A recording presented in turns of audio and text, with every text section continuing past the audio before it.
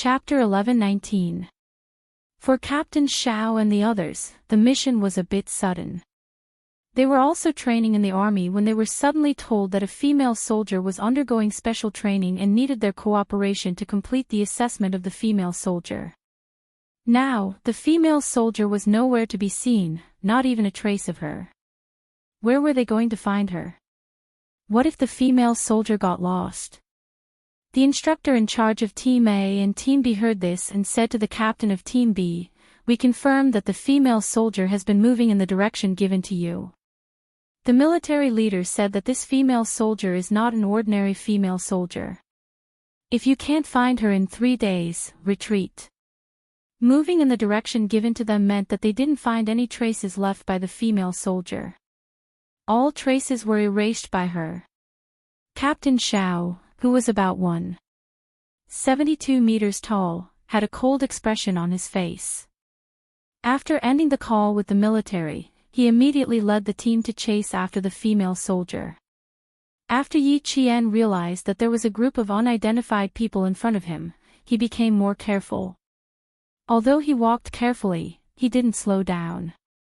Walking along the woods on both sides of the stream, Yi Qian's military boots stepped on the wet moss. With a cold gaze, he acted like a real warrior, embarking on his own journey. Yi Qian's diet was cut off. He relied on all kinds of raw food to maintain his life. He walked until about 11:00 in the afternoon and stopped. On the computer screen where he could see her location signal, the red light that represented her was still flashing and didn't move forward. Stop about 1 kilometer away from Team A. The person who spoke was an unfamiliar young face. His facial features were handsome, and the lines were sharp and angular, as if they were carved by a master. There was a chill that kept people away from him. This was a man who had a completely different temperament from Xia Jinyuan. His skin was a healthy wheat color, and he wore a white Navy summer uniform. He sat in the Navy commander's office and stared at the flashing red dot in the same place.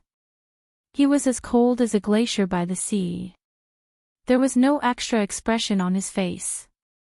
The Navy commander stood beside him and stared at the red dot in the same place. He asked, "Did she find something up ahead, or is she just resting in the same place?" "I'm not sure." The man didn't speak much. His muscular arms were crossed in front of his chest, and his unintentional movements had the sexiness of a soldier. She started Special Forces training at the age of 14. There are very few girls like her. Are you saying that she has already noticed the abnormality? The Navy commander picked up the document sent by the Army and flipped to the last page. When he saw a line of training plans, the commander smiled and said, "This girl is indeed not simple.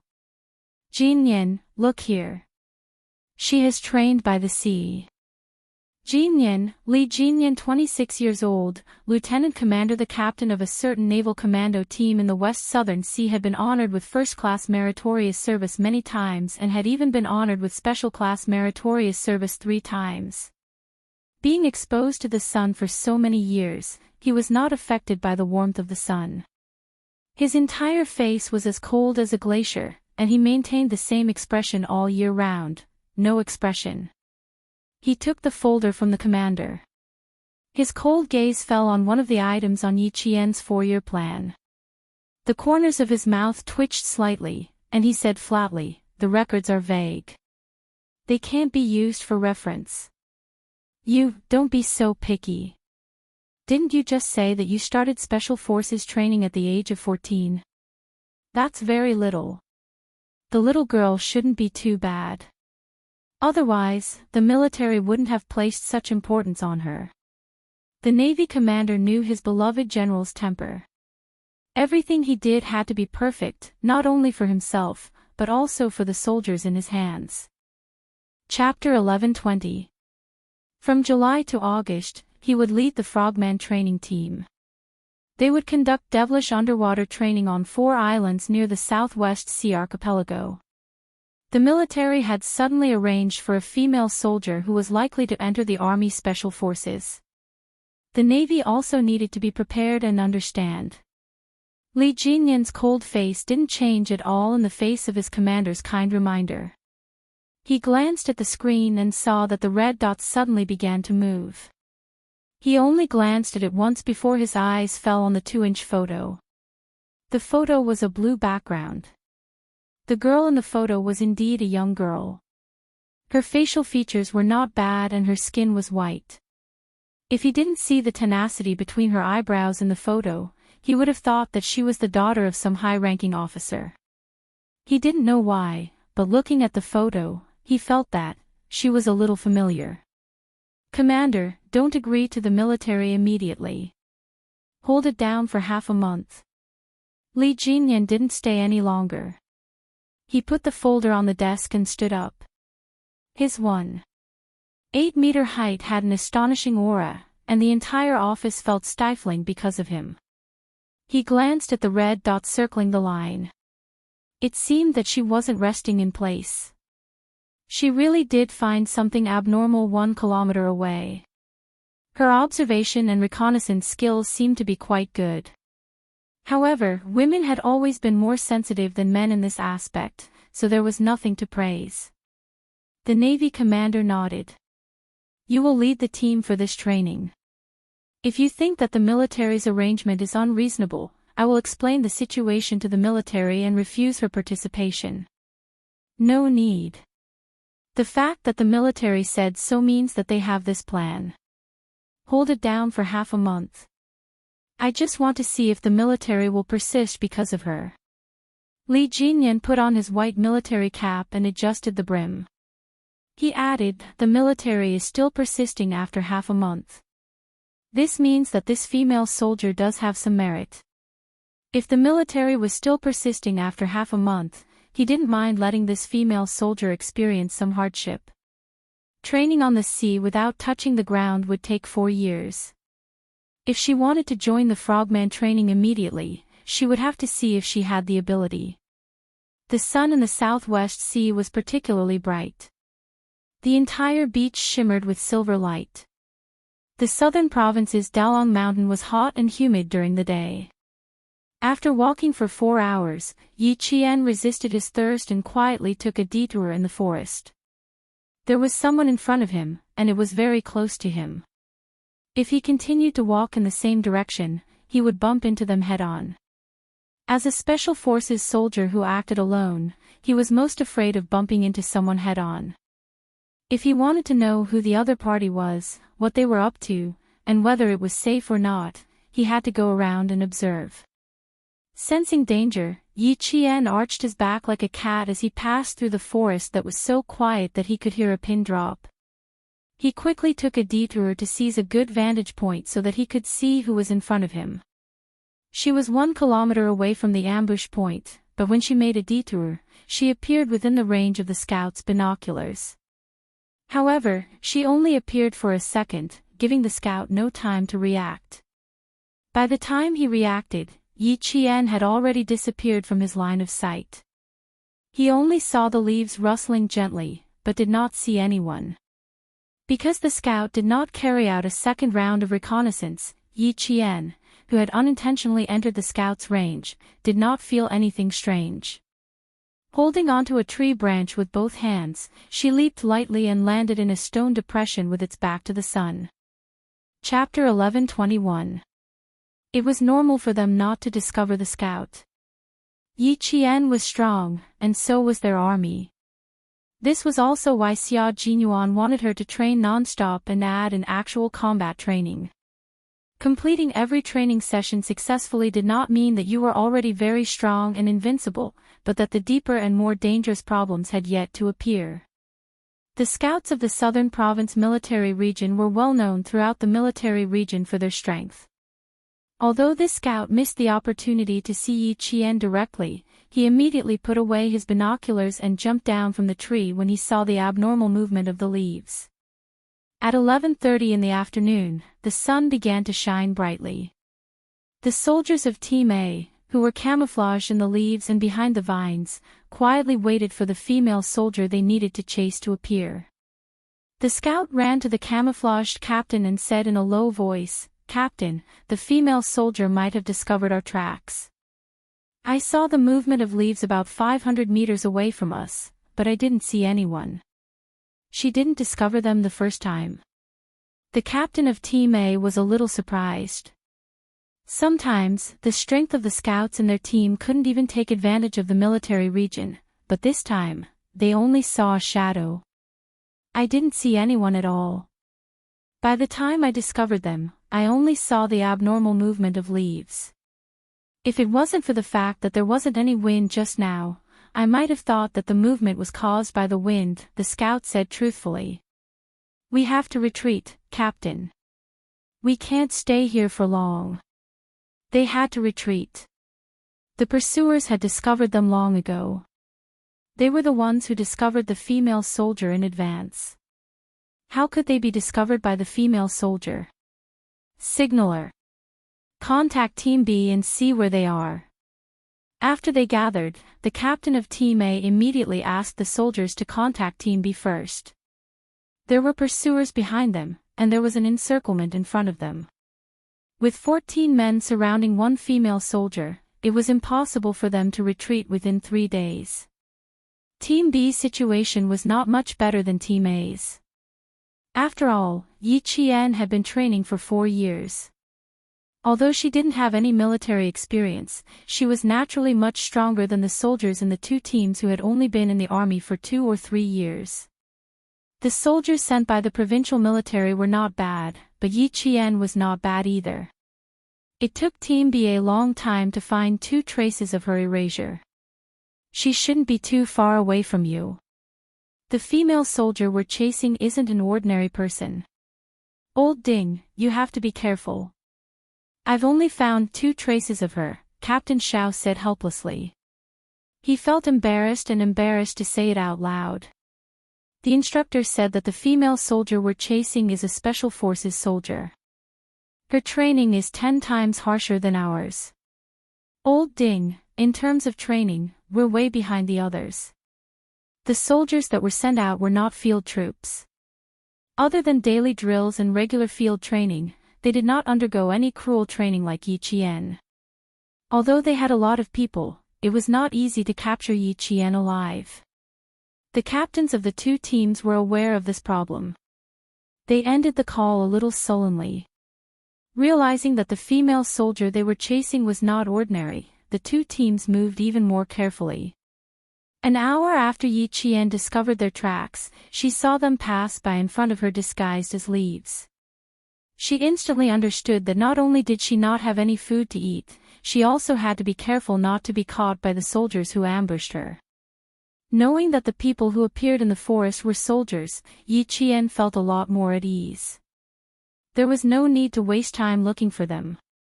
They only needed to stay away from them and not be discovered by them. Chapter 11:22.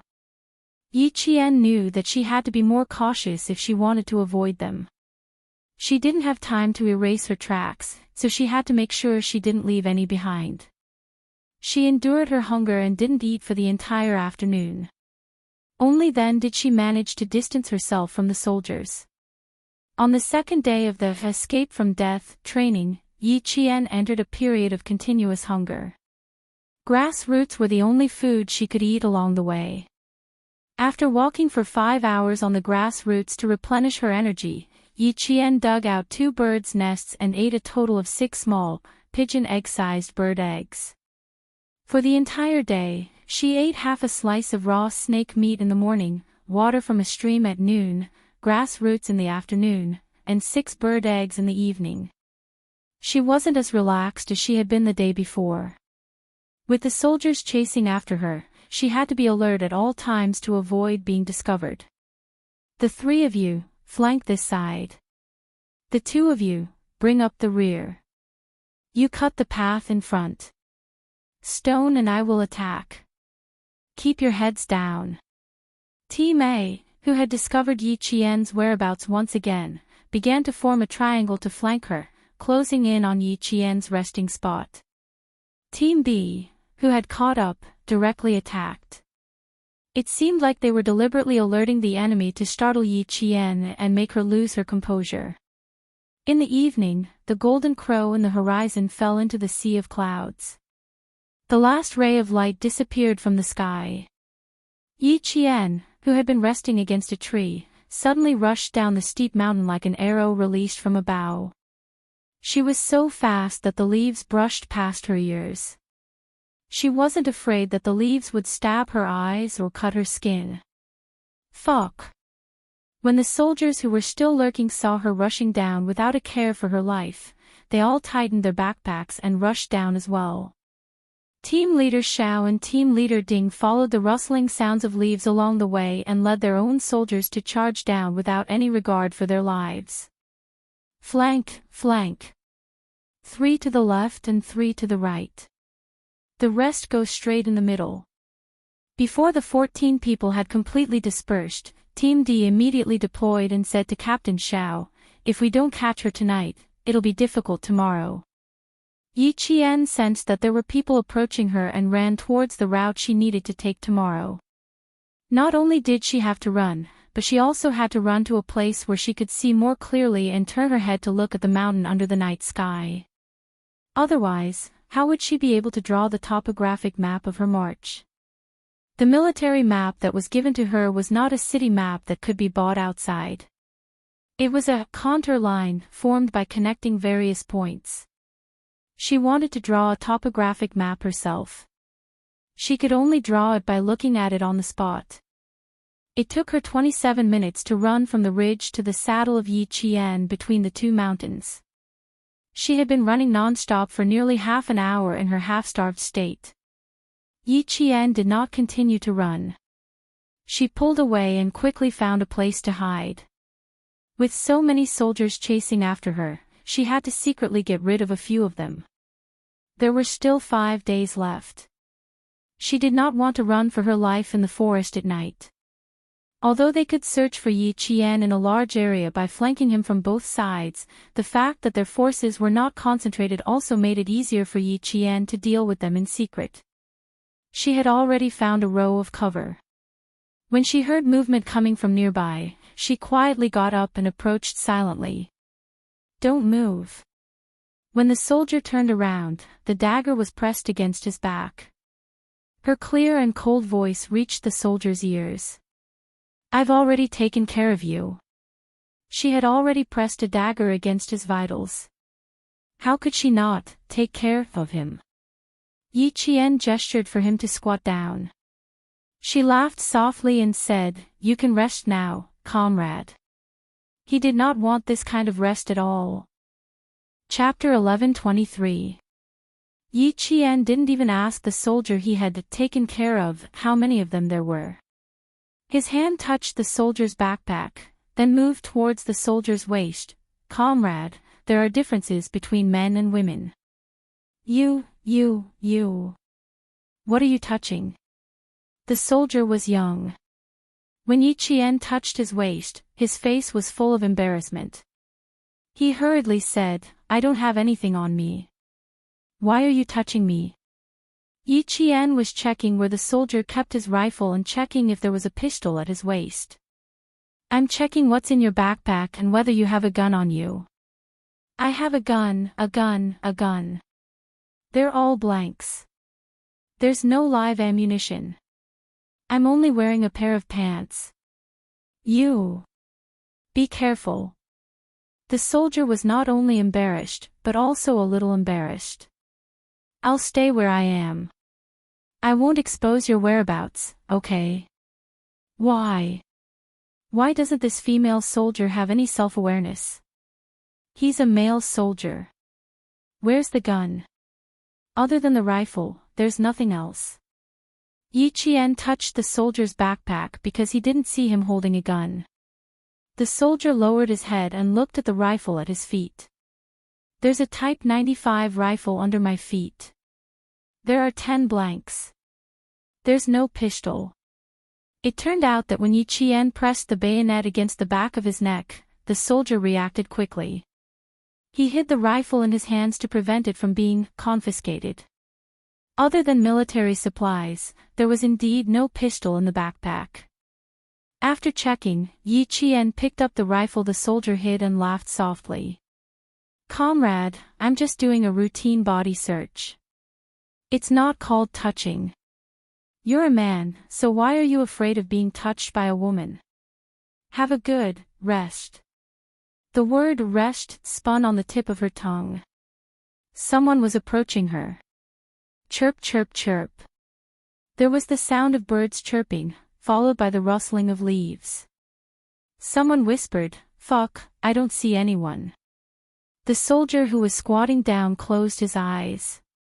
The female soldier who was standing behind him was now like a ghost moving closer to his comrade.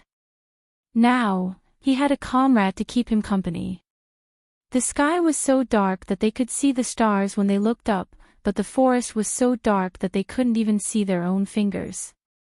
They didn't have night vision, and they couldn't get any light.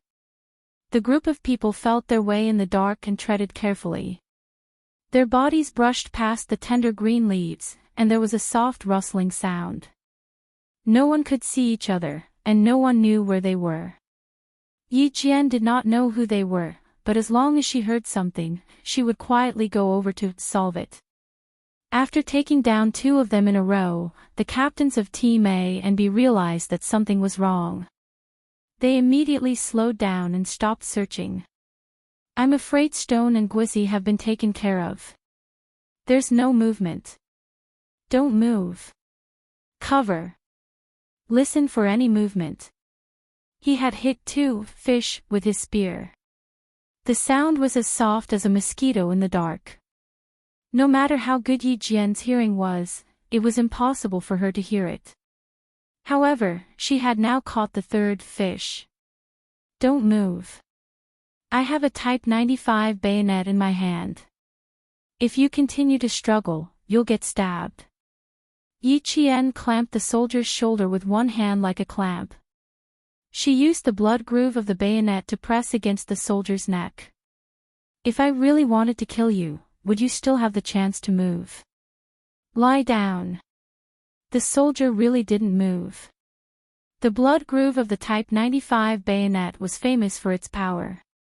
When the bayonet pierced into the body, the muscles would convulse due to the pain, causing the dagger to be unable to be pulled out instantly. Chapter 11:24. A Type 95 bayonet with a blood groove would draw out the blood and lubricate the friction between the blade and the muscles. It could quickly carry out a second attack. If the bayonet really did stab the male soldier, he would be offended. 14 soldiers took care of 3. Yi Qian didn't continue searching.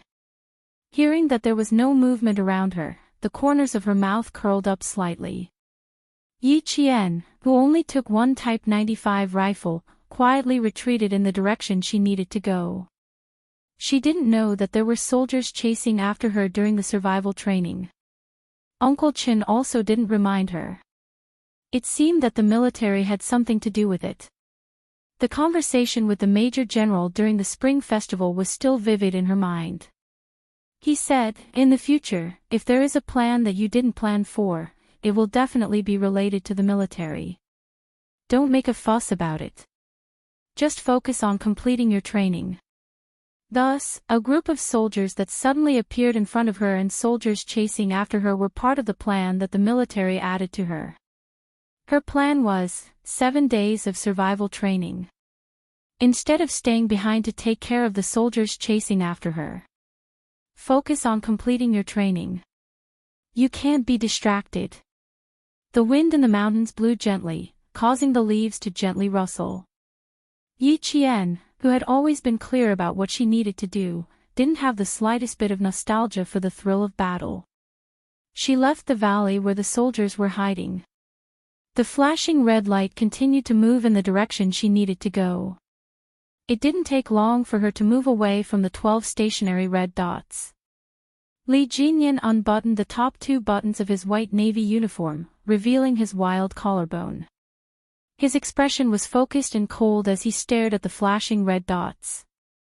He didn't continue to fight. Within 5 minutes, he had taken care of 3 and left. This was getting interesting. There were 2 things that soldiers should avoid during training: being provoked and being distracted. Once these 2 things were violated, it meant that the soldiers' emotions were volatile and easy to control. His judgment needed to be strengthened.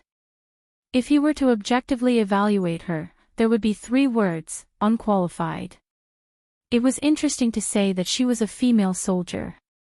Firstly, she was clear about what her training was.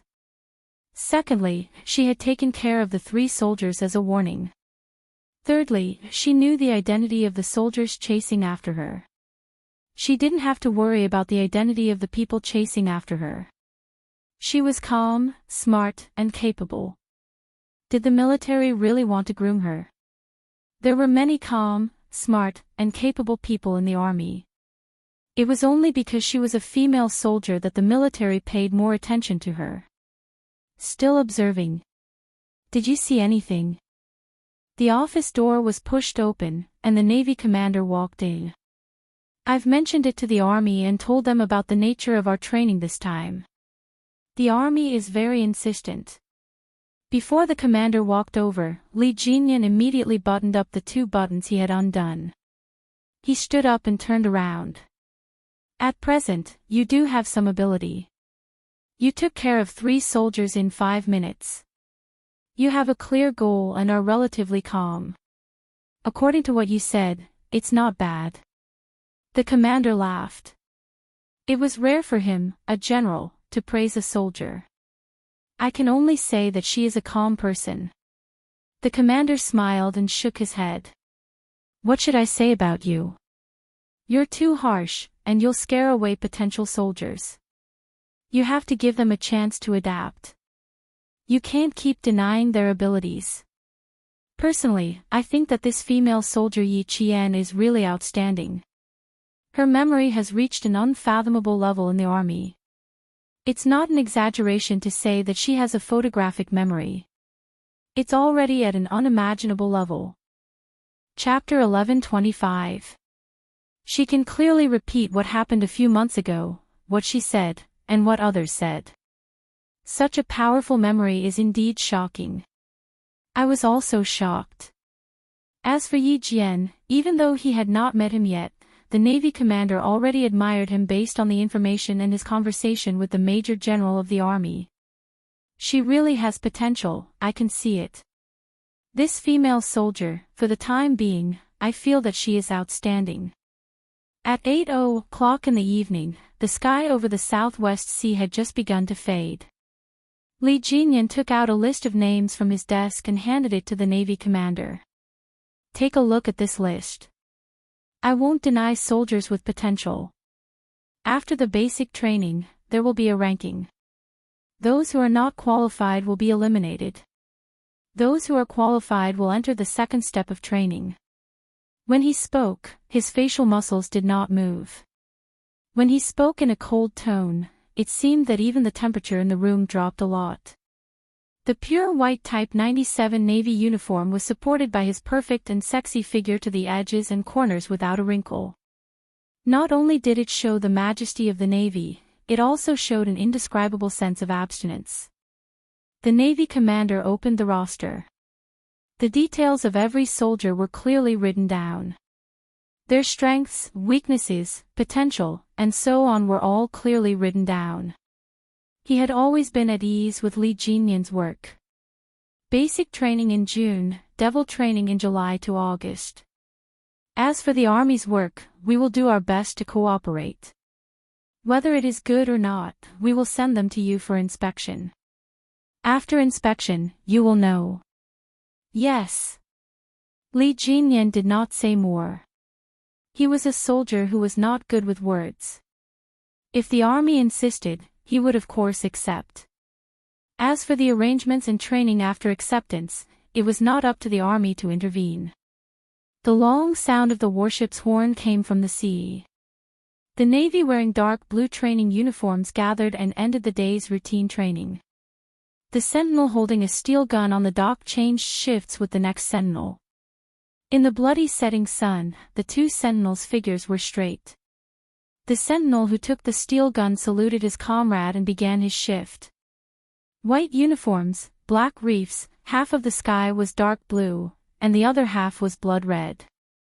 There were warships docked in the distance, and a few rows of Navy soldiers walked towards the barracks in neat steps, outlining the daily life of the naval barracks.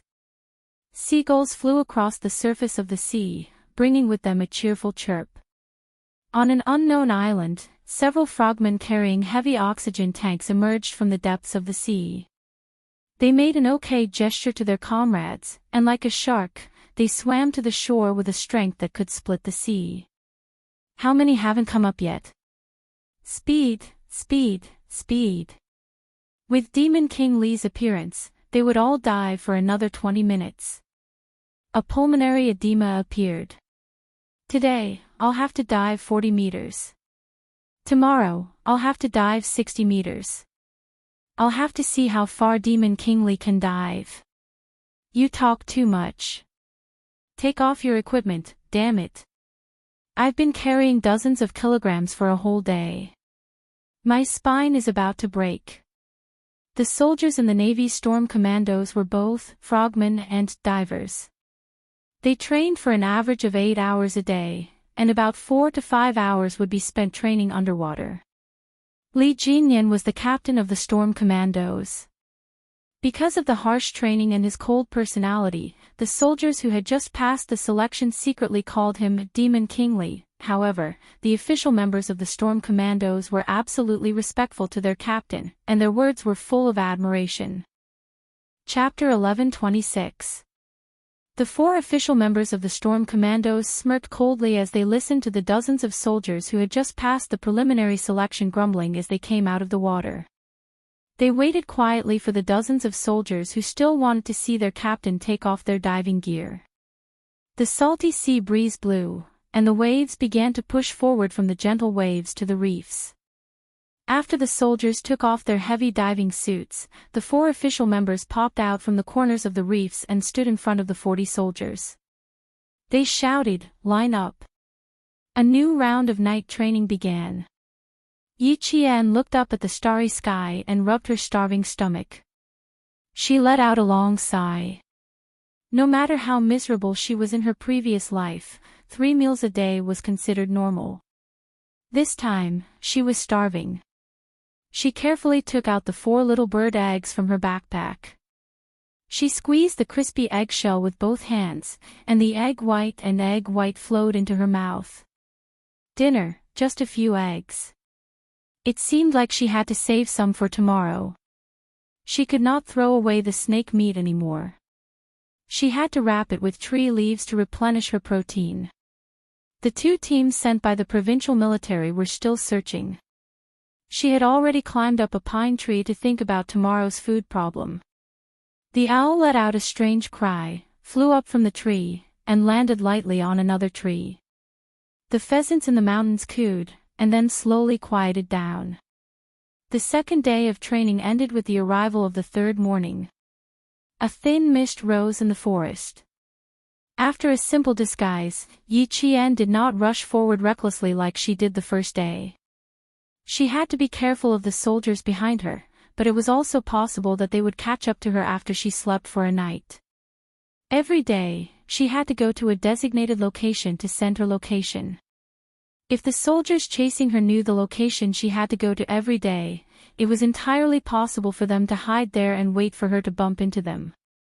Yi Qian, who was picking non-poisonous mushrooms in the pine forest, bent down, maintained her posture, ready to cover herself if she sensed anything strange. Yi Qian, who dealt with mushrooms for breakfast, did not stay in one place. She did not leave any trace for the soldiers to find her. It was as if she had disappeared into thin air, leaving no trace behind. Captain Xiao and Team D led their soldiers towards Yi Qian's destination. Last night, they knew that she had silently taken care of 3 soldiers by reaching behind their backs and pressing a bayonet against the back of their necks. Just hearing about it made them feel lucky that they had met this female soldier last night and not someone else. The 3 soldiers who had been taken care of the soldiers were waiting in place. They led the other soldiers and rushed through the night. The group of 11 people completely overtook Yi Qian. They did not wait at Yi Qian's first destination during the day. They waited at the location. The sun rose from the horizon to the west. The 11 soldiers who had rested and rested were standing guard in a large circle. Tonight was their last chance. If they couldn't capture the female soldier alive, they would have to go back with their tails between their legs. At this moment, Captain Xiao and Captain D both felt that they had taken on a tricky task. Scouts, watch carefully. Report to us immediately if the leaves move. Be careful of the gun in her hand. Thinking of the rifle she had taken, Captain Xiao, who had spoken, rubbed his forehead. He had given the weapon to the other party. He should not have alerted her last night. Captain Xiao was not the only one with a headache. Team D was also having a headache. The female soldier had extremely strong anti-reconnaissance abilities. One of the scouts in his team had been killed last night. He even suspected that she had intentionally killed the scout in his team. Chapter 11:27. Team D felt a chill run down his spine at the thought of being able to kill his own scout in the dark. Old Ding, I have a hunch that we'll have to go back empty-handed.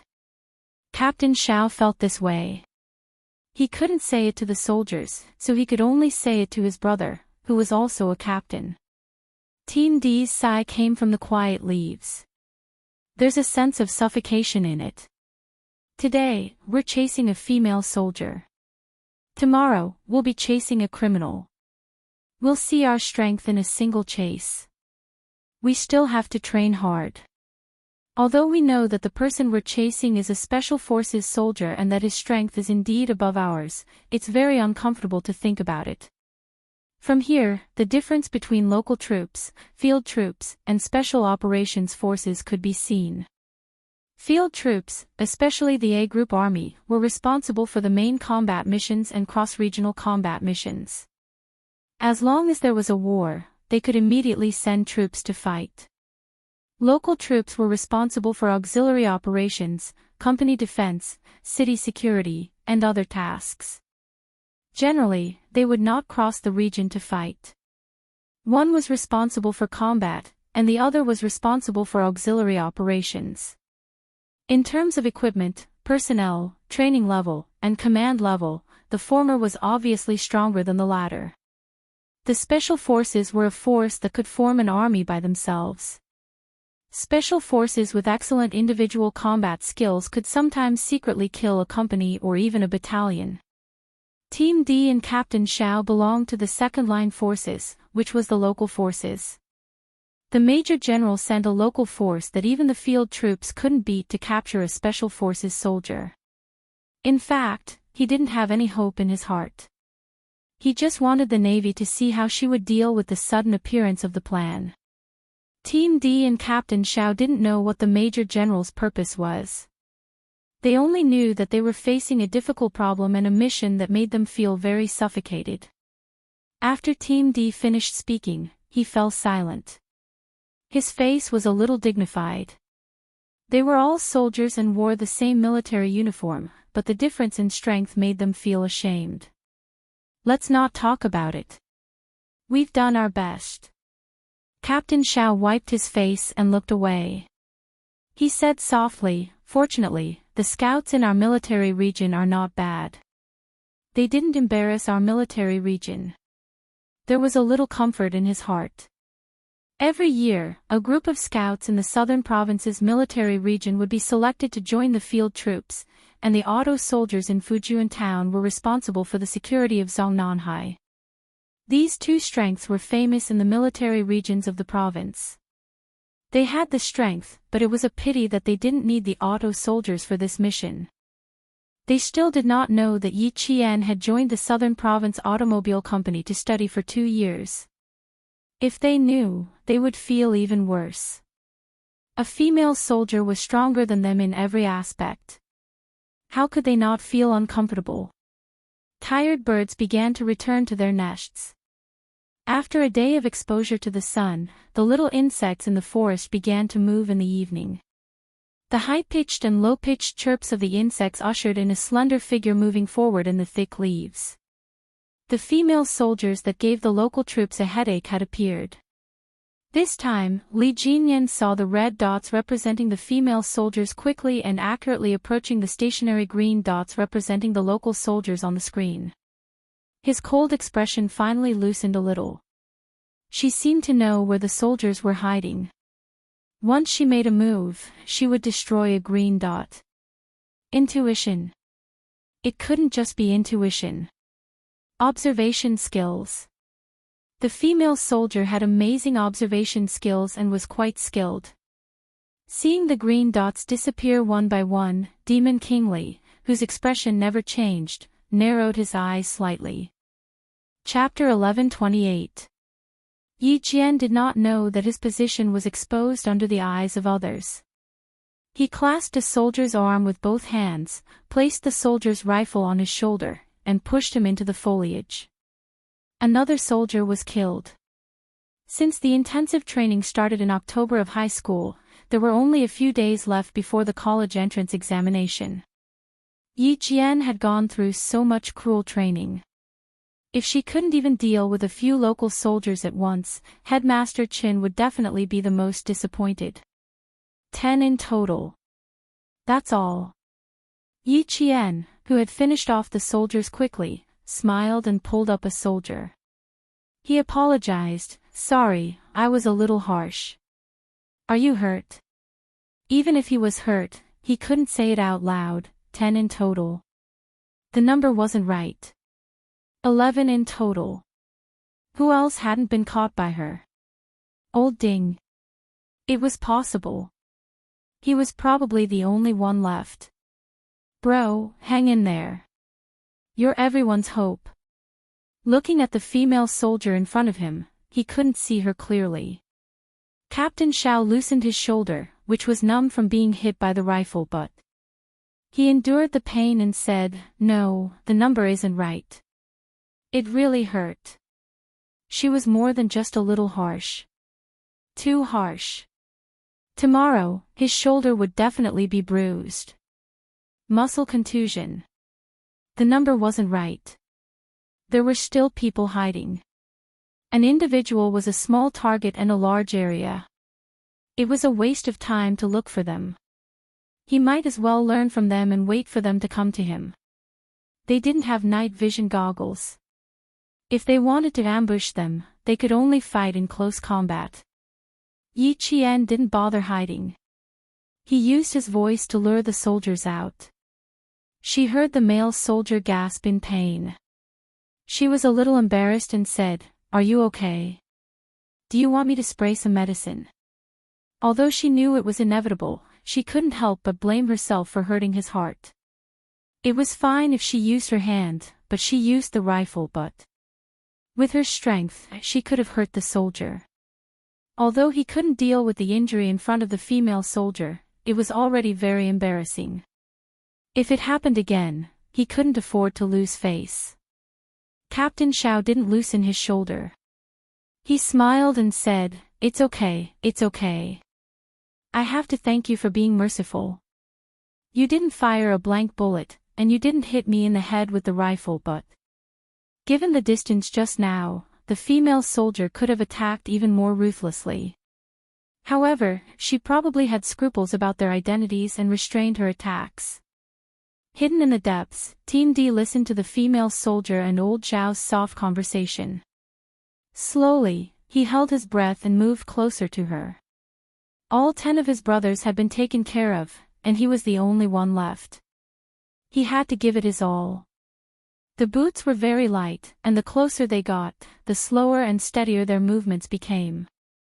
The female soldier laughed and replied to old Zhao, "It's not good to shoot blanks in the middle of the night.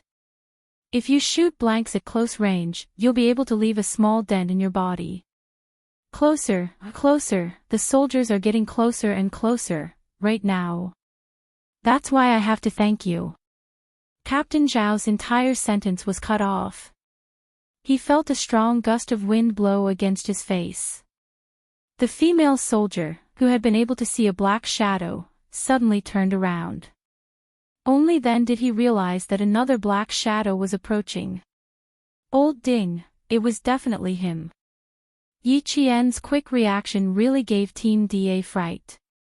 The unprepared female soldier suddenly turned around and pounced at him like a ferocious beast. Her swift and fierce posture was mixed with hostility. She was fast and ferocious, and he had a hard time dodging her. This was the first time Yi Qian had fought against a local soldier. With his previous experience, he relaxed a little this time. He buckled the rifle in Team D's hand.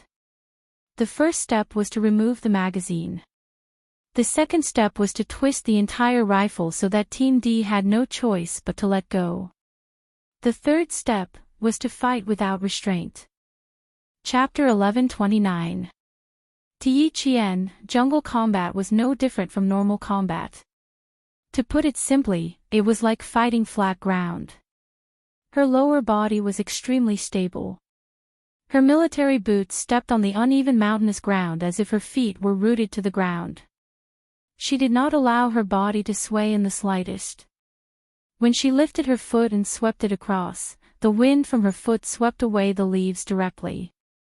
It was clear how strong her foot was. When they first met, Team 4 was immediately suppressed by Yi Qian's aura. His entire body was swept by Yi Qian until he couldn't stand still.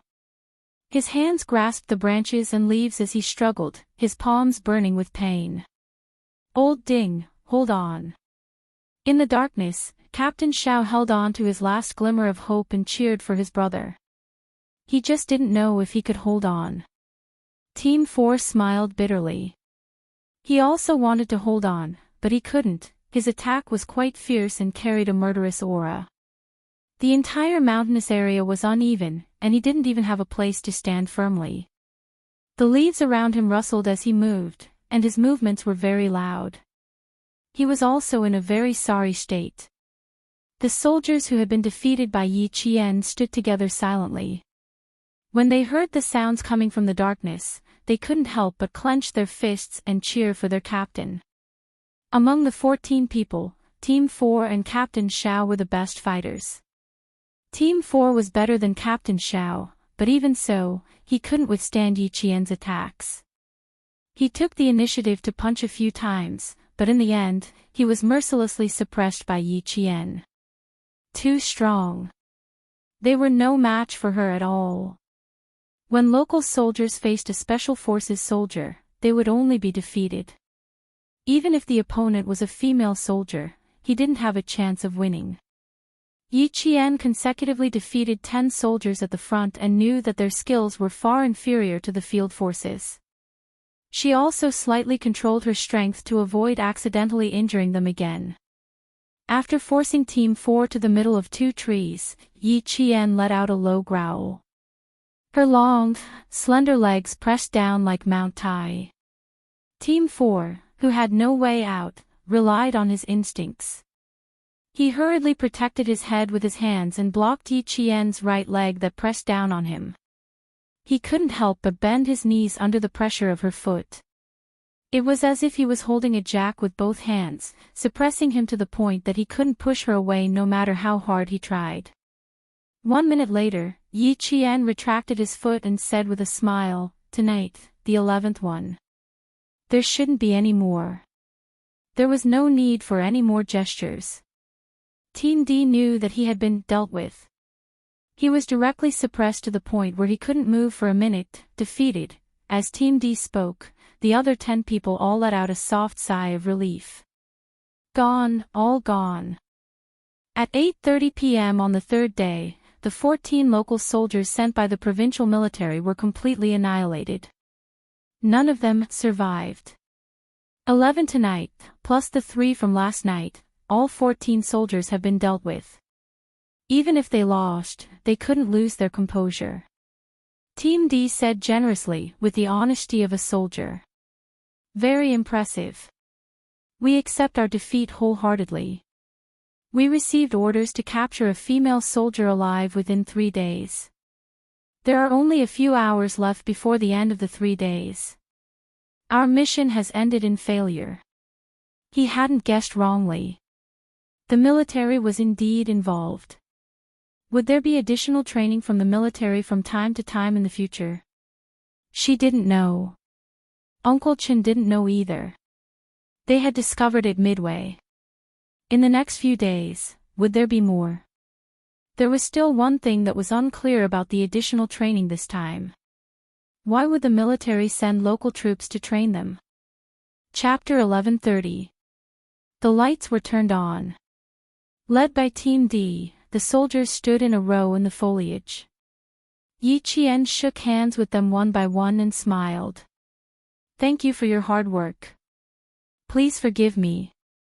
Her face was covered in a thick layer of paint. Even with the light shining on her face, her facial features could not be seen. Only her bright eyes could be seen. They were as bright as the stars in the sky, and there was a hint of coldness in them. But everyone only had one thought in mind, so small. How could the female soldier who defeated them be so small? So small. She's not even as big as me, the youngest soldier in the team muttered softly. Yi Qian pretended not to hear and said politely to Team D and Team Xiao, I'm not sure why you guys are in this training. Please forgive me if I offended you in any way. The military had its reasons for this arrangement, but they couldn't figure out why it was done this way. It didn't make sense for a local soldier to go up against a special forces soldier. I feel like you've taught us a lesson. When we get back, we'll have to reflect on ourselves. Although we're a local soldier and aren't as strong as a field soldier or a special force soldier, we still have 14 people. We're ashamed that we were beaten to a pulp. Team Xiao smiled bitterly. He didn't look like he was running away from the defeat. Thank you for your hard work tonight. The strongest female soldier. The tense process ended politely. Yi Qian stood in place and watched them leave until he couldn't hear their footsteps anymore. Yi Qian rubbed his stomach and found the spot he wanted to sleep in. He waited for the sun to rise on the fourth day. When Yi Qian woke up this time, he spent some time covering the traces of the fight. The area was too big. Some of the bushes were trampled on, so it was impossible to wipe away all the traces. It took 10 minutes for Yi Qian to reach the place he needed to reach on the fourth day. From the fourth day to the seventh day, he didn't encounter any more ambushes. Yi Qian, who was so hungry that his skin was abnormally pale, relied on snake meat, insects, rats, tree bark, grass roots, and stone crabs to survive. Finally, at 3:00 in the afternoon of the seventh day, he appeared in the area of the anti-chemical regiment's military zone. During the escape from death training, Yi Qian didn't miss a single signal for help. She didn't make a single call. With her amazing perseverance, she managed to survive. When she appeared, she was even one step ahead of Principal Chin. She smiled and said, Uncle Chin, I'm out. It was normal to not have a meal for 7 days. There was no cooked food or warm water. She had to rely on food that ordinary people could not eat to survive. Looking at Yi Qian, who had lost so much weight in just 7 days, the corners of the iron-willed man's eyes turned red. Yi Qian had lost weight. She was wearing a jungle camouflage outfit. She was so skinny that her small face could be covered by a palm. The backpack on her back looked like a mountain, as if it could crush her at any time. However, her spirit was not damaged at all. She exuded a tough and indomitable aura. Standing in the sunlight, he was not crushed by hunger. He had the sword will of a pine tree that pierced through the clouds. He exuded the might of a soldier from head to toe. It's good that you're out. It's good that you're out. You're good at enduring. You'll have a bright future. Principal Chin patted Yi Qian's shoulder. His usually cold voice sounded a little choked up. The girl Jian didn't rely on anyone to get to where she was today. She relied on herself, one step at a time. Even if she had a close relationship with Major Xia, she didn't think of relying on anyone. She always remembered what Uncle Jen told her, it's better to rely on yourself than on others. She relied on her own strength to gain the appreciation of the higher-ups in the military. Chapter 11:31. Yi Qian, who was almost as thin as a match, smiled. Her eyes were as bright as the sun, emitting a dazzling radiance. She said, "Let's go home, Uncle Chin." She was really hungry, but her hungry stomach seemed to be blocked. Her mouth wanted to eat, and her body wanted to eat, but her stomach refused. You have to eat porridge. It's easy to digest porridge to recover your stomach's energy. You don't have to participate in training for the next week. Let your stomach recover first. Principal Chin reminded her with a smile. The two figures walked further and further away under the sunlight. On the road of the military, Yi Jian had overcome difficulties beyond her age by not giving in again and again, relying on her own courage and perseverance to move forward. While other students were still sitting in the classroom working hard for their studies, she had already found her own path and walked down it without complaint or regret. It took more than 2 hours to return to the city from the anti-chemical regiment. Yi Qian didn't go back immediately. First, she went to the anti-chemical regiment's infirmary for a simple examination. Then, she drank a bowl of plain porridge. Faced with the regiment commander and the political commissar's searchlight-like inspection, Yi Qian put down the empty bowl and smiled. If you really get used to it, it won't be a big deal in the future. Before the ancient humans found the fire seed, they also ate raw food. I feel that these few days I've been returning to the basics. A girl who had starved for 7 days straight, and then used the phrase, returning to the basics, to summarize the hunger survival training of escaping death. Her heart was really big. Since the first day I saw you during the military training, I knew you weren't simple. It's only been 2 years, but you've already come so far. You're even better than the soldiers in our regiment who spent 2 years as soldiers. Yi Qian, you're really something. The political commissar couldn't help but sigh with emotion. He remembered that year when she appeared in a formal camouflage uniform with a sharpness as sharp as a sword and completed a series of military postures with the instructors, winning cheers and applause. At that time, she was still young and inexperienced, and her eyebrows were still slightly immature. But now, even though she was sitting down, she had a military prestige that couldn't be ignored. It was the first time he had seen such a young girl who could cultivate to this level in the 10 years he had been in the army.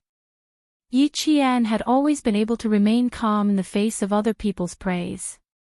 He would not become arrogant because of it. He smiled politely and said, "Because I like her, that's why I'm pursuing her. I've never easily given up on something I like. Joining the army has always been my dream. Wearing a military uniform is my goal, and I've never given up all these years. What's important is perseverance. What's important is perseverance.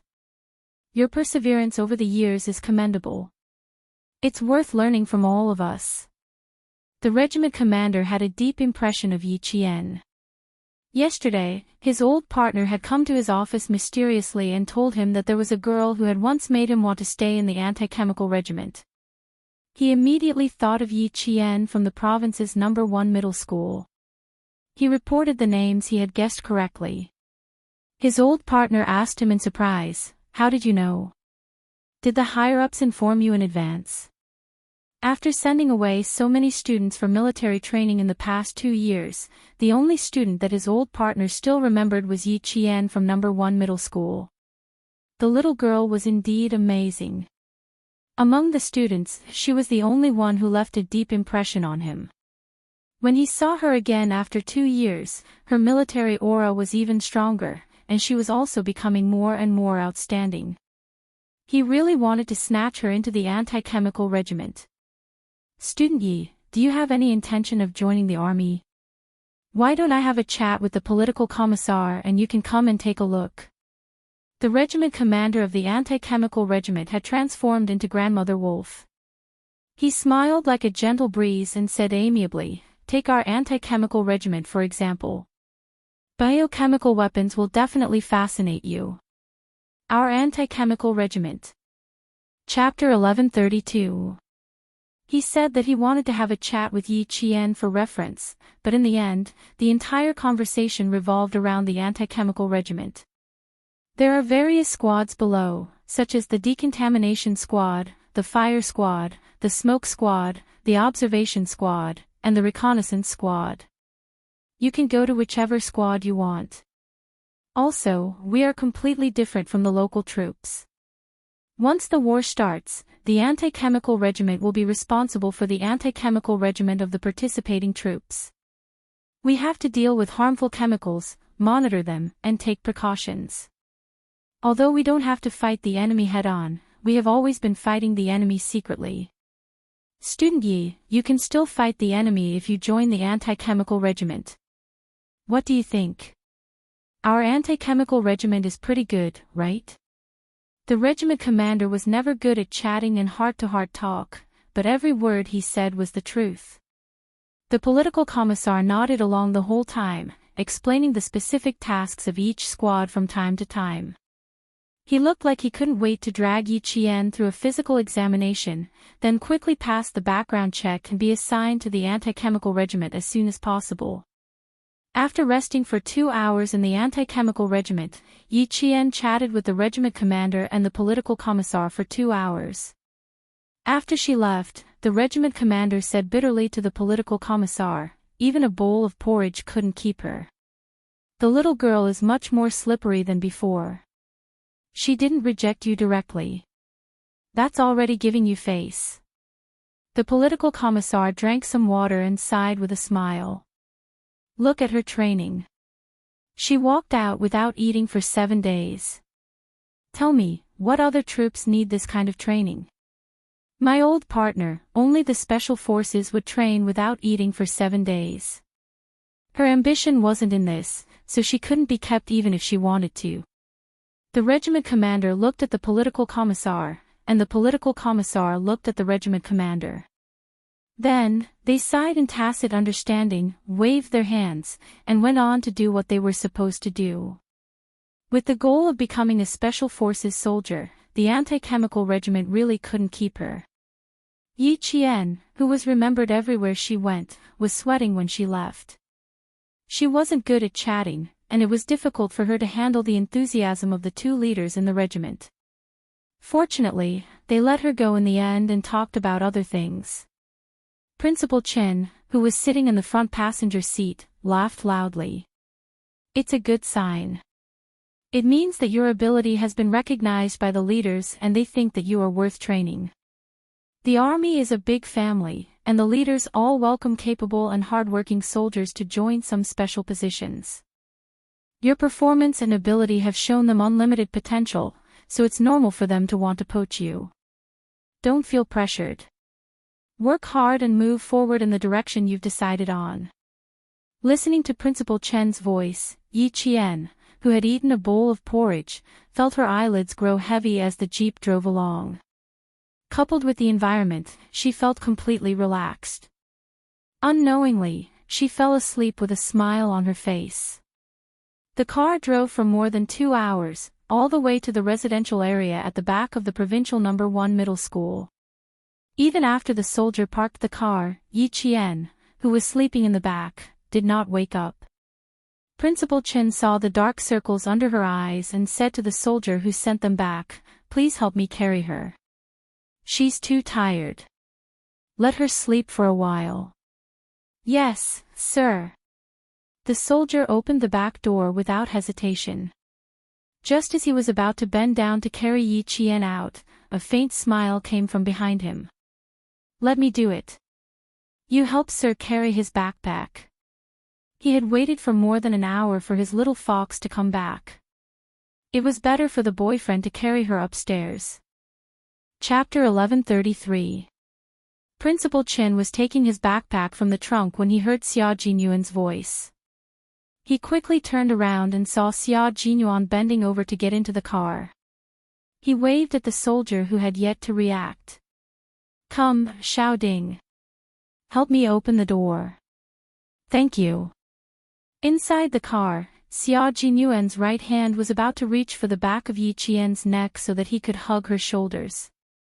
However, with just one movement, Yi Qian, who was sleeping soundly in her seat, suddenly opened her eyes. She squinted her eyes in the dim light and said tiredly, "You're here." She was startled awake, but when she saw who it was, she quickly closed her eyes and ignored him. Xia Jinyuan looked at the thin face that had fallen asleep again in less than a second. His thin lips slightly tightened. The 7 days of escape from death training had made her lose a lot of weight, and it could be seen from her face. The dark circles under her eyes were very deep, and the corners of her eyes were greenish-black.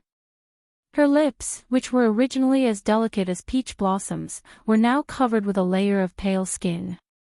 They were so dry that there were small cracks on them. From head to toe, she was completely exhausted.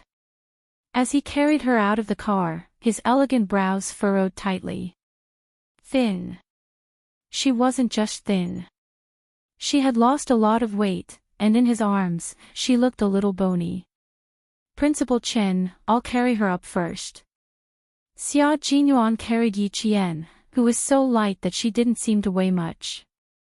Deep in his dark eyes, there was an unresolvable heartache. He had never accompanied her during her training. Every time, he could only calculate the date of her return and rush over just to see if she was all right. In the face of high-intensity training, it wasn't that he didn't think that he could relax a little. However, whenever he thought of the cruelty of the battlefield, he would always suppress his heartache. When Case 7 was captured, his body was injected with an unknown drug that increased his pain. After returning to the country, he rested for 3 whole months. Even male soldiers suffered inhumane treatment, let alone female soldiers. No matter how much his heart ached, he had to endure it. At this time, it was already the time when the food in every household was fragrant and the city was brightly lit. Xia Jinyuan gently placed her on the soft bed and gently took off her coat.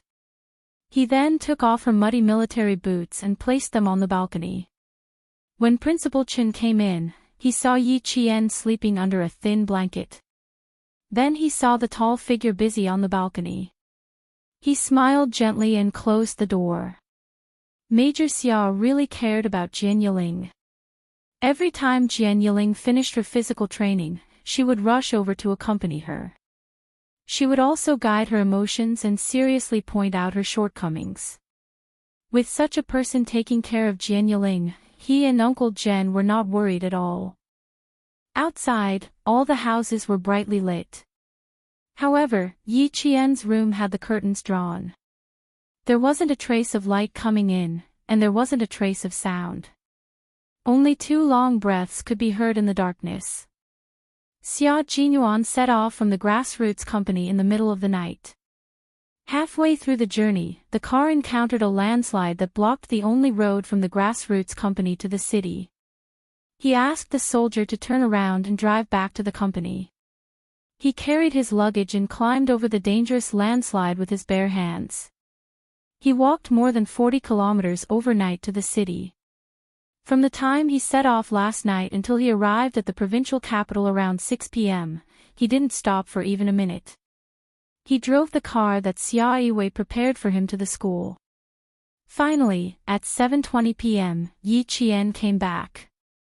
The two of them were in a race against time. In the end, they were finally able to lie on the same bed and rest. To Xia Jinyuan and Yi Qian, this could be considered as dating. Chapter 1134. There wasn't much time for the two of them to squander, and there wasn't much time for them to enjoy each other's company. Every minute and second was particularly precious to them, because they didn't know if the person beside them would go on a long journey in the next second. The only thing they could do was to seize the time they had to spend together and enjoy the rare time together. It was also rare for them to sleep together. Yi Qian slept until 2:00 in the morning. As soon as she moved slightly, Xia Jinyuan, who was lying next to her, immediately opened his eyes. Having just woken up, he asked in a clear and hoarse voice, "Hungry?" "I heated up some porridge in the kitchen. Do you want to get up and eat?" With her head still resting on his strong arm, Yi Qian, who was infatuated with his body temperature, rubbed her head against his arm and said in a dry voice, "I'm not just hungry. I'm so hungry that I want to eat fatty meat. Principal Chen told me to eat porridge for a week to nourish my stomach." Her words made Xia Jinyuan chuckle. He tightened his arms around her and hugged her tightly.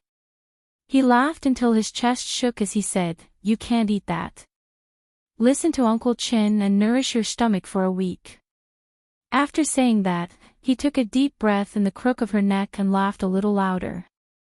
"I think we should take a good bath together. I haven't taken a bath for 3 days and 2 nights. You probably haven't taken one for a week." Girls were usually shy when it came to such topics, and Yi Qian was the type who was very, very shy. Hearing this, she immediately got up from his arms and rushed to the bathroom in the room like a gust of wind. Hearing the sound of water rushing out of the bathroom, Xia Jinyuan laughed out loud. He didn't tease her any further. Maintaining his gentlemanly demeanor, Xia Jinyuan went downstairs to the car to get his luggage. After he scooped a bowl of porridge from the kitchen and put it on the dining table to cool, he saw Yi Qian, whose hair was still wet, walk out in a workout shirt and shorts. Because she had just showered, her fair skin glowed like a pearl under the light, but it was a little too thin. Yi Qian's face was no longer red. He had walked alone in the forest for 7 days and was starving the entire time. How could he have had time to clean up his image? At most, he would have used a towel to wipe his face, but there shouldn't have been any smell. In front of him, the 18-year-old Yi Qian was less restrained. At the time, he was shy, but after that, he was able to keep his composure. Faced with his gaze, Yi Qian calmly. "But even my old madam would give her a thumbs up after tasting her cooking. It's just that she rarely cooks. Even Ho Zi has only eaten her cooking twice." Culinary skills required talent, and Xia Yiwei was talented. She often said to Xia Lingyuan, "After I retire, I'll open a Chinese restaurant in France. I'll let them know that Chinese food is profound." Yi Qian sat in the dining chair he pulled out and joked, "Zigu has only eaten twice. What about you?" The white porridge was sparkling and looked very appetizing. She took a spoonful as she spoke. "I've eaten more. When I was in Fujian town, I went to see her whenever I had time. I ate dozens of times more than Ho Zi." Xia Jinyuan watched as she drank the porridge he made. He stood beside her and waited for Yi Qian to say a few words. For example, "The porridge is good. It's delicious." Or, "I want to eat more tomorrow." In short, as long as it was a compliment, it would be fine. Chapter 1135. It couldn't be helped. Every man wanted to show off in front of his girlfriend, and he was no exception. She and Xia Jinyuan were the only ones in the spacious house. He was standing beside her, watching her eat the porridge with a burning gaze. Yi Qian glanced at him without batting an eyelid. He lowered his head to eat the porridge with a slight smile.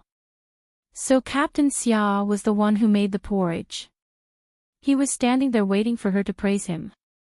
Yi Qian lowered her head and drank the porridge. "Captain Xia, oh Captain Xia, you've teased me so many times in the past. Now it's my turn to tease you." After she finished the porridge, Yi Qian turned his head and said seriously, "Captain Xia, are you hungry too? Do you want a bowl?" He had been standing there for so long with a satisfied expression on his face. In the end, his little fox didn't even notice that she had finished the entire bowl of porridge. That's not possible. But from her expression, it seemed like she really didn't know. Did she think that Uncle Chen made the porridge? "How does the porridge taste?" he asked. Yi Qian nodded and said, "Uncle Chen made it. It's not bad." He continued to maintain a serious expression so that the man in front of him wouldn't notice anything amiss. Major Xia, who had always been observant, believed him. He raised his hand to touch the top of her head and sighed. "It wasn't easy for me to show off, but my future girlfriend didn't even notice. What a failure. It's okay. Captain Xia can continue to show off tomorrow morning. I'll definitely see. Yi Qian said and couldn't help but laugh. As soon as she laughed, Xia Jinyuan immediately reacted. What a sly little fox. She even tricked him. So you were just teasing me. Don't struggle. Be good and let me carry you back to your room. Xia Jinqiu raised her eyebrows and revealed a mischievous smile. Before Yi Qian got up, she hugged him with her long and strong arms and turned to walk into the room. This was a time to relax. Even though there were only the two of them in the house, and he was even carrying her into the room, Yi Qian did not feel any sense of danger. He smiled and praised, "It's delicious and fragrant. It was comparable to a 5-star chef. Very good. I like it very much. You've worked hard. Captain Xia. I've been waiting for a word of praise from you. I feel like I've been waiting for an entire spring, summer, autumn, and winter. Now, it's time for interest." Xia Jinyuan gently placed Yi Qian on the bed. Then, he leaned over and placed his handsome face right in front of Yi Qian. He chuckled and said, "Interest, a kiss." Xia Jinyuan had experienced what it felt like to be starved for 7 days. He knew very well that even if he really drank a mouthful of hot porridge, his stomach would react with convulsions. She had been drinking the porridge with her head lowered just now to cover up the discomfort in her stomach. How could she go on like this? Yi Qian kissed him gently on the cheek. Then, her eyes sparkled as she looked gently at the man who was taking care of her. "Thank you, Captain Xia. Captain Xia. I don't like this title. How about we change it?" His kiss landed on her lips. His gentle voice was as light as the strings of a piano under the dim light of the table lamp. "Good brother, what do you think?" "Mushy." Yi Qian closed his eyes. The corners of his mouth curled up as he said, "Captain Xia, Captain Xia, Captain Xia, Captain Xia." His lips and teeth were full of sweetness. "You disobedient little thing. Let's talk about it again next time." It was 2:30. After half an hour of messing around, it was time to rest. Xia Jinyuan kissed her forehead and got up. "I have to take a shower too. I haven't showered for 3 days and 2 nights. Didn't you smell my sweat just now?" Chapter 1136. If there was a smell, Yi Qian would have been able to smell it. Because there was no smell of sweat, there was only a light refreshing scent that filled his nose. Yi Qian joked, "Captain Xia has his own body fragrance, how could there be a smell of sweat?" "Is that so?" Xia Jinyuan lifted his hand to unbutton his cuffs and smiled. His handsome face revealed a lazy expression like a big cat. He smiled at Yi Qian and said, "That's not bad, at least it won't send my girlfriend away. In the future, if I sneak in the middle of the night, I won't have to worry about the smell of sweat waking you up." When it came to being thick-skinned, Yi Qian had always been at a disadvantage. The image of him climbing through the window in the middle of the night flashed through his mind. Yi Qian couldn't help but blush. He hugged the quilt to his chest and said stiffly, "I'm just being polite. Captain Xia is busy every day. Don't you know how dirty you are?" It really wasn't dirty. After taking off the jacket, there was a white shirt underneath. There wasn't a trace of sweat on it. It was so white that she could almost smell the scent of soap after washing it. He raised his head slightly, revealing his sexy throat. His slender fingers began to unbutton the top button of his shirt.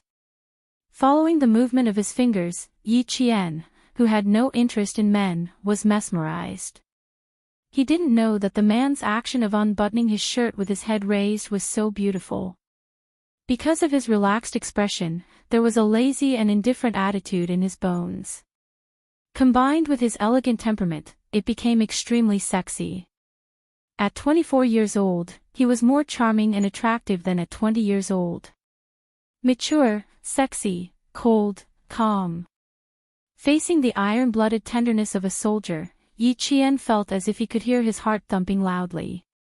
The girl he had a crush on was staring at him with a slightly dazed gaze. Xia Jinyuan, who had sharp senses, raised the corner of his mouth a little. He had always been very confident in his body.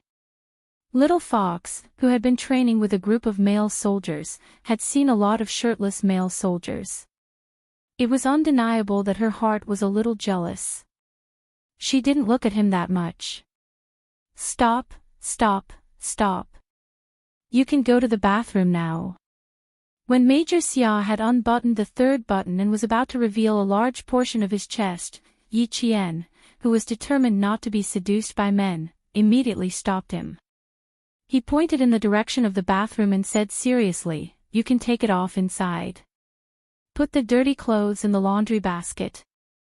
If he didn't stop, she would be admiring him until he took off pants. Xia Jinyuan, who had the thought of showing off his figure in front of his girlfriend when necessary, couldn't go into the bathroom to take off his clothes. If he did, he wouldn't be Xia Jinyuan. His fingers stopped at the edge of the fourth button. As he slowly undid it, he said with an elegant smile, "Even if I take it off here, I can still put it in the basket. When I take off my pants later, I don't have to worry about my feet slipping and needing you to help me up." He was the only one who could come up with such an excuse. After he finished speaking, he looked up at the bed. Under the faint warm light, he could clearly see the shyness on Yi Qian's face. There wasn't a trace of impurity on her face. It was as clear as a mountain spring. He couldn't help but want to tease her, and dote on her. Yi Qian met his gaze and saw the uncontrollable laughter in his eyes. In the end, the room was filled with his laughter. Yi Qian was so embarrassed that he jumped up from the bed. He was addicted to taking it off. And he was taking so long. Fine, since he wanted to take it off for her to see, she would take it off for him. Chapter 1137. Hey, slow down, slow down. This bed is very elastic. Don't push your head against the ceiling. Xia Jinyuan noticed that her movements had suddenly become violent. His heart tightened, and he no longer had the time to tease her. He hurriedly hugged Yi Qian, who was still trying to jump off the bed. Everything was fine. Why did you suddenly? Yi Qian, who was in his arms, became violent for once. She grabbed his collar with both hands, and as he spoke, she valiantly tugged on his shirt. Yes, there was no need to undo the fourth button. She had already done it for him. Seeing how violent Yi Qian was, Xia Jinyuan suddenly fell silent. He originally wanted to ask, "Why did you suddenly become so naughty?" But, wasn't she naughty? His entire shirt, starting from the middle button, was completely torn apart by her. The pearl-colored buttons fell to the floor and made a few crisp sounds. Xia Jinyuan, who was a little stunned, looked towards the floor and saw one of the buttons roll under the bed. Why did you suddenly become so naughty? Xia Jinyuan slowly finished what he wanted to say. He looked at Yi Qian with his deep eyes and said, "You tore his shirt with your bare hands. That's a little fierce." Fortunately, she was wearing a shirt. If she was wearing a t-shirt, he would probably be able to see her violent side. The scene of Yi Qian tearing his t-shirt with her bare hands flashed across his mind. The 24-year-old major felt his nose itch a little. The scene was very exciting. Yi Qian's violent actions not only tore his shirt apart, but she also grabbed his collar and took it off his shoulders. She snorted and said, "You don't have to take it off slowly for me to see. I'll take it off for you." Wasn't it just taking off his shirt? What was the big deal? She took it off for him. I've never taken off a man's shirt before. My technique is a little rusty, so I'm not very familiar with it. Yi Qian added. He wanted to strengthen his aura, but unexpectedly, Major Xiao burst out laughing. Yi Qian, who had lowered his head, could clearly see the man's sexy chest rising and falling after he tore off his shirt. Every part of him exuded the wild charm of a man. It seemed that he was a little too aggressive, she thought silently. It seems that next time I have to prepare a few more shirts for you to tear. Why was the girl he liked so interesting? Raising an eyebrow, Jun Yen smiled wickedly. It just so happens that I've never taken off a woman's clothes before. My technique is also a little rusty, and my movements might be even more unfamiliar than yours. Little fox, don't blame me for being too slow when the time comes. When the same words came out of his mouth, Yi Qian, who was holding back his embarrassment, blushed so much that even his ears turned red. Very aggressive, but also very energetic. Why didn't I realize that you had such a unique side to you in the past? Xia Jinyuan truly loved the other side of her that she revealed from time to time. It was so real, and so true to herself. It would never be known to outsiders. He was the only one who knew the other side of the woman he loved. Just thinking about it made his heart fill with love. Yi Qian didn't want to listen to it anymore. After being aggressive, he regretted it a little. Hearing his shameless words again, the shy Yi Qian covered his mouth and glared at him. Xia Jinyuan, you're not allowed to say any more. Shut up. Even though his mouth was covered, he couldn't stop his laughter. His eyes, which were as deep as the ocean, were filled with a gentleness that could drown Yi Qian. He looked at her for a moment and said in a low voice, I won't say any more, I won't say any more. Chapter 1138. Yi Qian's thin lips moved gently in her palm. They were moist, warm and itchy. She felt as if she had been electrocuted. Yi Qian was so shocked that she quickly retracted her hand and said, Go and take a shower. Don't mention what happened just now again. Why did she tear his clothes just now? But he didn't regret it. At least she saw that he was obviously in a daze. He didn't react for at least 30 seconds and was stunned by his own actions. Since I'm a good person, why don't you take off my entire shirt? With his shirt hanging from his shoulders, Xia Jinyuan continued to shamelessly discuss the fun of tearing clothes with your bare hands. His dark and deep eyes were like an ancient well, and he smiled at Yi Qian with a dark and bottomless gaze. You're unfamiliar with the craft. Practice a few more times and you'll be able to master it one day. As he spoke, the corners of his lips curled into an ambiguous smile. He leaned close to Yi Qian's ear and whispered something softly. Yi Qian did not even think twice before biting his shoulder. Xia Jinyuan, you hooligan. You're calling me a hooligan in your heart, aren't you? Little fox, when two people are in love with each other, it's not called being a hooligan. It should be called being in love with each other. Her bite was as light as a puppy's lick. She couldn't bear to let him feel pain. She bit him, and he said what he wanted to say in his heart. His cheek gently rubbed against her ear. Under the warm light, their intertwined figures rubbed against each other. Time seemed to have stopped, and the air was sweeter than honey. Xia Jinyuan was a man of grace, gentlemanly, and responsible. However, he also had a common problem with all men, domineering. But there was something different about his domineering nature. It wasn't the kind of domineering that meant what he said, but the kind that meant what he said. It made Yi Qian feel that his sincere domineering nature contained the happiness of being pampered and cared for. He had just said, man, there are too many people in his life, but the only one he can truly hold in his arms is his own woman. He doesn't know how to love her, but he will try his best to love her and let her know that he loves her. He will put his love into action. As a normal man, it's normal for him to have certain thoughts about the woman he loves. He hopes that one day, he can explore it with her, and he also hopes that she will accept it and not run away. The premise is that everything is based on her willingness. All along, Yi Qian felt that he wasn't someone who was easily moved, but after hearing this, he couldn't deny that he was very, very tempted. She loosened her mouth and rested her head on his shoulder. She mumbled, "Your muscles are so hard. There's a little taste of salt and meat." How much did he want to eat meat? Hugging Yi Jian, who was so skinny that she hurt his hand, he stopped talking about adults. He had no choice. The little fox in his arms was no longer the little girl he first met. She should know what an 18-year-old adult should know. Bear with it. If you really want to eat, I don't mind you taking a few bites of me. Be good and go back to bed. If you don't want to sleep, you can read a book. Let's talk after I take a shower. After sleeping for a few hours, Yi Qian didn't feel sleepy.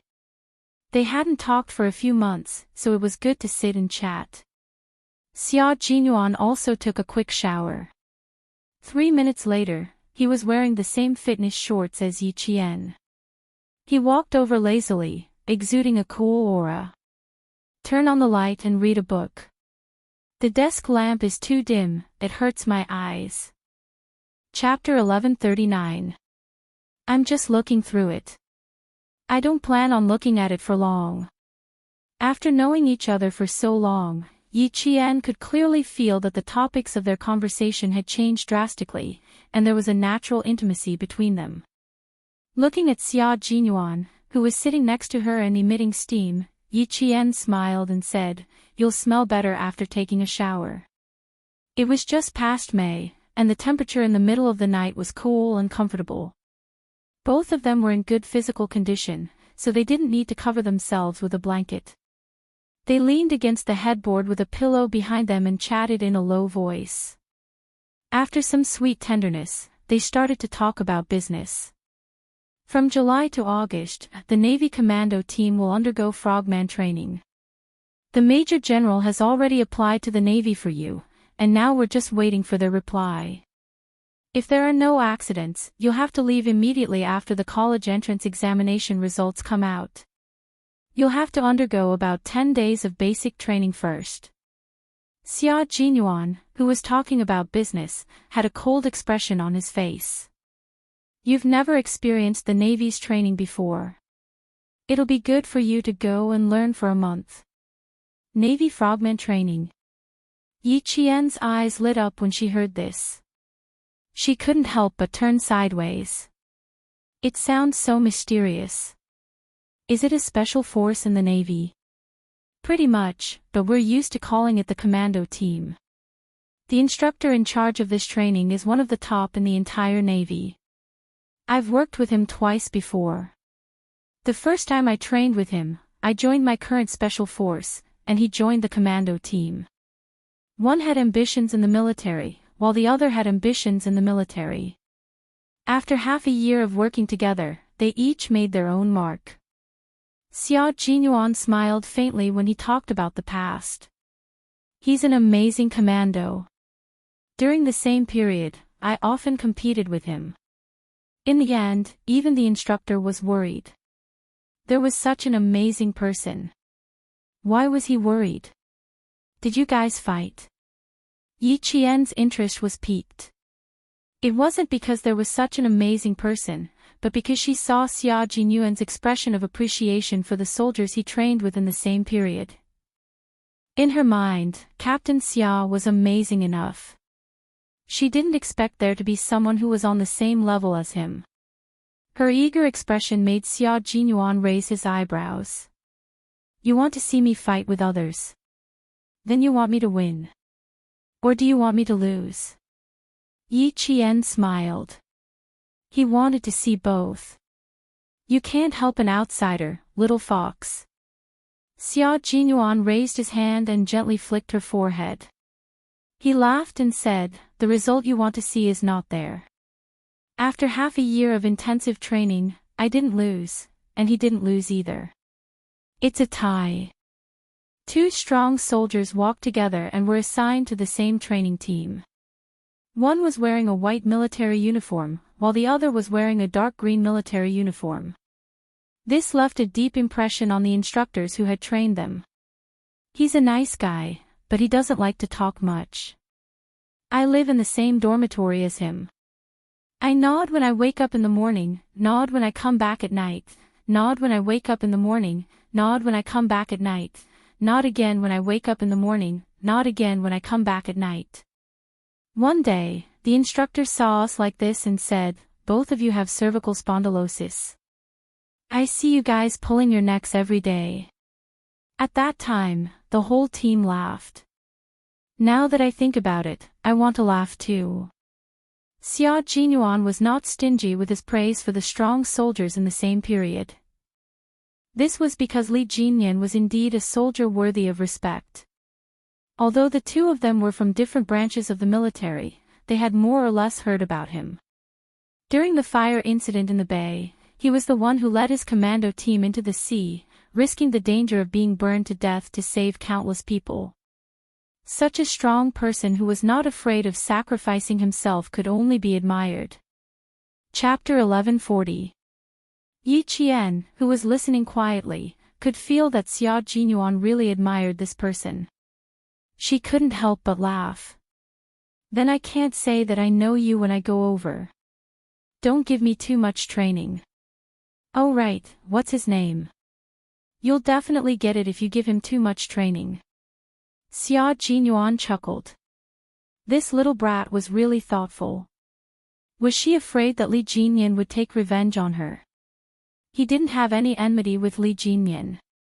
They only contacted each other once or twice a year, but they didn't have any grudges.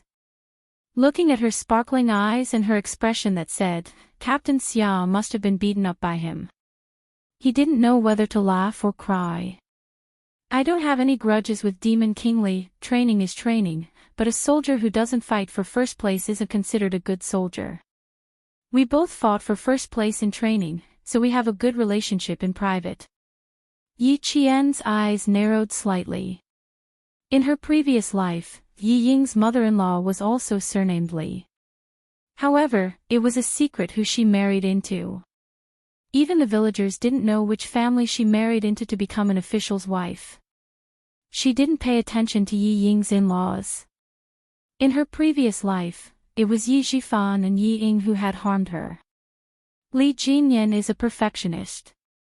Once he finds out that someone isn't up to par, or that someone is trying to get by with their wits, he won't show them any mercy.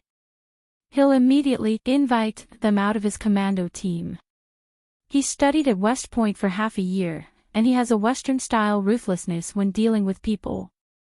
Considering that Yi Qian would be joining Li Jinyan's team, Xia Jinyuan didn't notice the hint of gloom in Yi Qian's eyes. He picked out some classic examples that could reflect his personality. He treats everyone who joins his team equally, regardless of their status. It can be said that he has a very upright personality, and it's admirable. As he spoke, he raised his hands and rested them behind his head. His slender legs were lazily crossed with an innate elegance. His thighs would even lightly touch Yi Qian's feet from time to time. When Yi Qian glared at him, he immediately smiled and stopped. Last year, a soldier with some background joined his team. He said that he was the son of a military staff officer. That kid has some skills. He represented the country in boxing and won a silver medal. With a bit of ability and a decent background, it's hard to avoid being arrogant. On the first day, he went to the dormitory that he wasn't satisfied with. He said that he wasn't used to sharing a room with 4 people and requested for a separate room. At that time, Li Jinyan didn't say a word. He turned around and called the Navy headquarters. 2 hours later, the staff officer's son left the training camp. Everyone is equal. The same training, the same learning, no special privileges, no special treatment, no difference in status. Little fox, after you go in, he'll add a rule that says there's no distinction between men and women. After talking so much about Li Jinyan, Yi Qian's curiosity was piqued by the contents of his training. He sounds like a good person with strong principles. Then isn't the content of his training quite harsh? Xia Jinyuan pondered for a moment before answering, it's harsher than the soldiers think. Every year, he'll select a few commandos from the thousands of people in the Navy, and only 10 or 20 will be left. If you train in his team, 1 month's training will be equivalent to 3 months of training. Learn well and build a solid foundation. It'll be more helpful for your future training. Xia Jinyuan didn't belittle Li Jinyan at all. He even made Yi Qian feel his admiration for him. He wasn't worried at all that praising another man in front of his girlfriend would damage his own image and raise others. Chapter 1141. A confident man was never afraid of being compared to others. Xia Jinyuan was such a man. He was confident, calm, and would never doubt Yi Qian's loyalty to love, let alone his own charm. As the night deepened, the low voices gradually disappeared. The lights went out, and the night was quiet. Everyone was sound asleep. Li Jinyan hadn't fallen asleep yet. The blue light from the screen illuminated his handsome and cold face, revealing a sharp and cold aura. He was still writing down the contents of the selection and training for the commandos. After countless revisions, he then arranged targeted training according to the abilities of the selected commandos. He didn't type quickly.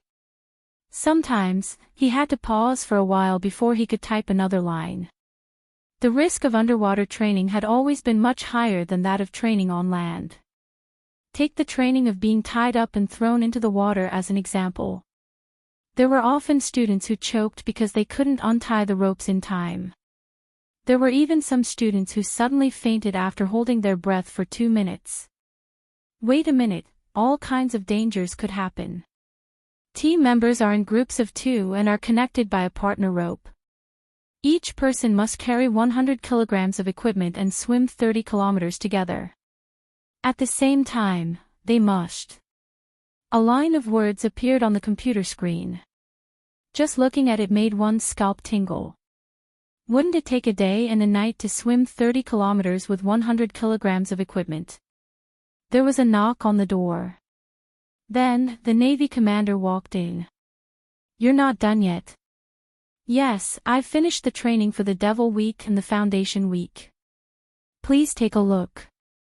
Looking up from the computer screen, Li Jinyan picked up the folder next to his hand and handed it over. "Seaweed sent a letter saying that this batch of soldiers for the primary selection wants me to practice with them. I plan to leave tomorrow afternoon, so we can practice together tonight."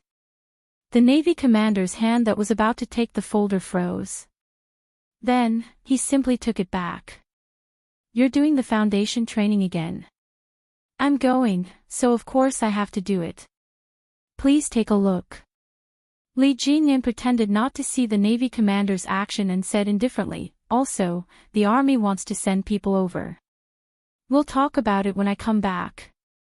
The Navy commander helplessly took the folder. After opening it, his furrowed brows loosened a little. He flipped to the back and sighed, "Jinyan, the other party is a girl. Shouldn't you soften your attitude a little? You're just a basic training knight. How can a girl's physical fitness catch up to a Marine? Moreover, she's from the Army, so I'm afraid her swimming skills are only average. Listen to my advice and adjust the content slightly." "Adjust it slightly." Li Jinyan smiled coldly and said indifferently, "Commander, I never give special treatment to anyone. Since she's here for training, she has to follow my instructions. Also, when the Army sees my training, it's still a question whether they'll send people over. The training content won't change. It's up to her whether she can persevere or not. I don't have any problems with it." This stubborn temper. Why was he so stubborn? The Navy commander glared at him. "You'll suffer sooner or later with that temper of yours. Jinyan, sometimes you need to be a little softer. Don't always act according to your own ideas." If it wasn't for his beloved general, he wouldn't even bother to say a word. His heart was tired. "Commander, you're thinking too much. I'm only targeting the training. The training can't be soft, and the enemy's artillery won't be soft either. I don't feel guilty about what I'm doing." There was no way he could continue writing tonight. Li Jinyan simply turned off the computer and stood up to speak to the Navy commander who was concerned about him. It's getting late. You can go back and rest. Chapter 1142. Seeing this, the Navy commander let out a long sigh. It's been hard on you, Jinyan. I know that it's normal for you to not give in. Only by being strict with yourself today will you be able to gallop on the battlefield in the future. The Storm Amphibious Frogman Commando team has been established for less than a year. You've led your team members to many meritorious deeds. The generals of the 3 major warships are very satisfied with the results of your training. What you've done is worthy of the responsibility on your shoulders. Go and rest. I've noticed that you don't turn off the lights until 3 or 4 in the morning for the past few nights. You have to hurry up with your training, but you also have to take care of your own body. Li Jinyan, who had taken down his white navy cap from the coat rack, paused for a moment. He put on his military cap and looked at the commander with his cold and deep eyes. This is my responsibility. I can't let it go. What I've done is my duty. It's about training. You don't have to persuade me anymore. There's no way to take half a step back. Moreover, you know best that our country's frogman training started late and lagged behind developed countries by a lot. Now, we can only catch up with the frogmen in developed countries by working hard. The Storm Amphibious Frogman Commando team was a brand new and the youngest force in the country's armed forces system. It had been established for less than a year. Before this, the country didn't have a specially established naval commando team. For example, the Guangzhou military region had its own frogman special forces that belonged to the Guangzhou military region. A brigade in the Southern Province military region also had one that belonged to the Southern Province military region. However, only Li Jinyan's Storm Amphibious Frogman Commando team truly belonged to the country's navy. This team had been established for less than a year and was the youngest force in the country's armed forces system. All the members were handpicked from the country's navy and army.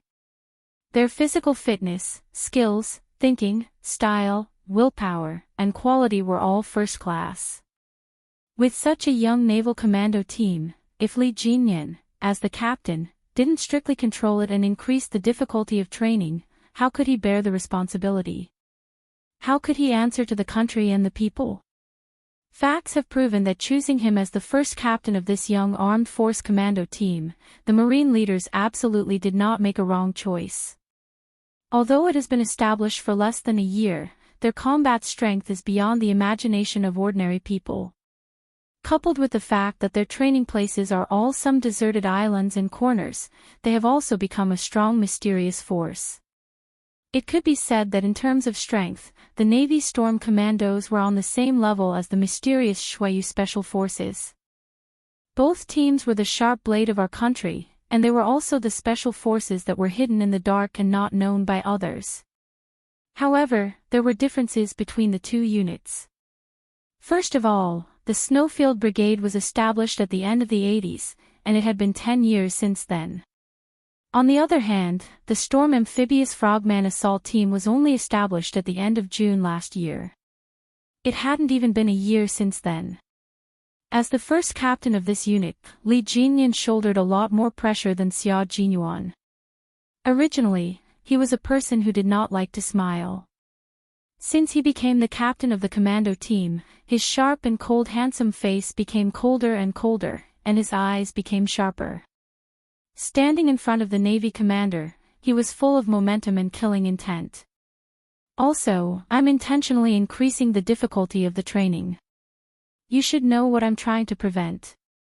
This is not a place where some high-ranking officials want their sons to gain military merits and get promoted. Military merits and military ranks are given to capable comrades. Commander, I won't let the brothers who have gone through life and death with me suffer. Chapter 1143. After he finished speaking, the Navy commander patted him heavily on the shoulder and said with relief, "Jinyan, you never let me down. Work hard. No matter what happens, we will support you. The 3 major warships will also support you.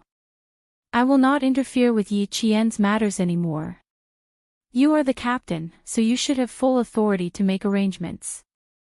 I will not have any objections. At this point, a trace of a smile finally appeared on Li Jinyan's face.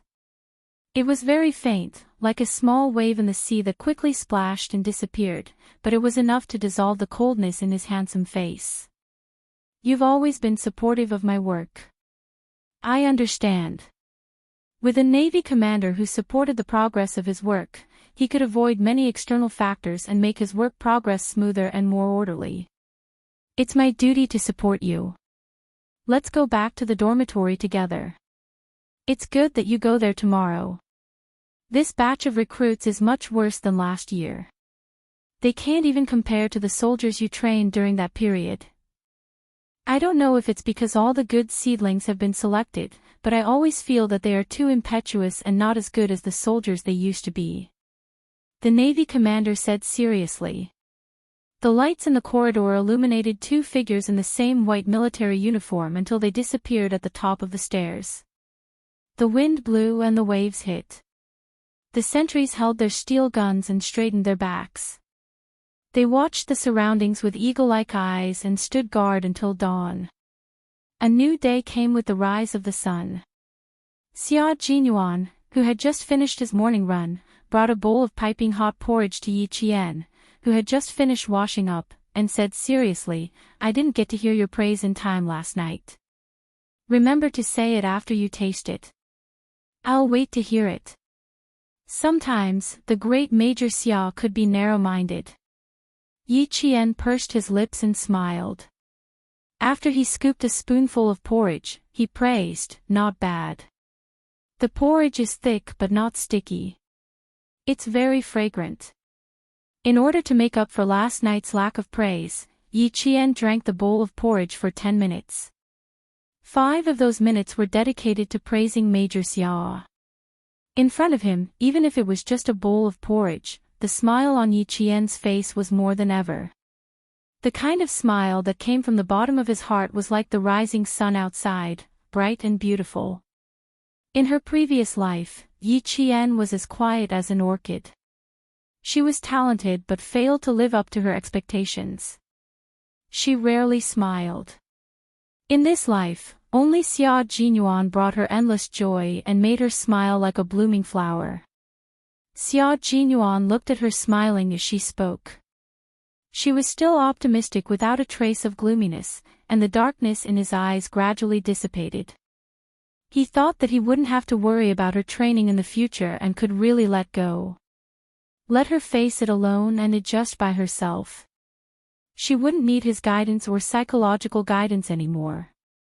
After going through so many trials and tribulations, his little fox was much more determined and mature than before. Her mental fortitude had also improved greatly, and she no longer had the hesitation she had when facing the sacrifice of her comrades. At 6:30 in the morning, Yi Qian went back to her room to pack the revision books she brought to school today. Xia Jinyuan cleaned up the dishes. After he finished cooking in the kitchen and returned to his room, he saw her standing in front of her luggage. Her side profile was slightly dark and she looked slightly serious. Yi Qian heard footsteps and turned around. She saw the tall figure walking towards her. She pursed her lips and bent down to take out a yellow training uniform from her luggage. Captain Xia, where did you rush over from? Looking at the unzipped luggage from last night, Xia Jinyuan smiled casually and said, I wasn't in a hurry. I just finished my work and came over. I didn't deliberately rush over. Chapter 1144. With that said, Xia Jinyuan reached out to take back the training uniform that he had used to climb the landslide. However, Ji Yunshu's hand flashed away, preventing him from taking it back. You were in a hurry, and you didn't even take a car. You. Yi Qian pointed at the 2 obvious mud marks on his knees. Although the corners of her mouth were pressed tightly together, her eyes were slightly red. Where did you come from? How did you climb all the way? If he had been training to climb, there would have been marks on the knees of his pants and the elbows of his sleeves. However, Yi Qian only saw the marks on his pants and not the elbows of his clothes. However, there was some mud on his sleeves, so she understood everything. It was difficult to hide something like this from her. Xia Jinyuan couldn't bear to see her cry for him. He used his thumb to gently wipe away the tears at the corners of her eyes and gently explained, "When I came out, there was a landslide and the road was blocked. I wanted to catch the last bus into the city, so I had to climb over the landslide. Be good, don't cry. We often encounter this kind of thing, so don't take it to heart. Just treat it as my field training. When you cry, I feel even worse in my heart. I originally wanted to see you smile and listen to your voice, but I didn't expect that I would make you cry." The last thing he wanted to see was her tears. Drop by drop, they smashed into his heart like marbles. His handsome face was gentle as he continuously coaxed her. His mellow voice carried a hint of pity. "Don't cry. It's just climbing a landslide. Look at how sad you are." Yi Qian didn't know why she suddenly couldn't help but cry. She originally wanted to restrain herself, but when she heard his explanation, her heart suddenly tumbled, and her tears fell uncontrollably. Someone had traveled thousands of miles, even if it meant crawling, just to see her. Even though she had lived 2 lives and didn't know anything about sex, she understood that he really treated her differently. He really put her in his heart and gave her a headache. He loved her in a way that she could accept and guided her growth. No matter how strong her personality was, she had been too lonely in her previous life. Now that there was such a person in this life, she felt a warmth that she had never felt before. It was so warm that her heart was burning, so warm that tears suddenly flowed down her cheeks. Xia Jinyuan was a little flustered. He really didn't know why she was crying.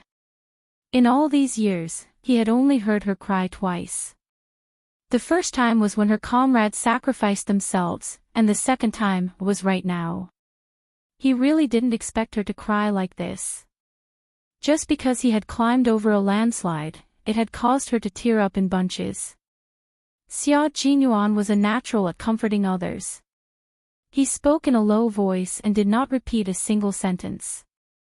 "I wouldn't be standing in front of you if something happened to me. I just wanted to see if you were okay, but I ended up making you cry. Little fox, you have to forgive me this once." He was always thinking for her, but he never considered his own hardships. Yi Qian, whose nose was slightly stuffy, held the hand that was wiping her tears. She looked up at the man whose handsome face was filled with tenderness. "Captain Xia, I will definitely take good care of myself. Just like how you take care of me, I will take good care of myself. You don't have to appear every time when my training is at its toughest. I know that you care about me a lot and are worried about me, but you really don't have to rush over every time when my training ends. I will grow as fast as possible and won't let you worry about me anymore." Yi Qian looked at the man who was crying because of her with his clear eyes. His deep, dark eyes were filled with reluctance. She tiptoed and gently planted a kiss on his chin. "You're heartbroken that I traveled thousands of miles to come here. Similarly, I'm heartbroken that you've worked so hard for me." Chapter 11:45. You were in such a hurry yesterday, yet you were still wearing a white shirt. You clearly put away your dirty clothes in advance and purposely put them on because you didn't want me to worry. Since you know that I would be worried, don't tire yourself out like this in the future, okay? In order to not tire Xia Jinyuan out again, Yi Qian even resorted to seducing him with her beauty. She paused after every sentence, then kissed him gently on the chin. She kissed him back and forth, whispering sweet words to him in a soft voice. It was early in the morning, but the young major's heart was already racing. His long arms wrapped around her slender waist.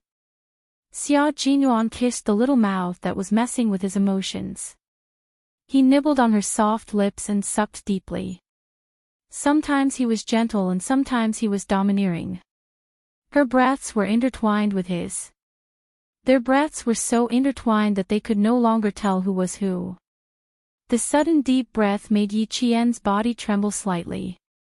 Her trembling hands wrapped around his muscular waist, she stood on her heels and used her lips and tongue to kiss the man who gave her a sense of security and love. Her active response made Xia Jinyuan very happy. At the same time, he heaved a sigh of relief. At least she didn't cry anymore. People always said that women were made of water. He didn't believe it at first, but now he really believed it. His little fox, who didn't even blink when she saw blood, suddenly burst into tears. Her tears fell like strings, and he was stunned for a few seconds.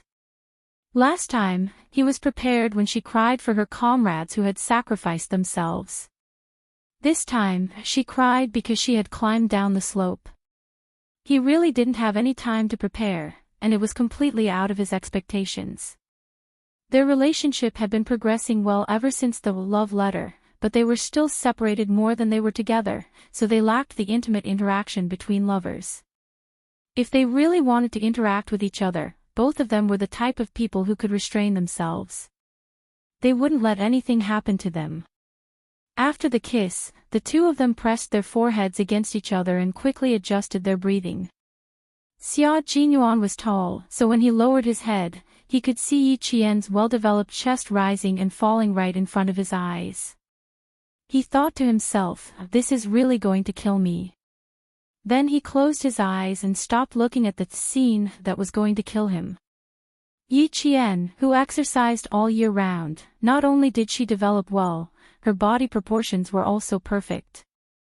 Her legs were long and slender, her waist was slender, and her breasts were firm. Coupled with her imposing manner, she attracted the attention of boys wherever she went.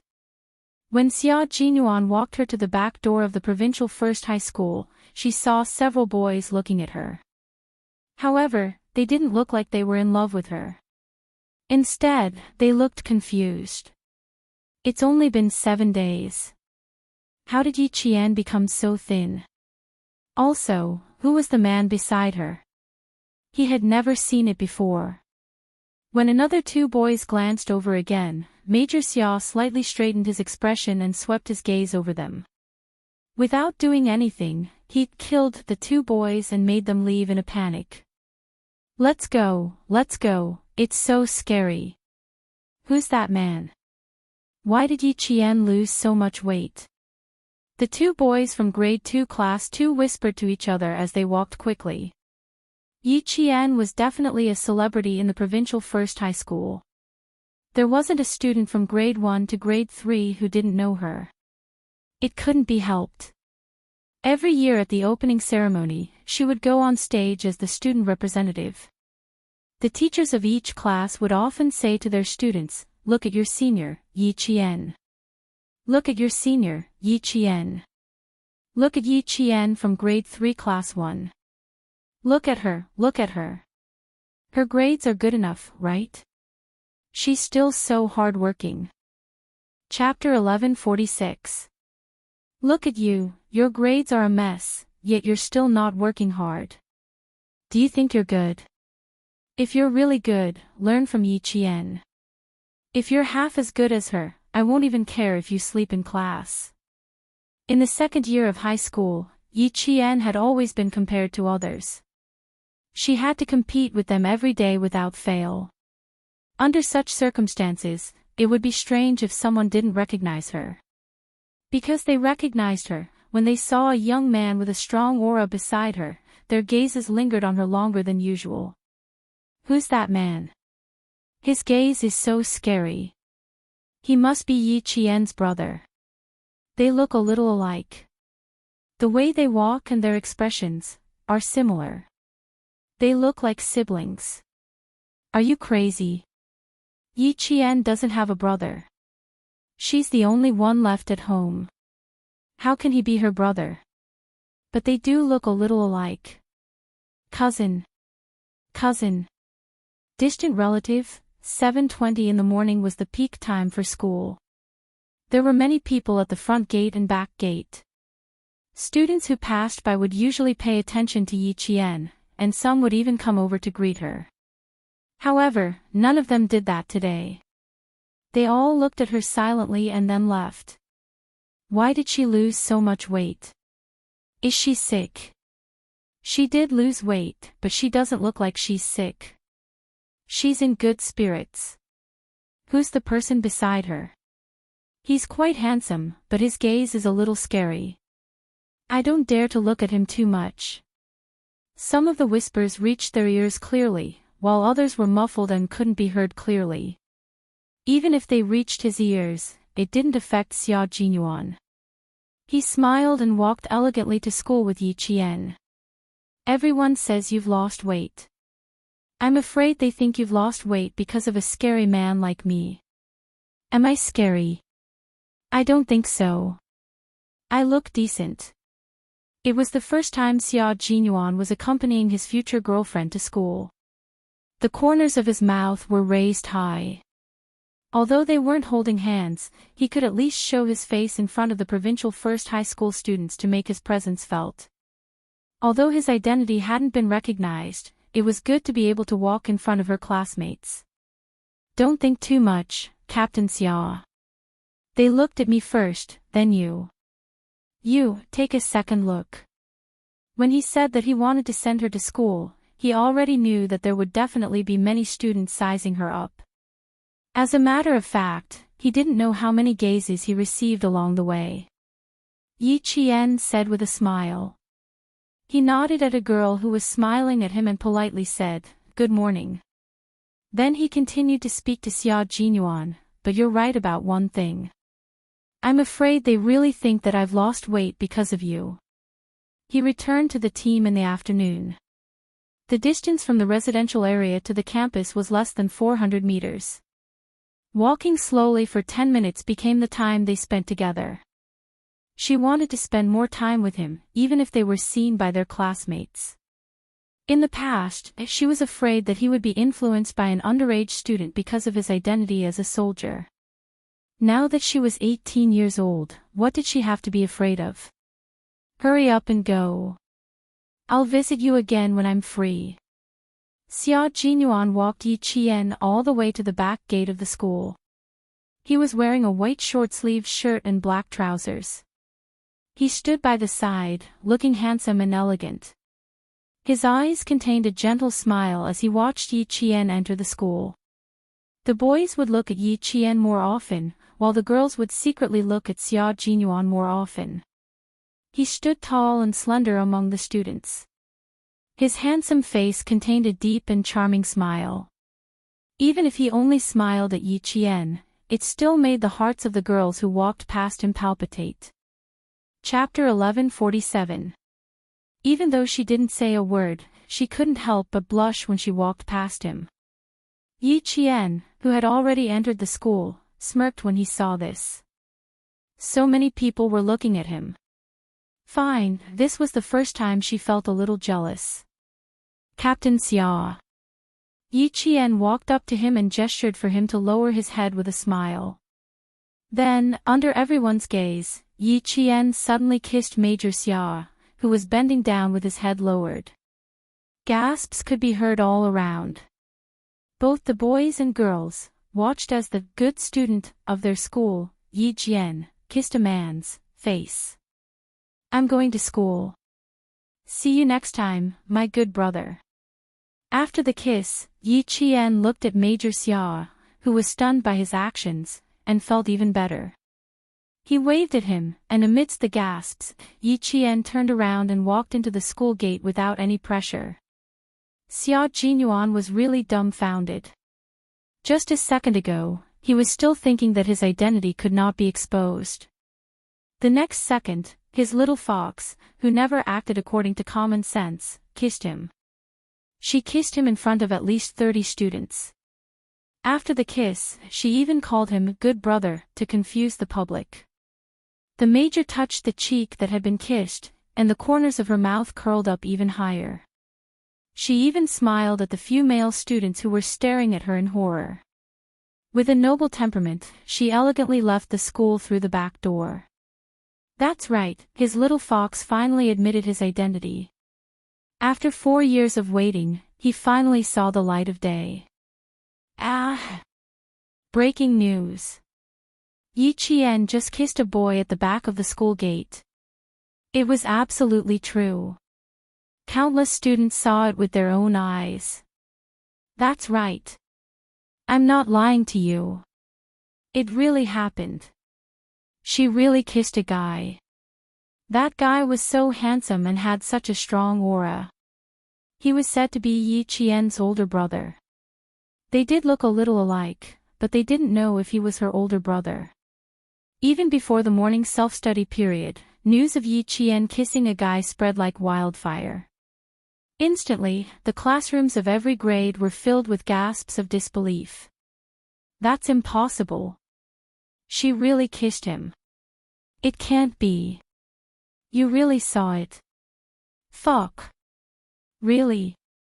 The goddess in our hearts really kissed a man. What does he look like? Handsome.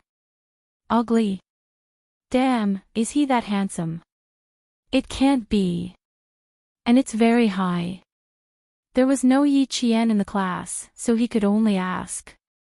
Meanwhile, some of the grade 12 class 1 students were staring at Yi Qian. Their eyes were like searchlights, trying to find some clues from her face. This time, Anjusin did not hesitate to take the lead. She squeezed onto the same stool as Yi Qian and said with a worried look, "There are only 40 days left until the college entrance exam. Yi Qian, why are you kissing a man?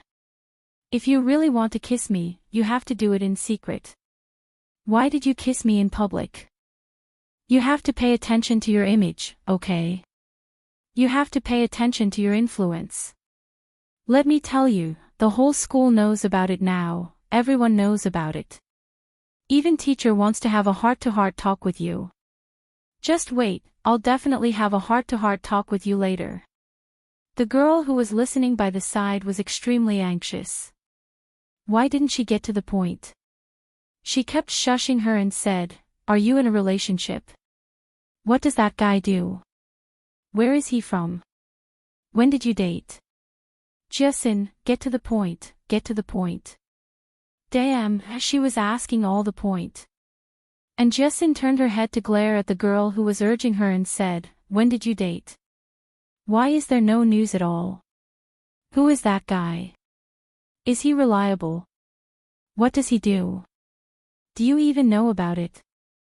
Chapter 1148. After she asked the question, all the students held their breaths and waited for Yi Qian to answer calmly. Then, someone rushed into the classroom like a gust of wind and shouted, "Holy shit, I just heard someone say that Yi Qian kissed a man who was so handsome that he angered both men and gods. She even took the initiative to kiss him. Do any of you know?" The classroom was very quiet, but the boy's voice was exceptionally loud. The students who were waiting for Yi Qian's answer turned to glare at the boy who came late. All the students sitting in the classroom knew. "You're the only one who knows. So handsome that he angered both men and gods." Yi Qian laughed and pondered for a while before saying, "Not so handsome that he angered both men and gods. But, handsome, he is indeed a little handsome." And Jason rubbed her forehead and forced a smile. She asked, "Jane Eyre, you're focusing on the wrong thing. Can you answer me a little? You dared to run a red light at a critical moment. Aren't you afraid of being punished?" Everyone was only concerned about who Yi Qian kissed, but Jason's focus was completely different. She was afraid that something would happen to Yi Qian, and at this time, something would happen to him. "No, don't worry." Yi Qian comforted her and smiled. "I'll tell you who he is in the future. It's a little inconvenient now. But I can tell you that he is indeed someone who is very close to me. Our relationship is far from what you have seen. Everyone's curiosity can be quelled. It was just a normal kiss. Don't tell me that the couples in class don't know what a normal kiss is. This is what it is." The few couples in the class kissed normally. Yi Qian just didn't say it out loud. The students of grade 12 class 1 immediately understood. A few boys screamed and said, "She's already taken." There's no hope for all of them. Go, go, go, go, turn your grief into strength and learn. The whole class burst into laughter. If they were to talk about it, they wouldn't be surprised. It was just a small matter. Who didn't have a crush on someone? Who didn't fantasize about kissing someone in their heart? As for Yi Qian, his grades were at the forefront, and his actions were also at the forefront. They couldn't compare. Are you sure? Are you sure? The students dispersed, but Enchanting didn't leave. She said softly, "You always have your own way of doing things. If you say it's fine, then it's fine." Oh, damn, I was scared to death just now. I was just getting breakfast when I heard a bunch of people talking about how Yi Qian kissed a man. A very, very handsome man. How handsome. And Jiaxin had always believed in Yi Qian. When she said that she was fine, her worries were immediately swept away. She giggled and asked, "There's only one handsome man I've ever seen, and that's the handsome military officer who taught us about precautionary measures in junior high. TSK, that's what I call handsome. He's so handsome that I'm drooling." As she spoke, she pretended to wipe the corner of her mouth. "I'm drooling all over the floor." She still remembered. Yi Qian smiled meaningfully and said, "Yes, he is. Next time, I'll bring you to meet him." "No way, he's really that handsome." Okay, bring me to meet him. Bring me to meet him." And Jiaxin immediately nodded. Then she touched Yi Qian's arm and frowned as she stared at her wrist. "What happened? You've lost so much weight in 7 days. Where did you go?" "I went to do something. I didn't eat much."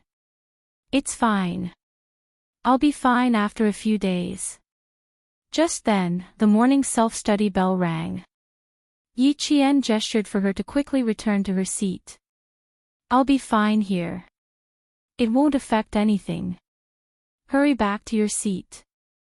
Chapter 1149. Since Yi Qian dared to kiss him, she was not afraid that something would happen. Moreover, she did not do anything bad. What impact could it have?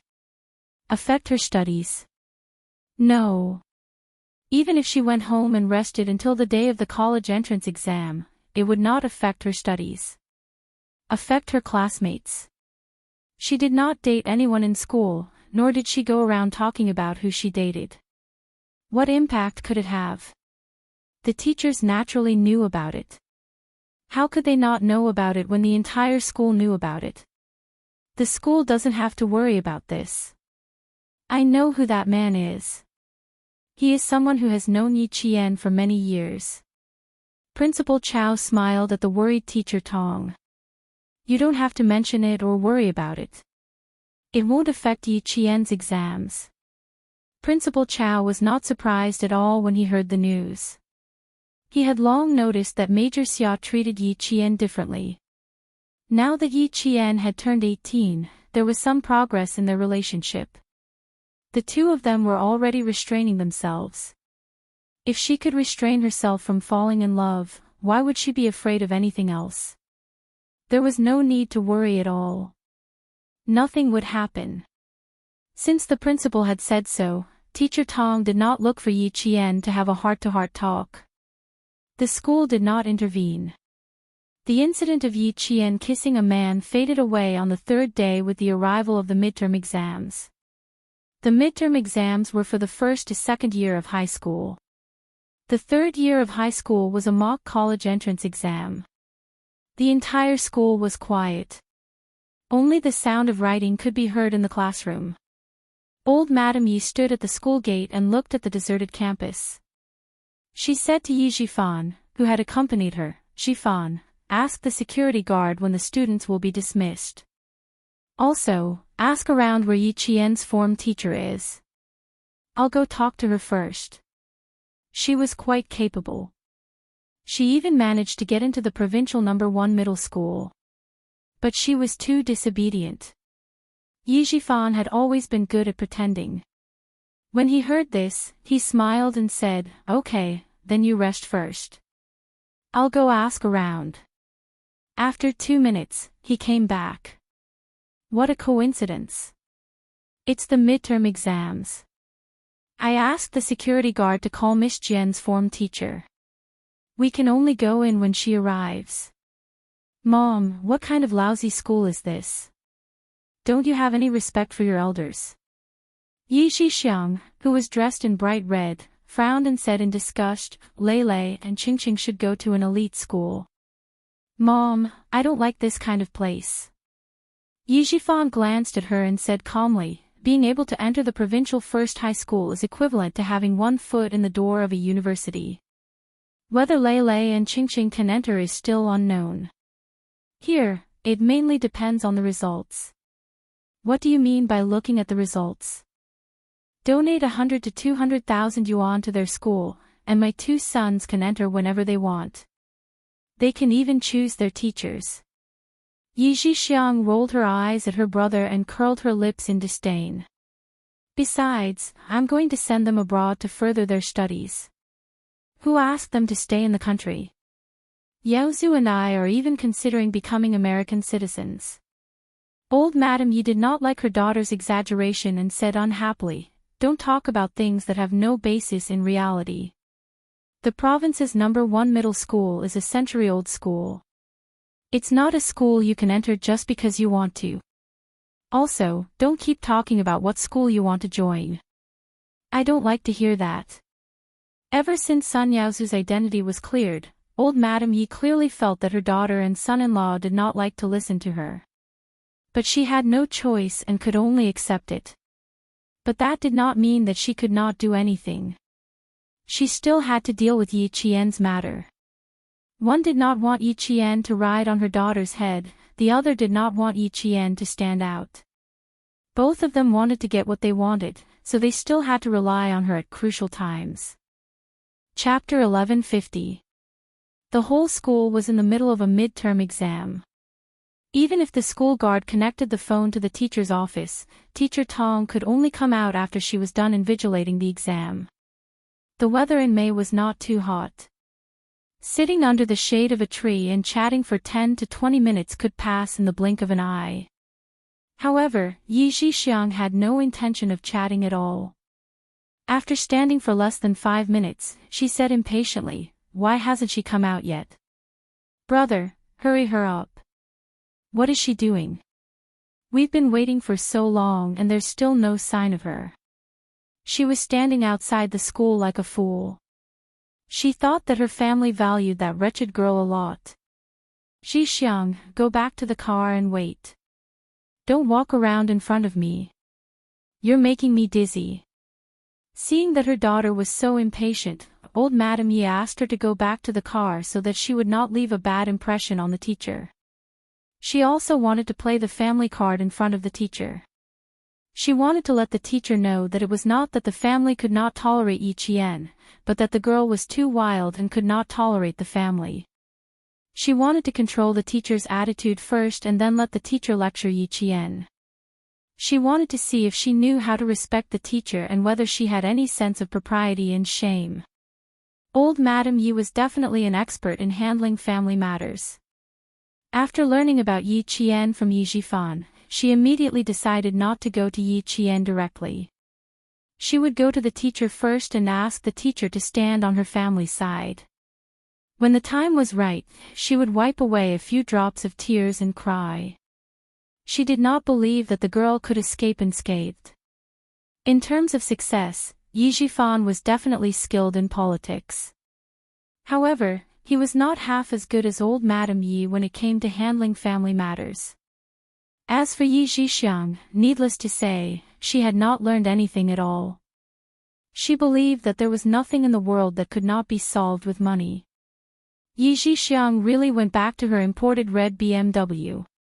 Old Madam Yi secretly frowned as she watched her leave. This was also the reason why she did not want to fall out with Yi Zhifan.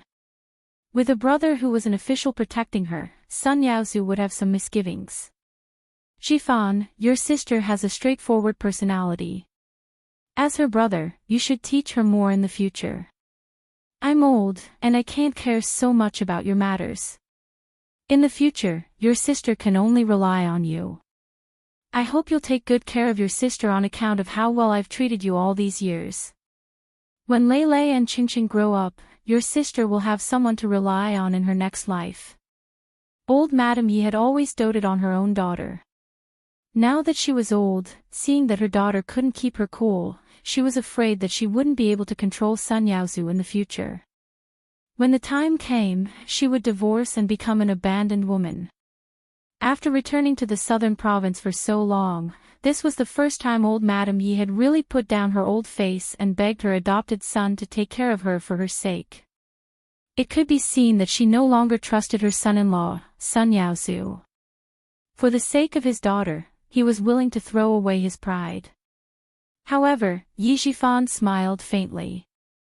Mom, you're worried that Jixiang won't be able to protect her, but why can't I see that you're worried that no one will protect Yingying in the future? Mom, don't you think the world is still fair? Your daughter doesn't have anyone to protect her, and mine doesn't either. It's really fair. His words made old Madame Ye's eyelids twitch. That matter. She was indeed a little too cruel. She was also a little too young back then. She was afraid that her second daughter-in-law would get pregnant with a boy and take away the Yi family's assets. You still blame me in the end. I know. Old Madame Yi let out a long sigh. Her youthful spirit instantly withered with that sigh. She suddenly felt that she had aged a lot. Chapter 1151. In the face of old Madame Ye's remorse, Yi Zhifan's expression was very calm. More than 10 years had passed, and the things that made him so angry that he wanted to kill someone were now over. His daughter Yi Ying's studies were good and she was ambitious. If she really had a son, it might not be as good as a daughter. He said it just to provoke old Madame Yi. Old Madame Yi didn't know that he only wanted to provoke her. For her daughter to have a backer in the future, no matter how angry she was, she had to suppress it. What happened back then was my fault. Zhifan, if you want to blame someone, blame me. It has nothing to do with your sister. Mom knows that she was wrong. Now, I can only do my best to make up for what I owe you. If you really can't let it go, then blame this old fart. Now that he saw that she had something to ask of him, he started to put on airs in front of her. Endure, she could only endure. Who knew that the seed she brought back from the side branch would be so promising? Look at what you're saying. You're my mother. How could I blame you? All right, let's not talk about the past. Yi Zhifan stopped talking about it. When old Madame Yi said, now, I just want to make it up to you like back then. Her meaning was very clear. That year, when he found out that his wife had been sterilized, he went to find old Madame Yi the night he came back.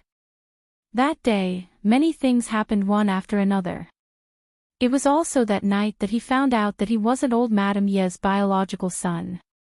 The reason why she didn't want her wife to have a second child was very simple.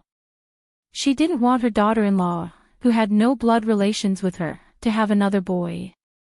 In order to suppress the matter, old Madame Yi proposed to split Sun Xueqing's pension into 2 parts. One for him, and the other for Yi Zhixiang. As for the jade pendant, she could pretend that she didn't see it. At the same time, she would leave the village with Yi Zhixiang and not interfere with anything, including the election of village officials. As for him, he would no longer pursue old Madame Ye's responsibility and would no longer think about having a boy. At the same time, he would use the jade pendant as a condition to watch over Yi Qian. He could give her food, but he definitely couldn't let her become a talent. After so many years of twists and turns, the only thing that could not be allowed to happen was the matter of Yi Qian becoming a talent. However, there was still one thing that he didn't understand back then. Yi Zhifan thought about it and asked directly, Big brother shouldn't be uncle's son, right? Back then, which family did you send Uncle Sun to? This question made old Madame Ye's face darken. Jifan, this wasn't part of our deal. Your uncle's son is Yi Qian's father. Something happened to him and he died outside. Yi Jifan's expression darkened slightly. He smiled and said, "Don't be angry. I only asked because I heard that IQ is hereditary. I thought that Yi Qian was so good at studying. Big brother doesn't have such a high IQ. Sister-in-law is smart, but she's not as smart as Yi Qian. Also, don't you think it's strange that Yi Qian doesn't look like big brother at all? He looks 60% like sister-in-law, but I don't know who he got the other 40% from." Old Madame Ye's face was not only dark, but also cold. "That's why before I left the village, I repeatedly reminded you to watch over that damned girl. You can't let her have the chance to become a talent." As she spoke, her voice was tense and filled with disgust. "Your sister-in-law married Yi Xinfan for less than a month and said that she had a child. Then, the child was born before a month. She was obviously unclean before she married him, bringing someone else's bastard child into our Yi family." Chapter 1152. Yi Xinfan, Yi Qian's father, was an honest villager. When he was young, Yi Jifan had never been afraid of his big brother. Now that he knew something he didn't know, Yi Jifan nodded and said without a trace of surprise, "No wonder the little girl didn't follow Big Brother. She's not Big Brother's child. She didn't look like Yi Qian, she didn't have the same IQ, and she didn't have the same way of doing things. It made sense that she wasn't Big Brother's child. What about Big Uncle's son?" The elders in the village said that when Big Aunt came back with Big Uncle, the whole village was shocked. Even the way she walked and spoke was like a fairy. They even said that she was so beautiful that a notorious villain in town wanted to take her for himself. Yi Jifan looked at old Madame Yi and found that her eyelids were drooping, as if she didn't want him to see the expression in her eyes. It seemed that old Madame Yi had some misgivings about Big Uncle's family and his son. Big Aunt was an outsider. When she came back with Big Uncle, even the way she walked and spoke was like a fairy. This meant that Big Aunt was very elegant back then. To be able to raise such a beautiful and elegant daughter in that era, it was definitely not something an ordinary family could raise. Since Big Aunt had an extraordinary background, why did she come back with Big Uncle? Also, that era was extremely chaotic. Fight the landlord, fight the capitalists. Many rich families married their daughters off to 3 generations of poor farmers. Old Madame Yi, for example, married into the family. Could it be that Big Aunt was the same? An outsider following his uncle to a poor mountain village. Yi Jifan couldn't help but narrow his eyes as he thought about it. He had always suspected that there was someone behind Yi Qian. Could it be that Big Aunt's family found her and took Yi Qian as Big Aunt's granddaughter and raised her in secret? It wasn't impossible. Beside him, old Madame Yi, who was gradually calming down, said, "I raised your big brother for a while, so I have some feelings for him. If that little girl really is his child, I don't need you to raise her." His face lost some of its gloominess, leaving behind only disgust. "Only son Xueqing knows whose child that wretched girl is." "Mom, about Auntie." Yi Jifan still wanted to ask about the past, but the school bell rang, signaling the end of the first exam. Old Madame Yi directly interrupted him. "The exam is over. Go and urge the school guard to call the teacher again." It was obvious that old Madame Yi did not want to talk about her uncle's family at all. Yi Jifan felt that he had found a clue to find out who was behind Yi Qian, but he did not intend to tell old Madame Yi.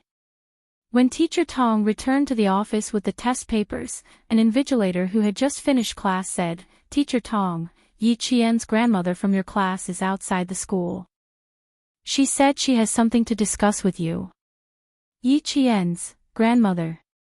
There was a trace of surprise on Teacher Tong's face. Yi Qian had a grandma. After thanking the teacher for informing her, Teacher Tong went directly to the school gate. Through the school gate, she saw an old woman wearing a modified Republic of China costume standing outside. Beside her was a woman in a red dress. Even from a distance, she could see that she was very elegant. As for the person on the right of the old woman, Teacher Tong could not help but tense up. Yi Ying's father was now a cadre in the provincial government. "You must be my granddaughter's form teacher, Teacher Tong." Old Madame Ye's round face smiled amiably. She greeted her with a kind expression. "Teacher Tong, thank you for making the trip. I am Yi Qian's grandmother. I haven't seen my granddaughter for a long time and I miss her very much. Sigh, I just wanted to come and see if she was doing well." Chapter 1153.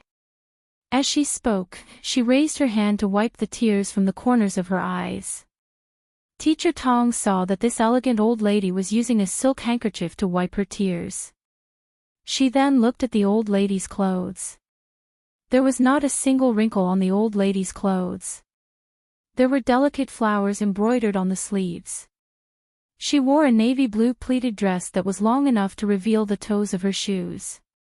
As she looked down, Teacher Tong realized that the old lady was even wearing embroidered shoes. She was obviously rich. Such a rich grandmother coming to her door. Teacher Tong's heart skipped a beat. She maintained her composure and said politely, "You're too kind. As far as I know, Yi Qian is an orphan." Before the second year of the Lunar New Year, she had been living with Mr. Yi. As for her grandmother, "I'm sorry, old madam, I've never heard of her." "Teacher Tong, can we talk inside the school? There are some things that can't be explained clearly while standing." Old Madam Yi could tell that the teacher was protecting Yi Qian. Well, that brat's grades were not bad. Teachers would always protect good students. Yi Zhifan said, "Teacher Tong, I miss my granddaughter. I came all the way here just to see Yi Qian. If you think there's a problem, you can ask me and verify if my mother is Yi Qian's grandmother. How about that?" Teacher Tong could not help but laugh. "Mr. Yi, you're exaggerating. I don't need to verify anything. It's just a routine understanding. As teachers, we have the responsibility to protect the safety of our students." She really couldn't believe that such a dignified grandmother would suddenly appear. How could she not be suspicious? "Teacher Tong, are you afraid that we'll kidnap Yi Qian or something? My mother and I sat in the car for more than 10 hours just to see Yi Qian." "What, is your teacher going to stop a grandmother from seeing her granddaughter? You're being too nosy." Yi Zhixiang's tone was particularly aggressive. Teacher Tong said in a low voice, "Madam, I'm a teacher. I have my responsibilities. Please be more polite." "Thank you."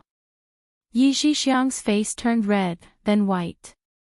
If it wasn't for old Madame Ye's words, she probably would have gotten serious with Miss Tong. "Teacher Tong, I have also been waiting outside for half an hour. If you have doubts, it means that you are a teacher and truly care about my granddaughter."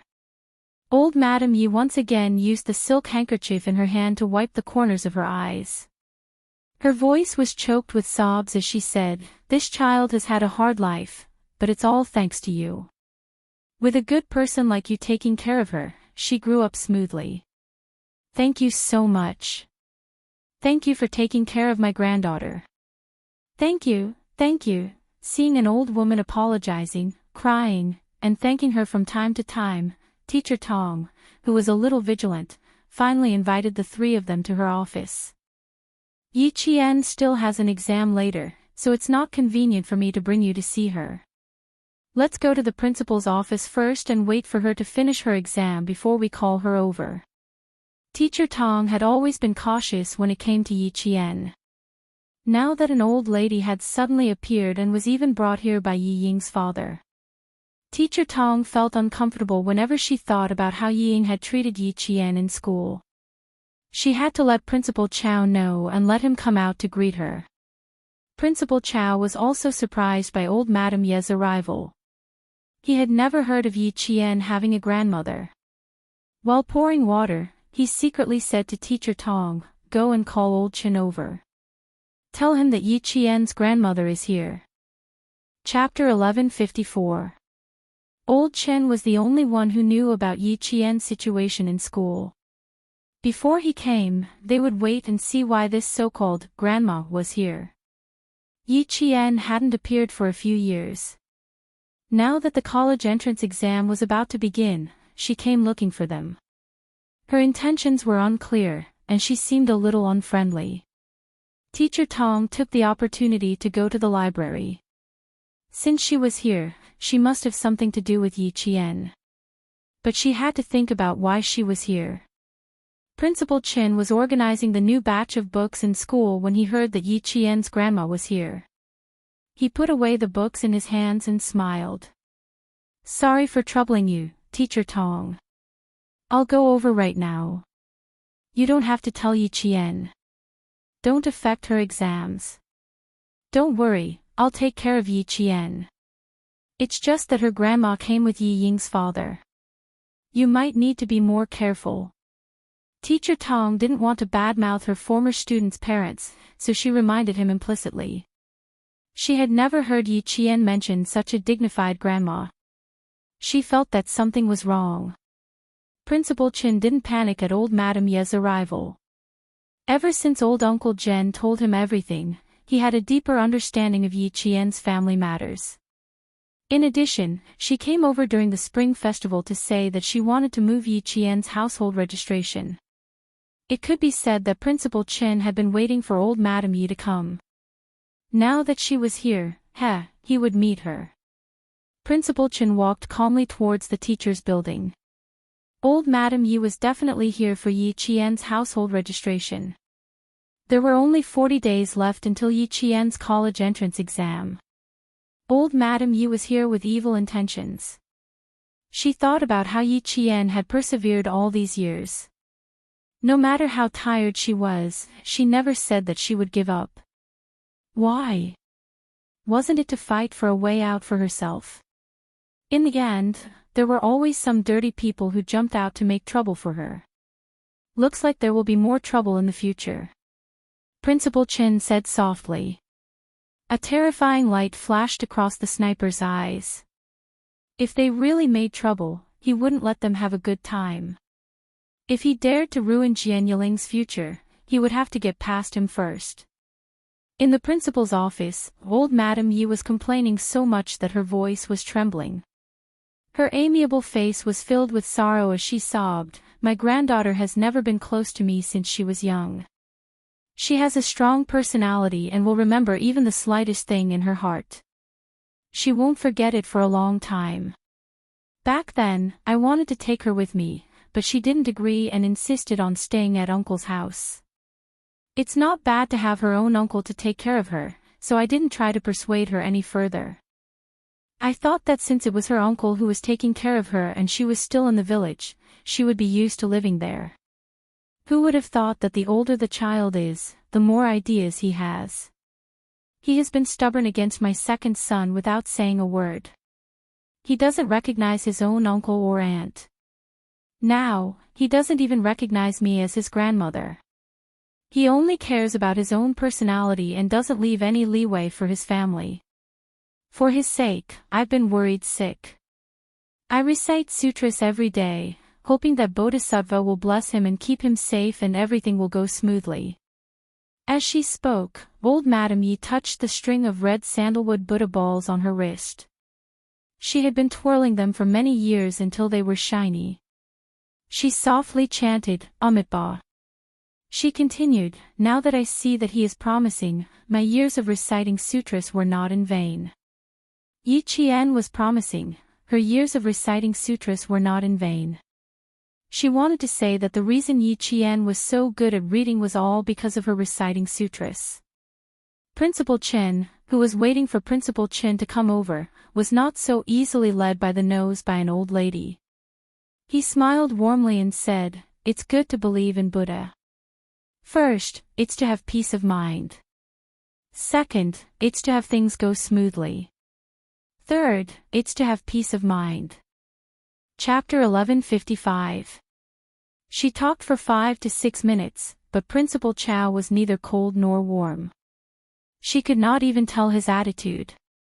Old Madam Yi picked up the disposable cup on the coffee table and took a sip of water. It seemed that the wretched girl was deeply liked by the teachers and leaders in the school. That would be troublesome. If they all liked her, it was unlikely that the teachers would reprimand her. "Principal, can I go to the classroom to take a look? I just want to take a look. I won't disturb her. Is that okay?" Old Madam Yi immediately changed her mind to prevent the principal from reading her mind. "To be honest, I came here once last year, but the door was shut in my face. The child is all grown up and we can't say anything. Sigh, I can only trouble the school to teach her." Outside the door, Principal Chin knocked on the door with a cold look on his face. He only pushed the door open when he heard Principal Chow say, "Come in." Before the door closed, Principal Chin smiled and said, "Which one of you is Yi Qian's grandmother? I've been teaching her for 4 years, but I've never seen her have a grandmother, nor have I heard of such a thing." "Principal Chow, you're not lying to me, are you? You don't know." Principal Chow already knew what he was implying.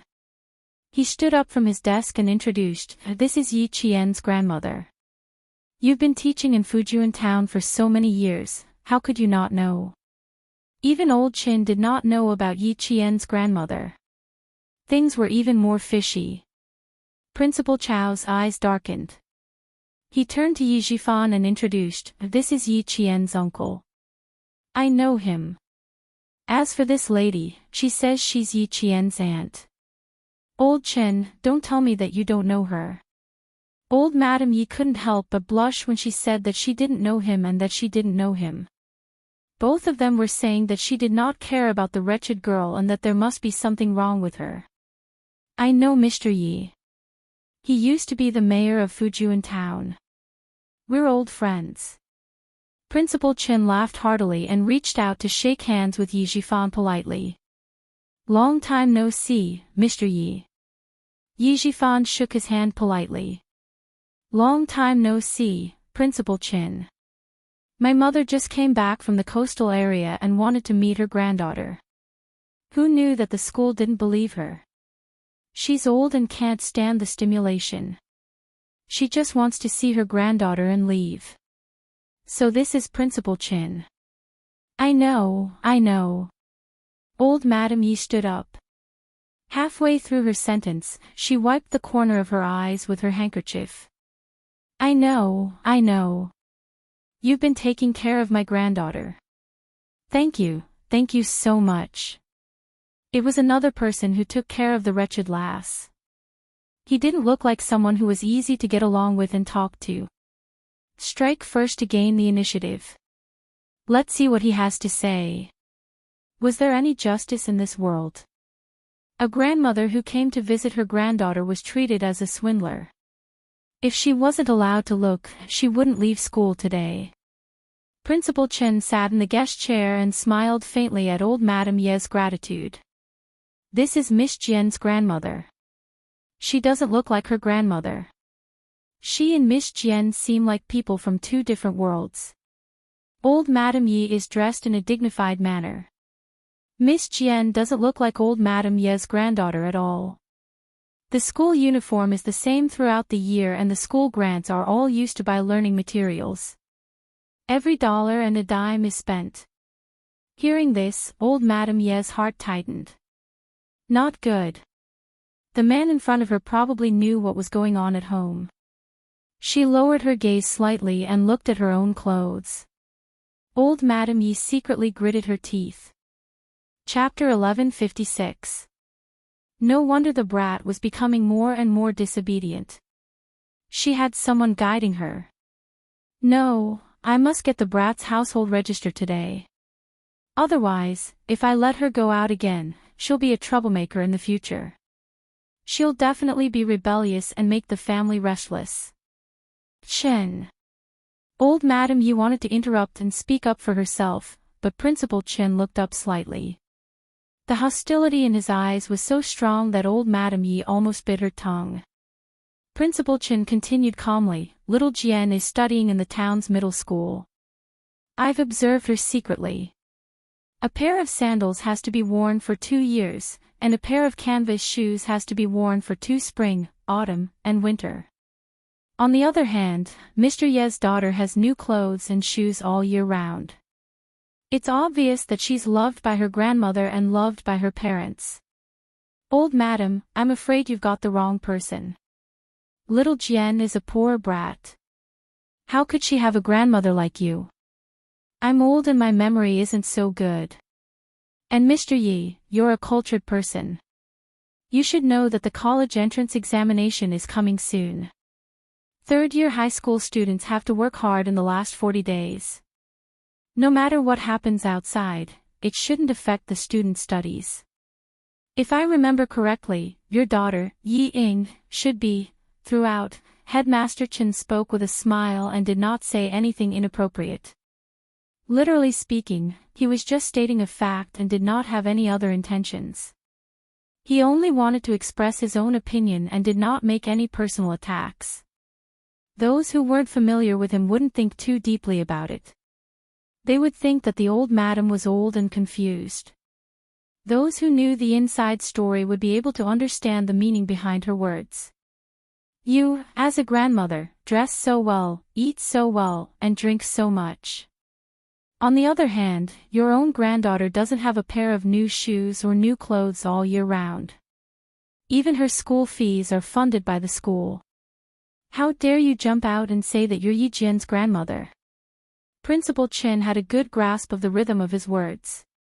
There were a few times when old Madam Yi and Yi Zhixiang wanted to interrupt, but they were blocked by his next sentence. They could only listen the whole time and didn't have a chance to interrupt. After he finished speaking, old Madam Ye's face was very pale. This man knew everything about her family. He knew everything. If she continued, it would be a sophistry. No, I can't play the family card anymore. I can't play it anymore. If no one knew the inside story, she was confident that she could persuade the teachers. Now that there was someone who knew the inside story, the more she said, the more it would arouse the disgust of the school leaders and teachers. She had to change her method. Old Madam Yi was still trying to figure out a way to regain control of the situation when Yi Zhixiang couldn't help but say, "Is it necessary for all of you to know whether or not my mother is Yi Qian's grandmother? We're only looking for Yi Qian, not you. I advise you not to stretch your hands too far, don't meddle too much. What do other people's family matters have to do with you?" Yi Zhixiang, who was finally able to speak, pulled a long face and scolded with arrogance, "This is my family's business. Why are you, an outsider, interfering?" Old Madam Yi did not stop her. Apart from the fact that her attitude could easily be caught, her daughter was telling the truth. Why should she let an outsider interfere with her family's business? Principal Chen glanced coldly at Yi Zhixiang. His eyes were filled with the hidden ruthlessness of a sniper. Yi Zhixiang was so frightened that her heart skipped a beat. She couldn't maintain the arrogance on her face. Chapter 1157. As an outsider, it's not appropriate for me to meddle in your family's affairs. Moreover, I don't even know you. Why would I meddle in your family's affairs?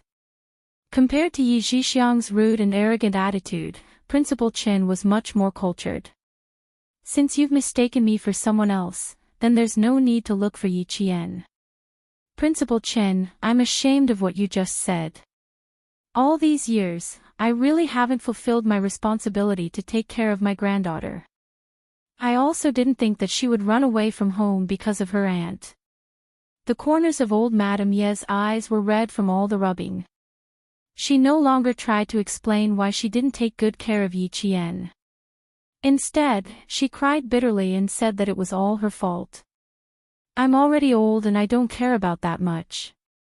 I just want to see my granddaughter. Principal Chow, I'm begging you. Let me see my granddaughter. Yes, I miss her so much. I haven't been home for a few years. Every time I called, her aunt would say that everything was fine at home. She told me not to worry. I believed her. I believed her. Who knew that she was just lying to me? My granddaughter ran away from home and even moved her own household register out of the Yi family. I've let down my eldest son and my daughter-in-law who sacrificed herself for me. Old Madame Yi, who no longer used her silk handkerchief to wipe her tears, threw herself onto the armrest of the wooden sofa and cried. As she cried, she didn't forget to give Yi Jifan a look. If they didn't force Yi Qian to come over, they wouldn't let the whole school know about this today. Seeing this, Yi Jifan sighed and slowly opened his mouth.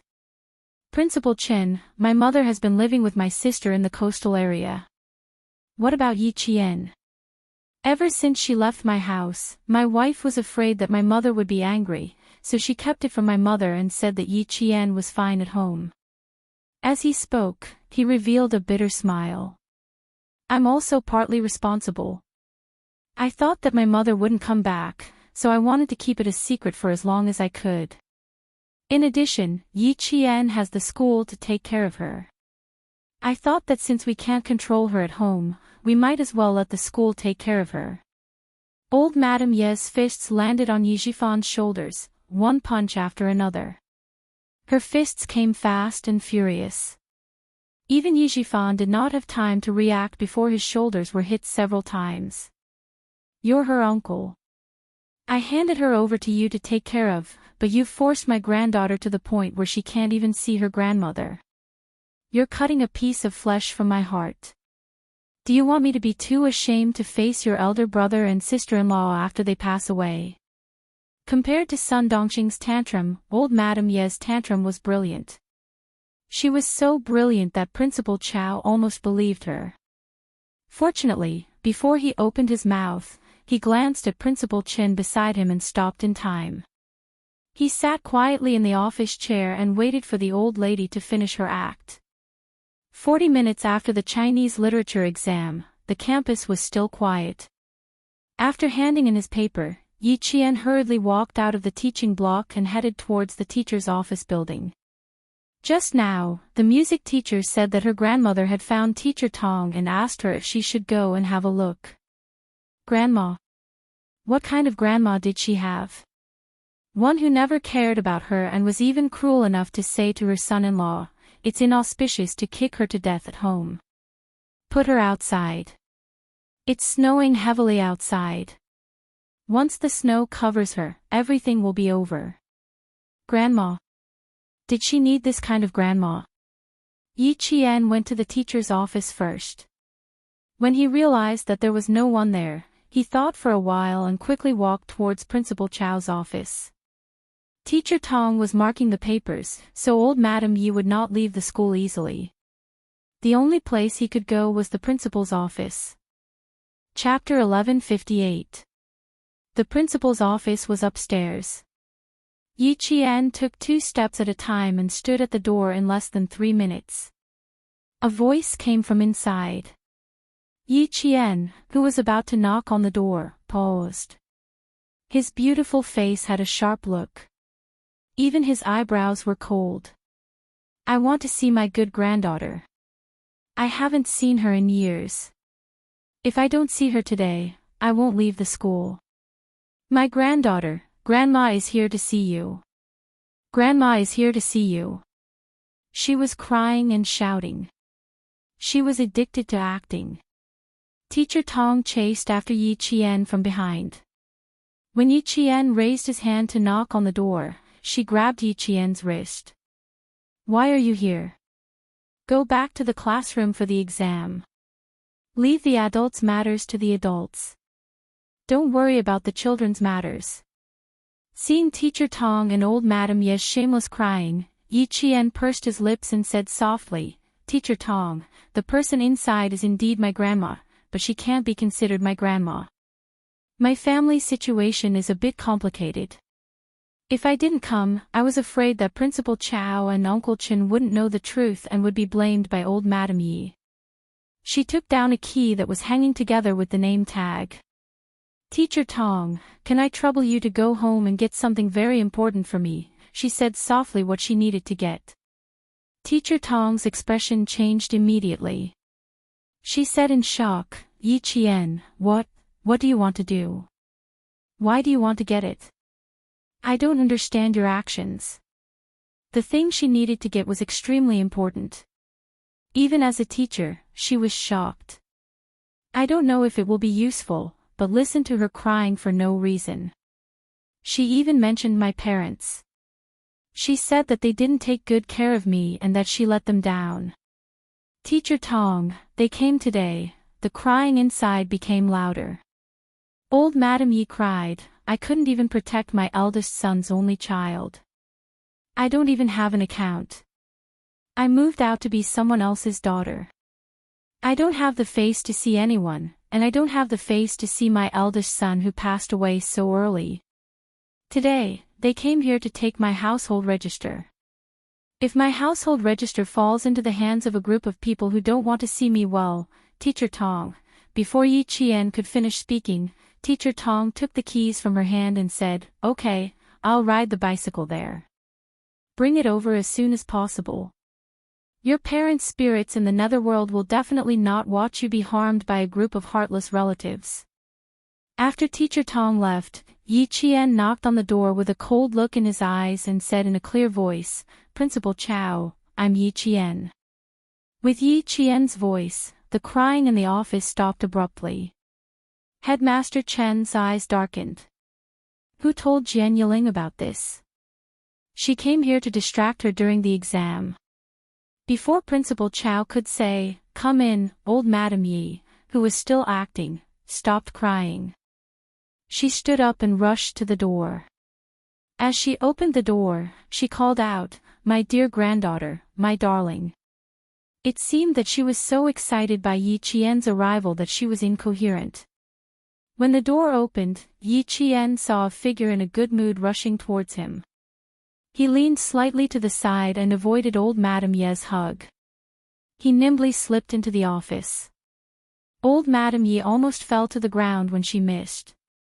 It took her a lot of effort to stabilize herself. When Yi Zhixiang saw Yi Qian coming in, her eyes were filled with unconcealable hatred. "Yi Qian, do you have any conscience? You little bastard, where did you study? If anything happens to my mother, I'll never let you off." Chapter 1159. She said, "My mother, not your grandmother." Principal Chow's eyes flashed. He could tell from her words that their relationship wasn't just bad. Yi Qian's family didn't treat her as family. No wonder old Qin didn't say anything nice. She was ostracized by her family at such a young age.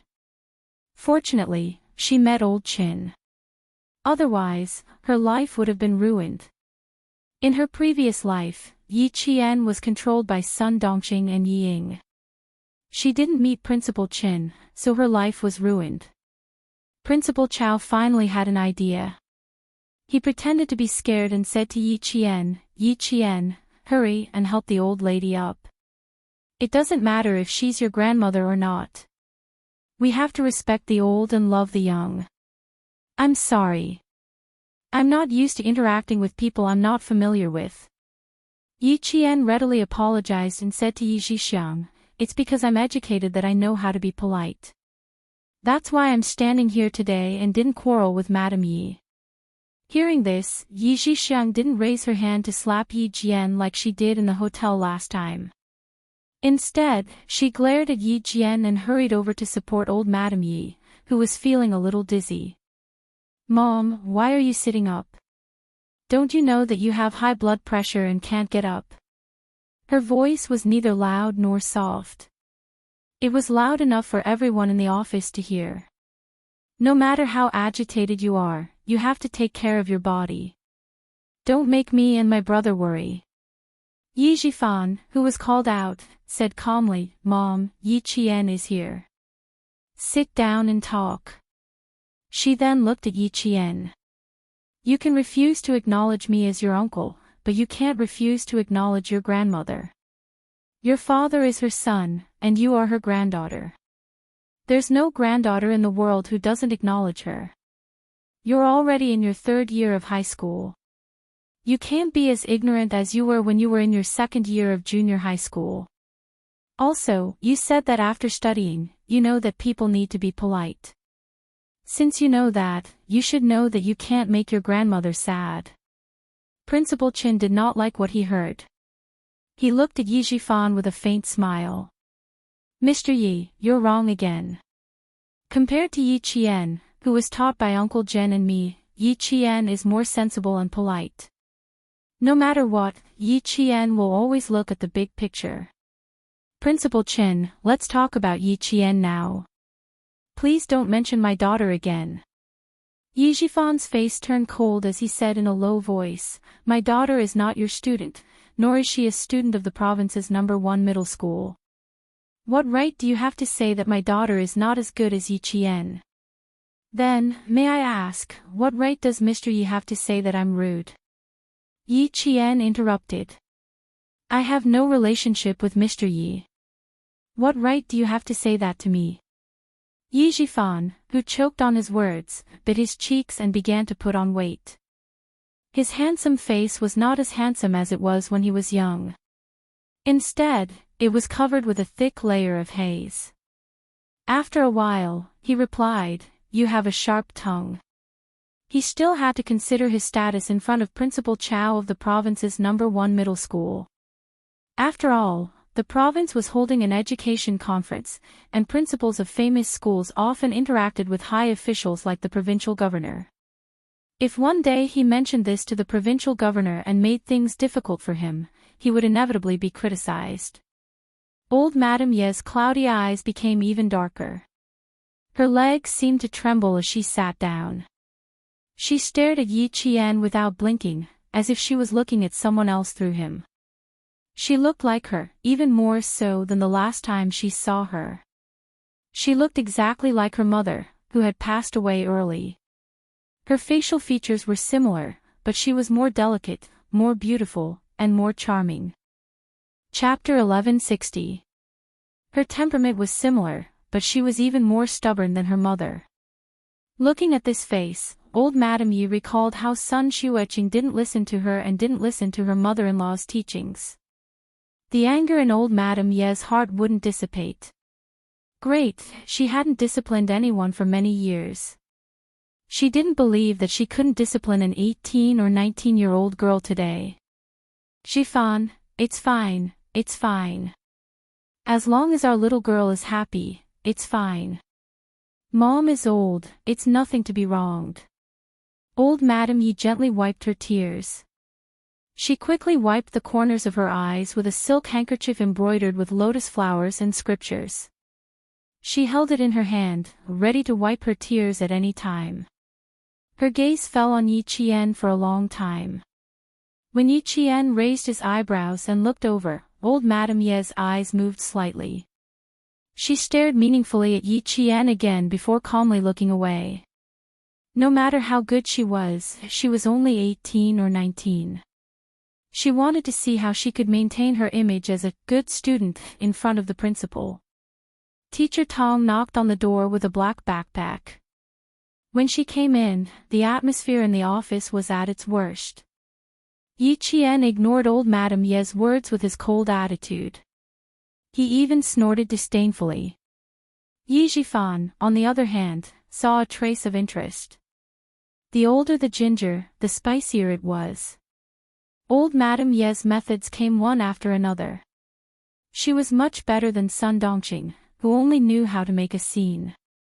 Who knows, maybe he could really get Yi Qian's household register today. As long as he got the household register, he could openly change her university aspirations as her guardian. She wouldn't even be able to attend a third-rate university. After witnessing Yi Qian's power at Caesar Hotel, Yi Zhixiang, who had some misgivings, chose to remain silent. She slanted her eyes and looked over with disdain, waiting to watch a good show. Yi Qian, who saw their expressions, curled his lips slightly. He stood obediently beside Principal Chen and said softly, Uncle Chen, she's not my grandmother. I don't have a grandmother, an aunt, or an uncle. Don't be afraid, Uncle Chen knows. You shouldn't have come. You should focus on your exams. Principal Chen sighed and said to Principal Chow, I'll leave with Yi Qian first. Please take care of them. Principal Chow nodded with a cold expression. Okay, I'll take care of this matter. Take Yi Qian and leave. Girl, you'll forgive me. Me, for your parents. I'll kneel to you. Old Madam Yi was really cruel to herself. She had no choice. She had promised Yi Jifan that she would either get Yi Qian's household register before the college entrance exam, or she would make a scene so that the whole school would point fingers at her and the wretched girl wouldn't be able to take the college entrance exam in peace. It was just a scene. After she finished speaking, she really knelt on the ground. Yi Jifan quickly squatted down to help her up. Mom, please don't make things difficult for us. If you kneel to your own granddaughter and beg for forgiveness, how will Yi Qian face the whole school in the future? Yi Zhixiang obviously didn't expect her mother to be so cruel. She was stunned for a moment and said sharply, Yi Qian, you bastard. You let your own grandmother kneel to you. Are you even human? Aren't you afraid of being struck by lightning? Her voice was so sharp and loud that it could be heard from across the office. Chapter 1161. Yi Jifan also shouted, Yi Qian, what's the point of studying so many books? You don't even know the basics of loyalty, filial piety, etiquette, and righteousness. No matter how much you study, no matter how good your grades are, it's useless. The provincial first high school has such a disloyal and unfilial student like you. It's a disgrace to the century-old school. Back then, didn't his daughter, Yi Ying, bring shame to the century-old school? Today, he wanted to see who was the one who brought shame to the century-old school.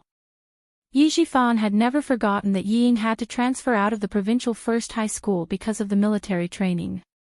Now that the opportunity had come, he naturally had to shout. Let me kneel, let me kneel. My granddaughter is angry.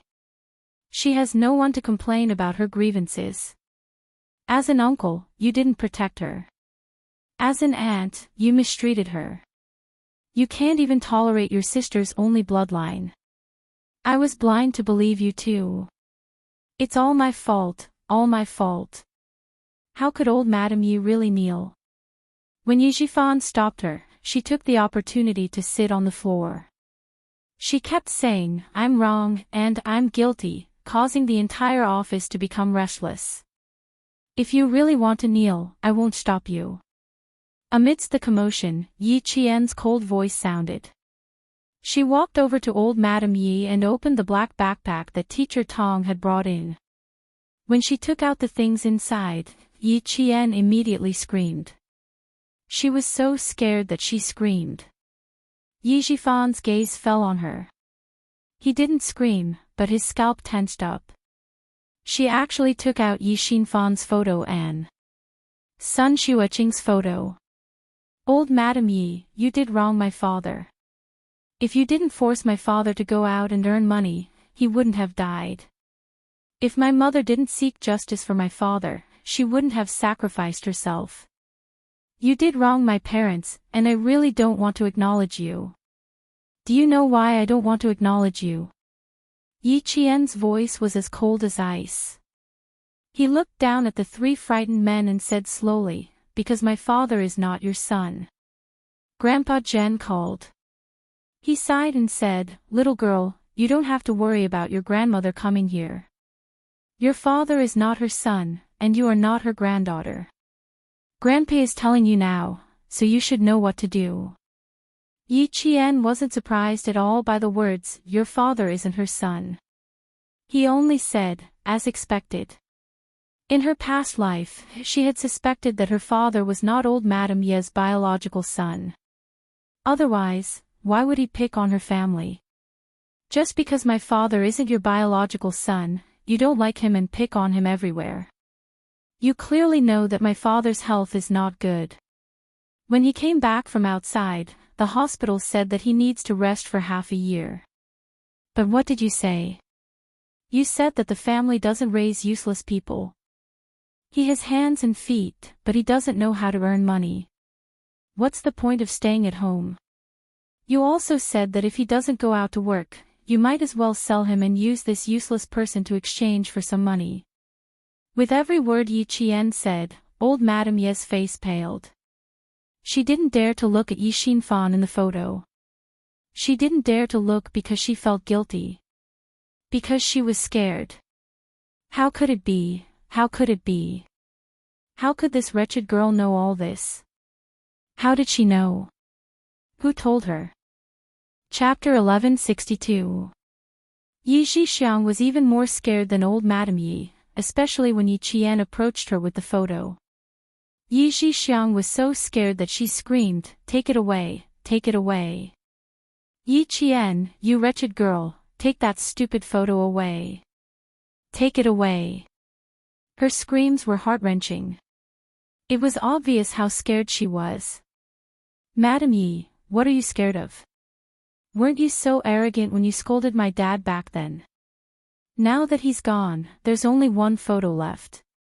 What are you scared of? Yi Qian's face was expressionless.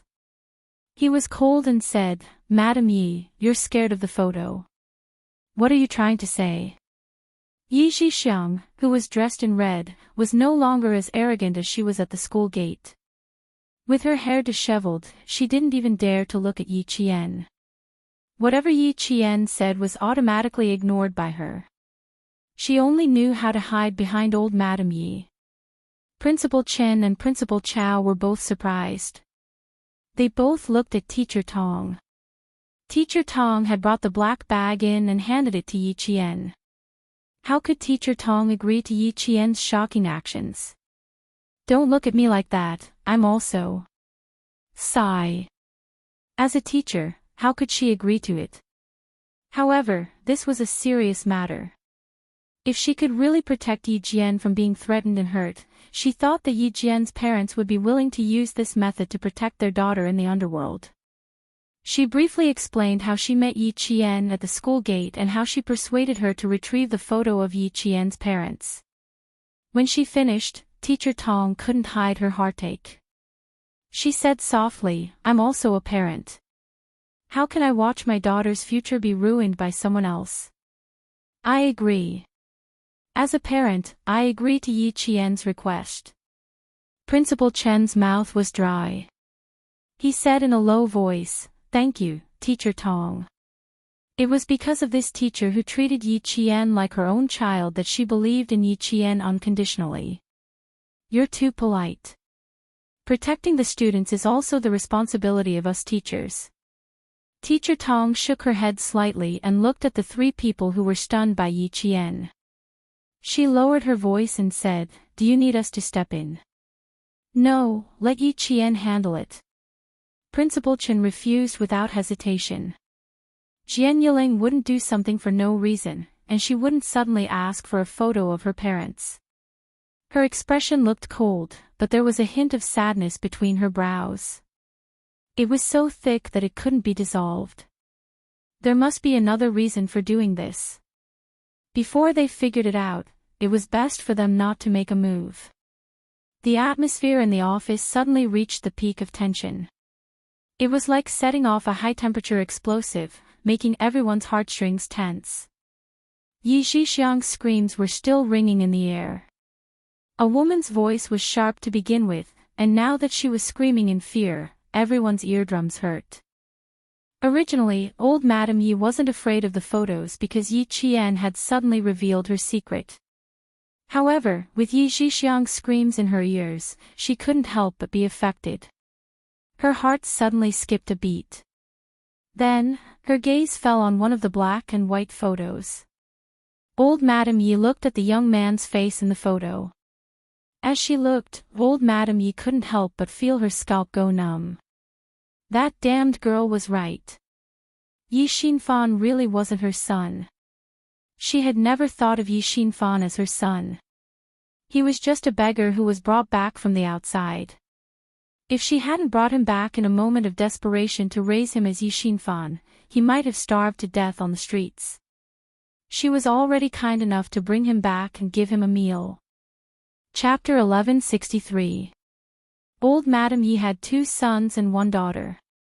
Her eldest son was Yi Zhifan, her second son was Yi Zhifan, and her youngest daughter was Yi Zhixiang. To this day, everyone in the village believed that her 2 sons and 1 daughter were old Madam Yi's biological children. No one had ever suspected that her 2 sons were not her biological children. Old Madam Yi had always thought that no one knew about this secret. She had brought Yi Xinfan back to the village from the city.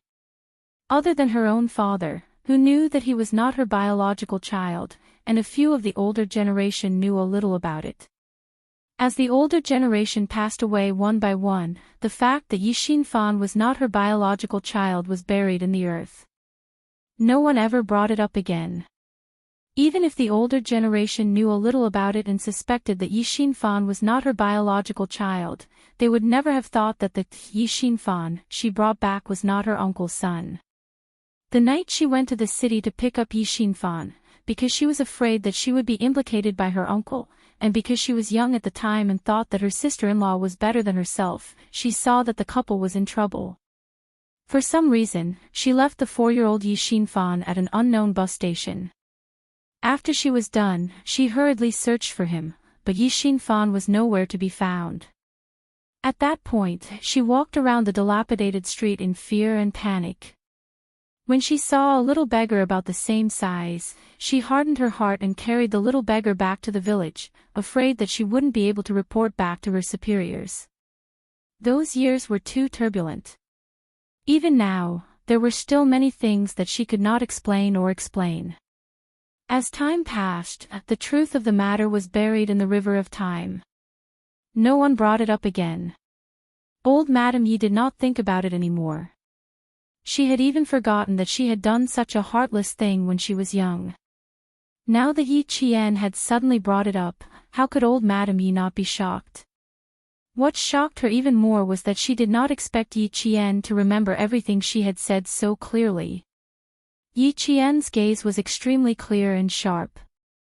When he looked at her, he felt like there was nowhere to hide. No matter how pitiful old Madam Yi had pretended to be, he did not pity her at all. "You've always disliked my parents and me. I didn't understand why you spoiled Yi Zhixiang so much before, but now I understand. My father isn't your son at all. I'm not your son, so of course I wouldn't feel bad for him. My dad was injured and needed to rest, but you scolded him one day and stabbed him the next. An honest man sat alone in his room until dawn, carrying a few clothes and coughing as he left home to earn money. The money I earned didn't go to my mother. You kept it all. Old Madam Yi, you sold my father's life for money. Tell me, why should I acknowledge you? Why should I recognize you?"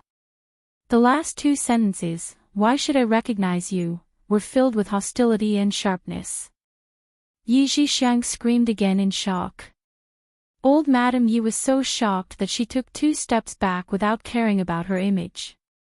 Yi Qian, who had been on the battlefield and killed people before, not only was there hostility between her brows, there was also a bloodthirsty coldness.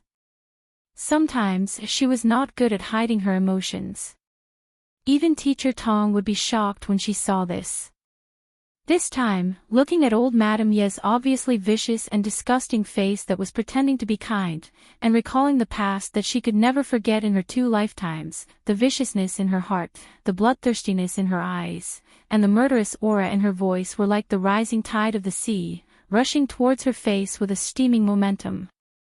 Even the elderly old Madam Yi was so frightened that layers of cold sweat appeared on her back. Chapter 1164.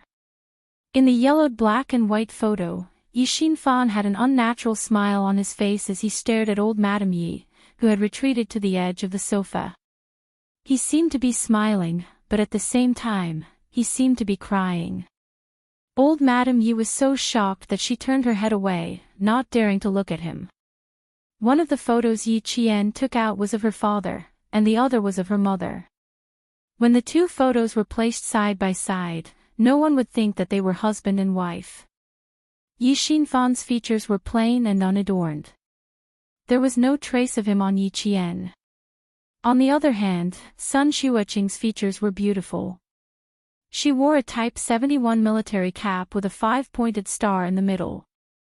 Her bright eyes and white teeth exuded the heroic spirit of a soldier. With the two photos in front of her, even though old Madame Yi looked away, her mind was still rapidly switching between the two people in the photos. One moment, it was Yi Xinfan, the next moment, it was Sun Xueqing. When her mind froze on Yi Xinfan's photo, old Madame Yi suddenly shivered. Her hands couldn't help but tremble. Old Madame Yi, so you know fear too. How could the changes on her face be hidden from Yi Qian? Seeing her facial muscles twitching slightly, Yi Qian's voice became even sharper. There's not a day that you don't think of my father as your son. There's not a day that you don't want to take advantage of my family. In the end, you drove my father to his death. Old Madame Yi, your retribution has long been waiting for you. And I will wait for you to receive your retribution. Retribution. That wretched girl said that she would receive her retribution. Old Madame Yi, who was looking away, heard this and her face instantly twisted. Her eyes were ferocious as she stared at Yi Qian, who was not afraid of her at all. Principal Chao saw the ferocity in her eyes. She no longer had the kind and amiable look from before. It was clearly a sharp and mean face. He almost believed her words. That was close, that was close. Luckily, Yi Qian came himself.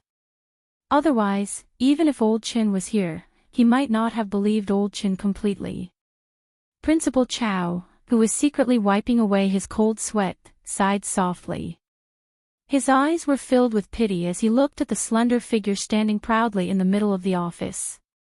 It really wasn't easy for Yi Qian to get to where he was today. Principal Chao let out a long sigh in his heart. It wasn't easy at all. At this moment, old Madame Yi wished she could charge forward and give Yi Qian a few tight slaps. She actually cursed her own grandmother to suffer retribution. How could she have such guts? Who gave her the guts to go against her? Even Yi Xinfan and Sun Xueqing had never dared to curse her like this. It had to be said that Yi Qian had hit the nail on the head. Some people became calmer as they got older, while some people became more suspicious as they got older. Old Madame Yi, who had a strong desire for control, belonged to the latter. In his previous life, he had done so many evil deeds that he had never let go of his Buddhist beads when he was old. He was delusional to think that he had the protection of the Dharma and the protection of the Bodhisattva so that he could have peace of mind in his old age. That year at the Caesar Hotel, Yi Qian had noticed the shiny prayer beads in her hands when she met old Madame Yi for the first time. At that time, she wondered if wearing this string of prayer beads every day was a sign of repentance to her father. After thinking about it, she felt that she was overthinking things. With old Madame Yi's personality, how could she feel repentance towards a son she didn't like? In her previous life, she didn't have the ability to go against the Yi family.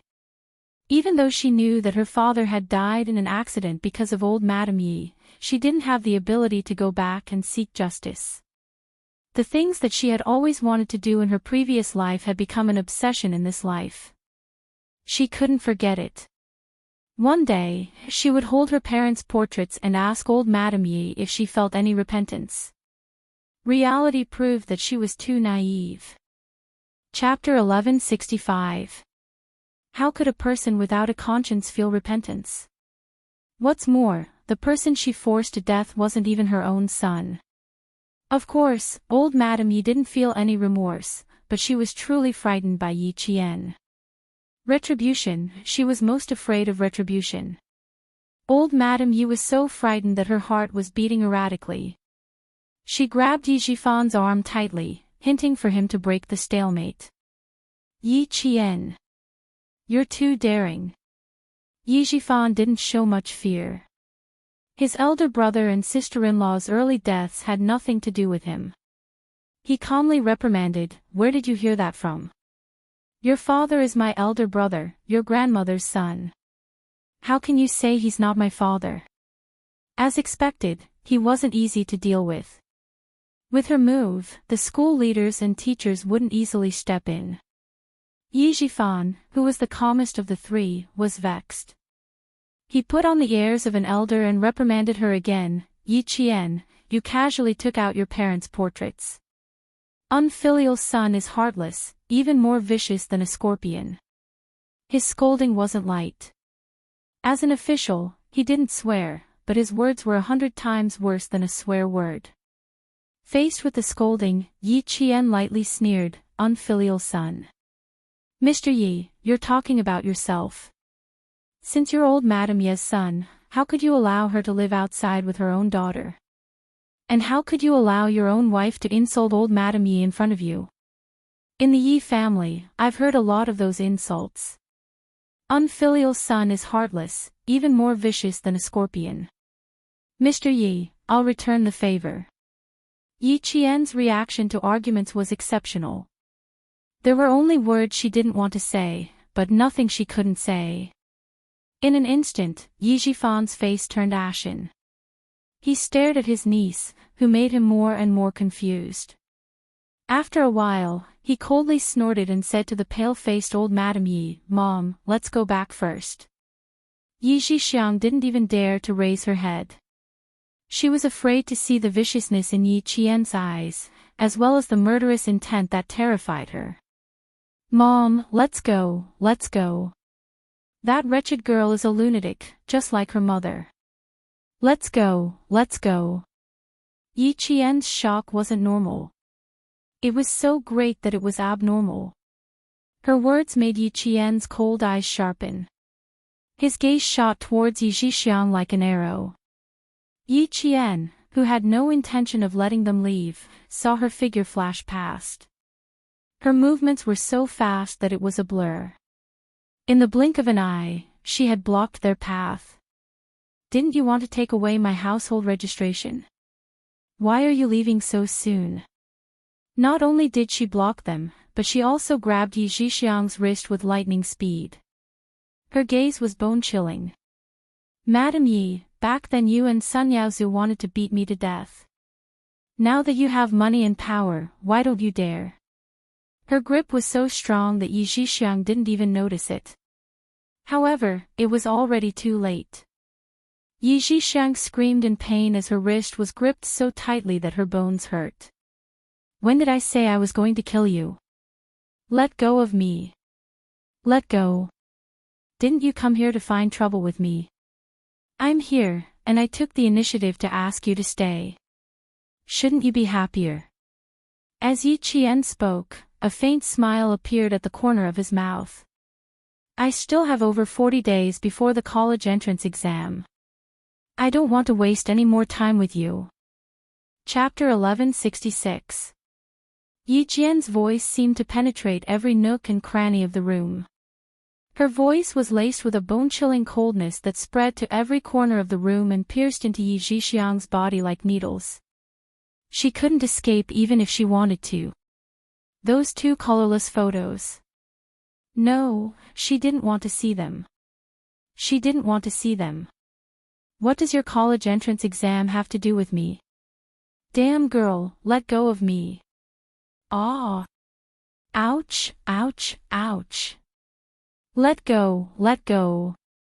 The more Yi Jixiang scolded her, the stronger Yi Jian's grip became. Yi Jian, who could carry a heavy weapon and run, had a lot of strength in her grip. With a little more force, Yi Jixiang screamed like a pig being slaughtered. It hurt, it hurt, it hurt too much. She felt like her bones were being crushed. Her screams made old Madame Ye's relaxed face twitch. She scolded, "How old are you? Why are you screaming? Shut up." Yi Jixiang, who was in pain and flustered, couldn't shut up. She immediately retorted, "Damn girl, you're so strong that you're going to crush my bones. Mom, pull her away. Listen, listen, is this something an adult would say? A woman in her 30s or 40s can't even compare to a little girl. She can't keep her cool at all." Old Madame Ye's eyelids drooped. Her triangular eyes flashed fiercely. When she raised her head again, she looked at Yi Qian with tears in her eyes. "Child, don't scare your aunt. Quickly put away your parents' photos. Did you hear that? Damn girl, get away from me. What's so good about a pair of short-lived ghosts?" Yi Zhixiang didn't dare to look at them. She turned her head away and tried to pull her hand back. She didn't pull her hand back the first time. Yi Zhixiang screamed even louder. "Yi Qian, what are you trying to do?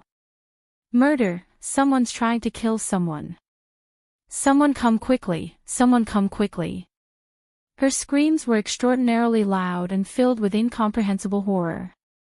She seemed very afraid of seeing Yi Qian's parents' photos. Old Madame Yi was also very afraid. Not only was she afraid, but both mother and daughter looked flustered. Their eyes flickered to Yi Qian's face from time to time, as if they were searching for something. Yi Qian's eyes darkened. Something was wrong, very wrong. Just now, he was angered by old Madame Ye's lack of remorse, so he didn't pay attention to their unusual reactions when she took out the photos. Yi Qian's eyes, and he recalled what happened that. Old Madame Ye's pupils constricted, and her facial expression stiffened. Then, her lips trembled slightly, and she hurriedly averted her gaze. As for her hands. That's right, as she clenched her fists, her unnatural expression hid a deep panic. What was she shocked about? What was she panicking about? Yi Zhixiang's expression was full of fear. She didn't dare to face it. But when she said, "Old Madame Yi, you did wrong to my father. If you didn't force my father to go out and earn money, he wouldn't have died." There was also a trace of relief in the mother and daughter's shocked expressions. Something was wrong. Something was very wrong. Why was there relief? When she said, "My father isn't your son," old Madame Ye's face turned pale. She was scared again. This time, there was even a trace of guilt. Fear, panic, relief, guilt. She could understand fear, panic, and guilt, but she couldn't explain why there was also relief. Chapter 1167. There's a problem, there must be a problem. Yi Qian pursed his lips and stared at Yi Zhixiang coldly. He stared at her until she bit her lower lip and straightened her body. Her head was twisted so much that her neck was about to be dislocated. Seeing her daughter so easily frightened, old Madame Yi pressed her daughter's shoulder. If she had known this would happen, she wouldn't have let her come. That wretched girl didn't seem to know anything. She shouldn't scare herself and let her find out more. "Zhixiang, you're her aunt. Don't be so alarmed. Little Jian isn't close to us. If you scream again, how can she be close to you in the future?" She hinted at Yi Zhixiang to calm down and stop screaming. "It's just your brother and sister-in-law. We're family. What's there to be afraid of? Didn't you plan to go to the martyrs' cemetery tomorrow to pay your respects? Now that you've seen the photo, you should bow properly to show your remembrance." Yi Zhixiang wasn't willing, but old Madame Ye's fingers tightened around her shoulders. She knew that no matter how much she resisted, she had no choice but to lower her head. She bent, lowered her head, and bowed to the black and white photo. Even so, she never looked directly at it. Seeing this, Yi Qian didn't let go of her hand. Instead, he tightened his grip. Old Madame Yi clenched her teeth and sighed. "You're too extreme. If your parents were still alive, they would be so sad. Your father was diligent and your mother worked for the country and the people. Child, you should learn from your parents. Learn how they lowered their heads in front of her. Learn how to be honest." How could old Madame Yi say the words in her heart out loud? She could only harshly mutter them in her heart. Behind the tears, the pair of murky eyes that were filled with scheming were rolling with ominous clouds. This wretched girl was far more difficult to deal with than she had imagined. She had to stay calm. She hadn't panicked or messed up after so long. It was as if she had been waiting for her to come. Luckily, she only knew this one thing. Just now, she was really scared and thought that she knew something else. She glanced coldly at Yi Zhixiang.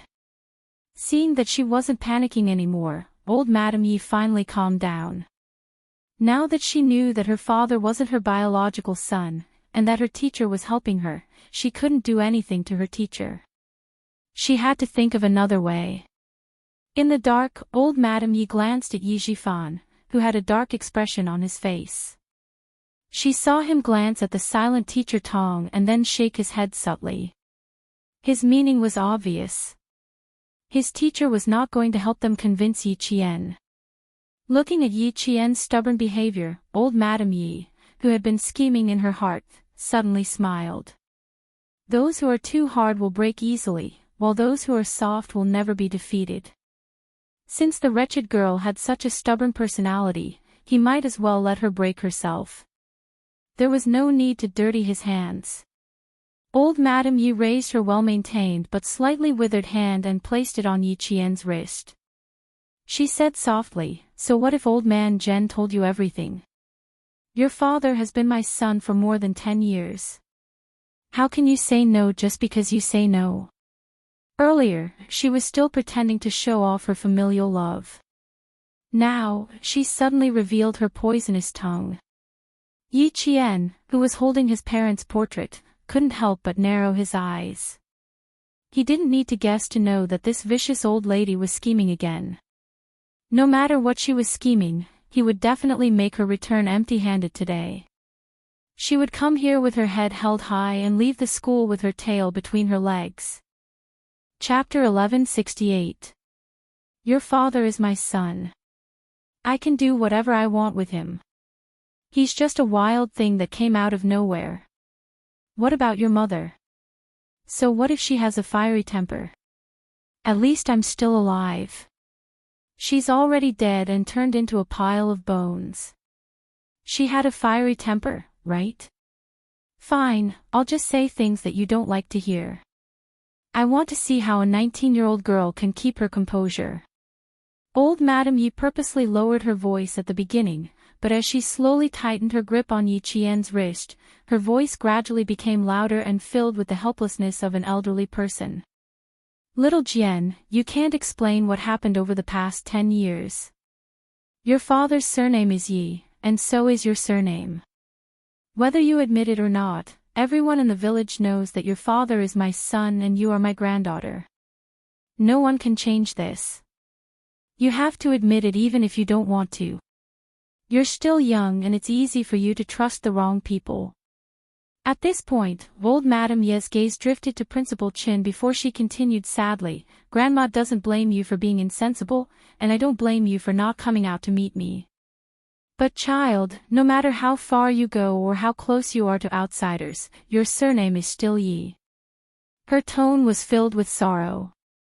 In a few words, she had described Yi Qian as an unfilial son who didn't even acknowledge his ancestors. Headmaster Qin, who was insinuated as a bad guy, calmly raised his eyes. Seeing that Yi Qian did not show any signs of anger on her face, a faint smile appeared on his resolute face that had been through many hardships. Old Madame Yi was indeed someone. No wonder her daughter and son-in-law had to rely on her for so many years. She couldn't do anything to the teacher, so she came up with the idea of angering Yi Qian. It was true that they wanted to take away Yi Qian's household registration, but their ultimate goal was to ruin little Jian's future. On the eve of the college entrance exam, all the candidates were protected like pandas by the school and their parents, afraid that a slight distraction would affect the exam. Last year, the grandfather of a candidate from the provincial first high school passed away. In order not to affect the candidate's revision, the whole family kept it a secret and only brought the candidate to his grandfather's grave to kowtow after the exam. They didn't even dare to say that a relative had passed away, afraid that the candidate would fail the exam. On the other hand, old Madame Yi used the excuse of looking after her granddaughter. On the surface, she missed her granddaughter so much that she fell ill, but in reality, she had an ulterior motive. They only wanted to ruin Yi Qian's college entrance exam. If Principal Chen could see it, Principal Chao and Teacher Tong could see it even more clearly. If it wasn't for Yi Qian hinting at them with his eyes, Teacher Tong would have kicked old Madam Yi and her family out of school.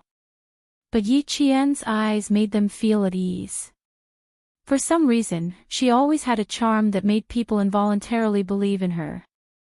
She didn't need to say anything, just a look was enough to make people's restlessness disappear. Hearing her voice, her expression was as cold as Yi Shangxuang's in the early winter morning. "Old madam, didn't you have a bad person in your family? Tell me, I've already met a bad guy who wants to kill me.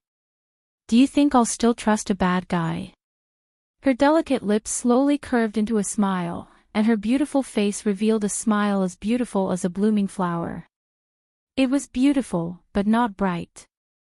It was filled with the darkness that remained after the petals bloomed. Even the experienced old Madam Yi couldn't help but feel her heart tighten. Why did Yi Zhixiang feel guilty? Why did old Madam Yi feel lucky? Yi Qian, who had been harboring deep questions in his heart, slowly opened his mouth and said, "Old madam, I was able to come out of the Yi family alive thanks to the help of good people. Please don't mention good people or bad people. I'm scared of myself." Chapter 1169. Yi Qian tightened his grip on Yi Zhixiang's wrist. Her screams were ringing in his ears, but he didn't even raise his eyebrows as he said indifferently, "I'm afraid of me. If I'm not careful, I'll teach these bad guys a lesson. For example, just listen to your daughter's voice. Isn't it miserable? To fight with old Madam Yi, one had to see who was more ruthless, more steady, and more patient. In comparison, old Madam Yi, who loved her daughter as much as her own life, was not as calm as Yi Qian. However, she was already 60 years old and had seen too much. Her heart was thick and hard, as if it had been branded with a layer of rust. Even if she couldn't bear to see her daughter in pain, she wouldn't be as impatient as Sun Dongqing. "Little Jian, are you really not afraid?" "Afraid? Who's the one who's afraid now?" Yi Qian smiled as he asked. His expression was a little cold, but his beautiful eyebrows were calm. "My household register is not under your name. You can't interfere with anything I do. You can't even do anything when I don't want to see you. You think I'm afraid? Do I need to be afraid?" Hearing this, old Madam Yi felt a sharp pain in her heart. This damned girl. Acting so presumptuously in front of her, she really wasn't Yi Xinfan's child. The angrier the other party was, the calmer Yi Qian became. Looking for trouble. Trying to control her. Then try it. Listening to the old and young exchange back and forth, seeing that the old one didn't have the upper hand, Teacher Tong finally relaxed a little. She was no longer worried that her student would be at a disadvantage. Yi Qian, the most outstanding student in the province's first high school of 96. None of the teachers doubted her, and none of her classmates doubted her. In the 2 years of high school, she never let the teachers worry about her, nor did she disappoint them. If she said she could solve it, then the teachers would believe her. Only old Madam Ye's heavy breathing could be heard in the office. Even Yi Zhixiang had quieted down. As for Yi Zhifan, he wouldn't interfere rashly to avoid falling into Principal Chao's hands. The reason why Yi Zhifan was able to get to where he was today was not only because he had someone secretly supporting him, but also because he had a certain level of ability. If he was a hopeless case, how could the person behind the jade pendant help him? He secretly observed Principal Chen's expression and saw that there wasn't the slightest bit of worry on his face. Instead, when he noticed that he was observing him, he glanced at him and gave him a faint smile. Smile? How could he still laugh? Wasn't Chen Dongfeng worried about Yi Qian? Something was not quite right. Logically speaking, they should be worried, but each and every one of them maintained a calm expression. Even their gazes were so indifferent, without the slightest bit of worry. The more he looked, the more Yi Jifan felt that something was amiss. As he supported old Madame Yi, he could not help but remind her in a low voice, "Mom, they don't seem to be worried about Yi Qian. Do you think there's a problem?" Yi Jifan, who had a clear understanding of the officialdom, clearly understood that this was the time to unite against an external enemy. He would definitely remind them if he needed to. "Don't worry." Old Madame Yi hinted with her eyes, and the coldness in her eyes deepened. That damned girl was more than difficult to deal with. She clearly knew what she was worried about. However, he didn't know what she was worried about. What was she worried about? What exactly was she worried about? There must be something. There must be something. Old Madame Ye's brain was not rusty. Her cloudy eyes were gloomy, like a piece of wood buried in the ground, emitting a rotting smell. Principal Chen was completely relieved. He could clearly see that in front of the girl, old Madame Yi, who was full of airs, could not gain any advantage at all. Instead, from time to time, she would be angered by Yi Qian until her face turned ashen. Chapter 1170. Old Madame Ye's plan to provoke Yi Qian and make him do something inappropriate was indeed brilliant.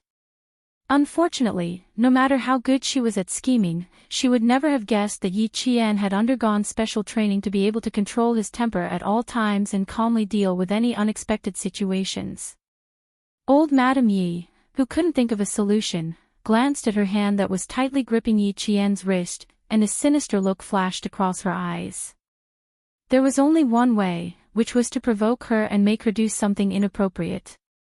Her sinister old eyes flashed with scheming, and with a stuffy nose, she said in a muffled voice, "Yi Qian, you may be able to cause a ruckus now, but that won't be the case in the future.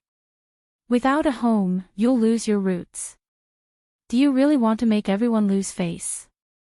Do you really think that you've won just because you've caused a ruckus? No, even if you win, you'll tarnish your reputation. Do you understand?" At the age of 18 or 19, she cared about her reputation. If she caused a ruckus and was made fun of by both boys and girls, would she still be able to continue being arrogant? If she listened this time, then everyone would be happy. If she didn't, there was no need to rush. There was still another move waiting for her. Old Madame Yi had seen countless people and had her own way of judging people. She was able to turn her daughter's small business into a big business because she had both strategies and methods.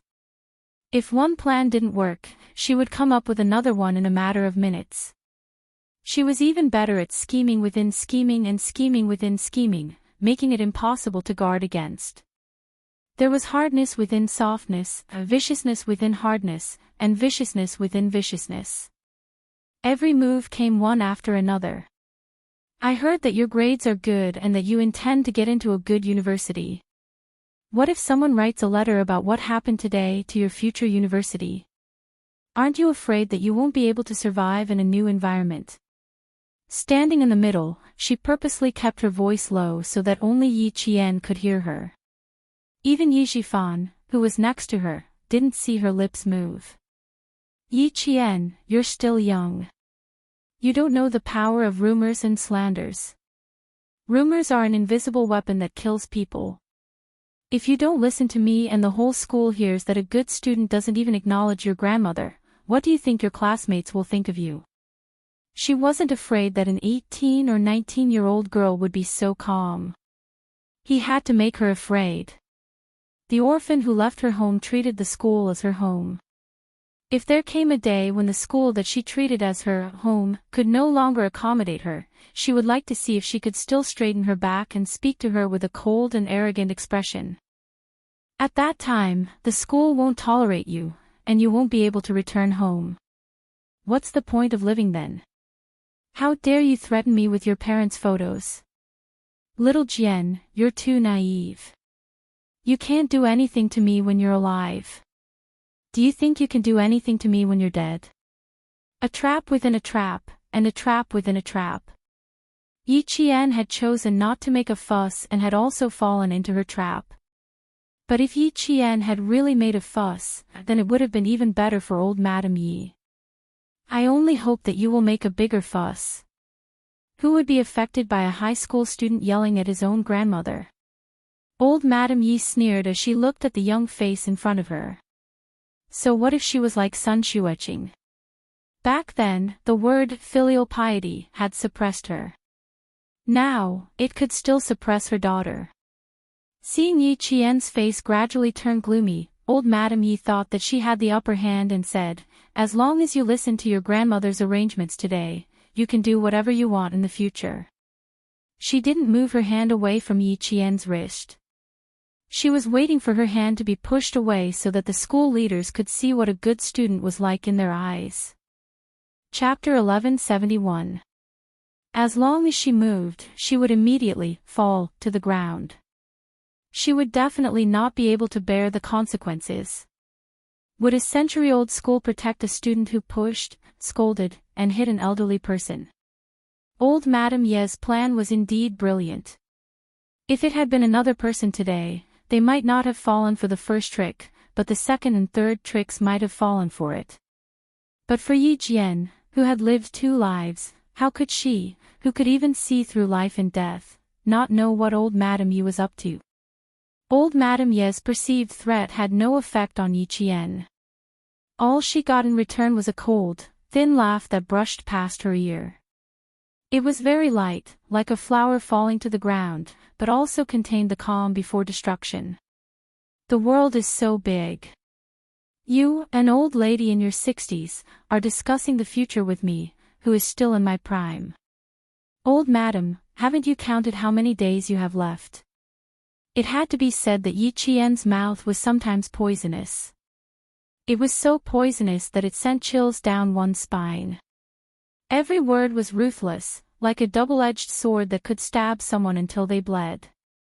Especially for old Madam Yi, who cherished her life. She didn't want to hear these kinds of words. She was still putting on airs, but in the next second, her face turned green and white. She was panting heavily. Just like her mother, just like her mother.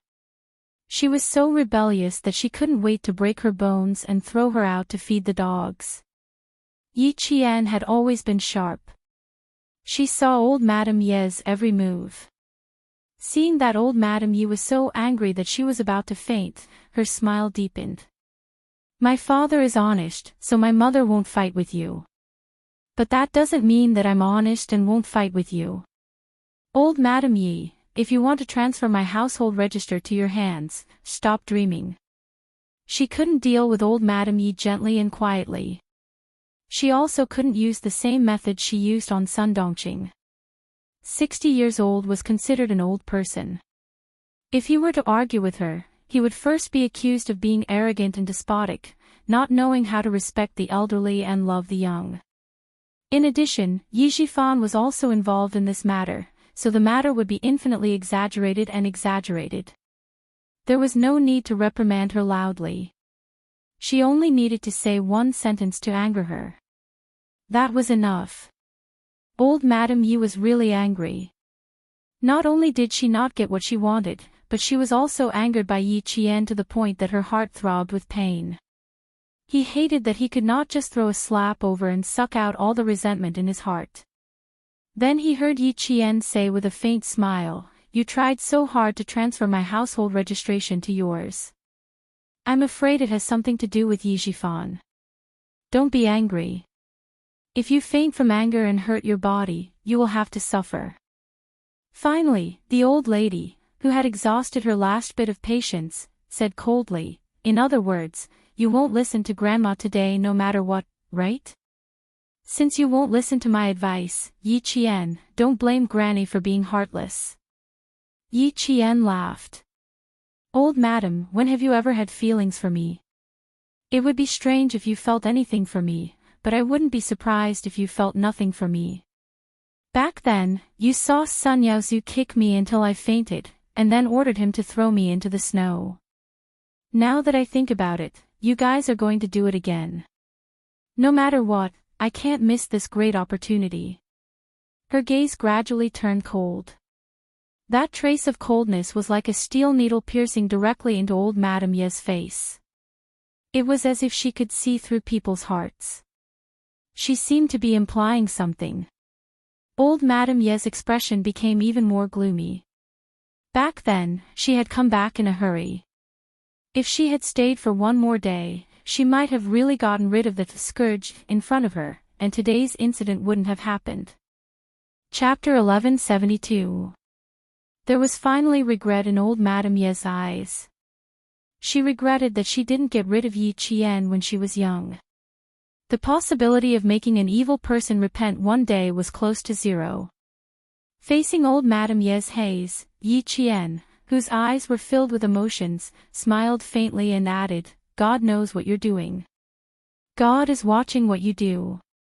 Don't think that what you've done will cause people to forget the truth as time passes. Old Madam, I'm telling you very clearly that I'll remember everything you've done to me. I'll remember it clearly." The first half of the sentence seemed to be said casually, but it was actually a test. She wanted to see what old Madame Ye's expression would be when she said this. As Yi Qian finished speaking, old Madame Ye's expression tensed up again. She quickly looked down at Yi Xinfan's photo and used her drooping eyelids to hide the darkness in her eyes. Yi Qian felt as if a huge rock was pressing down on her chest. It was so heavy that she couldn't even breathe properly. What did old Madame Yi do to father? She didn't even dare to look at him. Yi Qian closed her eyes. In her previous life, other than keeping an eye on Yi Xifan's family, she had never thought of keeping an eye on old Madame Yi. In her previous life, she only wanted to seek justice for herself. She also wanted to ask old Madame Yi if she regretted what she had done to her parents. But she never thought that her father's accidental death might have a lot to do with old Madame Yi. Unfilial, she was indeed unfilial. Luckily, she could start her life over. She had to settle the things she didn't settle in her previous life one by one in this life. Yi Qian steadied her mind and quietly approached old Madame Yi. My father isn't your biological son. Don't even think about getting any benefits from me. Don't even think about getting my household register back. Don't even think about causing trouble for me during my college entrance exams. Her voice was cold and faint. There was even a trace of understanding in it. Old Madam, if you don't want anyone to know, don't do it in the first place. I will wait for your retribution. I will see what will happen to you, the old madam who forced my father to death. I will see what kind of ending will befall you, an old lady who doesn't have a shred of compassion. Yi Qian's calm voice drifted into old Madame Fu's ears and echoed in her heart. Her words made old Madame Ye's anger surge in wave after wave. She was so angry that her body couldn't help but tremble. After repeating the word good a few times, she said with a face full of anger, Yi Qian, I'd like to see who will suffer retribution. After that, the old lady could not stay any longer. Before Yi Qian could shake off her hand, she withdrew her hand and left the office angrily without looking back. She loosened her grip, and Yi Qian also loosened his grip on Yi Zhixiang's hand. He stared coldly at old Madame Ye's back, and his lips curled into a cold smile. It was necessary to investigate how her father had died in an accident, and it was even more necessary to investigate why her mother had sacrificed herself. Also, why Sun Ziao was blind in one eye when he came back that year, and why he was filled with hatred toward him. It was necessary to investigate thoroughly. Yi Zhixiang, who was finally free, saw that Yi Qian had clearly scratched her wrist. Before she left, she said fiercely, Yi Qian, just you wait. I will definitely get back at you for this. She had miscalculated today. She shouldn't have just come here. She should have brought someone with her. Chapter 1173. Her threat only made Yi Qian smile faintly. Sure, I want to settle the score with you too. It was unlikely that she would be able to find out what had frightened the mother and daughter from old Madame Yi, but she could try on Yi Xiang. She wanted to regain some of her dignity before leaving, but she was so frightened by Yi Qian's words that she lost her balance and sprained her right leg. She was even more embarrassed when she left. Little Jian, it's very likely that they will come and cause trouble again. Principal Chen walked to Yi Qian's side and whispered, but if you let them stay today, it will affect your exam. Yi Qian did not turn around. Her eyes narrowed and her voice carried a hint of sadness. She replied softly, no, Uncle Chin, they won't come again for the time being. She had tested her twice, but the angry old Madame Yi did not notice. After she calmed down and thought about it carefully, she would not act rashly. She would not make a move until she found out the truth. If she really came, it would mean that she realized that she did not know anything. But how could she let an old lady find out that she was just testing her and did not know anything? Principal Chen saw that she was calm, as if she already had a plan. He smiled and said, that's good, as long as you know what to do. You've always been sensible and there is nothing we need to worry about. I believe you can handle old Madame Yi well. The little girl of the past had grown up. There were some things that she did not need help from others. She could face them on her own. Miss Jian had grown up. He and Uncle Jen needed to let go of her and not hold her hand tightly. They needed to let the adults tell her what to do and then she would do it. A child's growth required constant bumps and bruises. Only then would she truly grow up. Principal Chen chose to let go. He stood aside and watched her grow up step by step. I was careless today. I didn't expect the elegant and kind old lady to. Teacher Tong's guilty voice came from the office.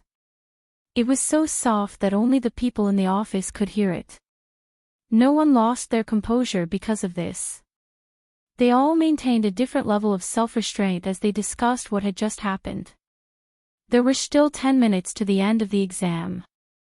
Yi Qian, who had not left, listened quietly. There were people who cared about her. It did not matter if her grandmother was there or not. After leaving the school, old Madame Yi could no longer hide her anger. Her expression was so ferocious that even her facial features were distorted. Mom, why are you leaving so soon? We haven't finished our business yet. Yi Xiang, who had caught up with her, did not see the ferocious look on old Madame Yi's face. Her footsteps were uneven as she caught up with old Madame Yi. She complained, that wretched girl doesn't respect you at all. Why didn't you slap her in the face just now? How infuriating. My wrist is all red from her grip. Look, they're all red. At this moment, old Madame Yi was not in the mood to care whether her daughter's wrist was red or not.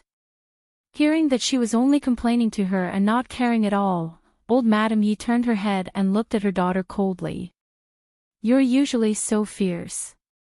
Why are you standing there like a mute today? Her voice was full of anger. It was obvious that she was in a bad mood. Yi Jifan looked at the gloomy old Madame Yi casually and said, Mom, you're underestimating Yi Qian. Chapter 1174. Hearing old Madame Yi's words, Yi Xiang no longer dared to complain loudly. However, it was impossible for her to not say anything. She lowered her voice and muttered carefully, You've been bullied by that wretched girl. How can you vent your anger on me? You're in your 30s and 40s. You're worse than her. Old Madame Yi's heart ached even more when she heard this. The fake kindness on her face disappeared without a trace. Only sharpness remained between her eyebrows. She's not even 20 years old. She's suppressing an elder like you. Where's her usual shrewdness? You're acting like a mouse in front of a cat. Even I feel ashamed for you. Yi Xiang was a typical bully who feared the strong and bullied the weak. However, she was still stubborn. After being exposed by old Madame Yi, she felt embarrassed. Mom, do you think I want to do this? Have you forgotten what happened at Caesar Hotel? She wanted to kill me. At the mention of Caesar Hotel, old Madame Yi, who was also frightened by Yi Qian, suddenly stopped in her tracks and grabbed Yi Jifan's arm.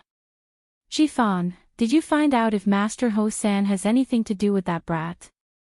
As soon as she finished asking, she saw Yi Jifan frowning as if he was recalling something.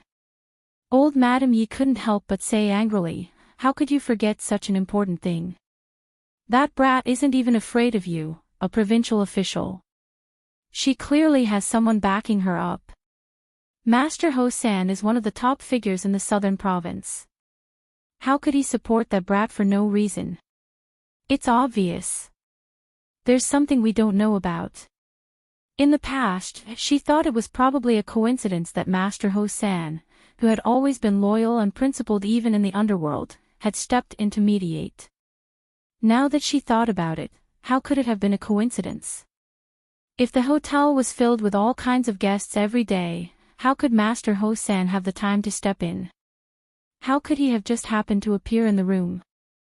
The more she thought about it, the more old Madame Yi felt that there must be something going on between the two of them.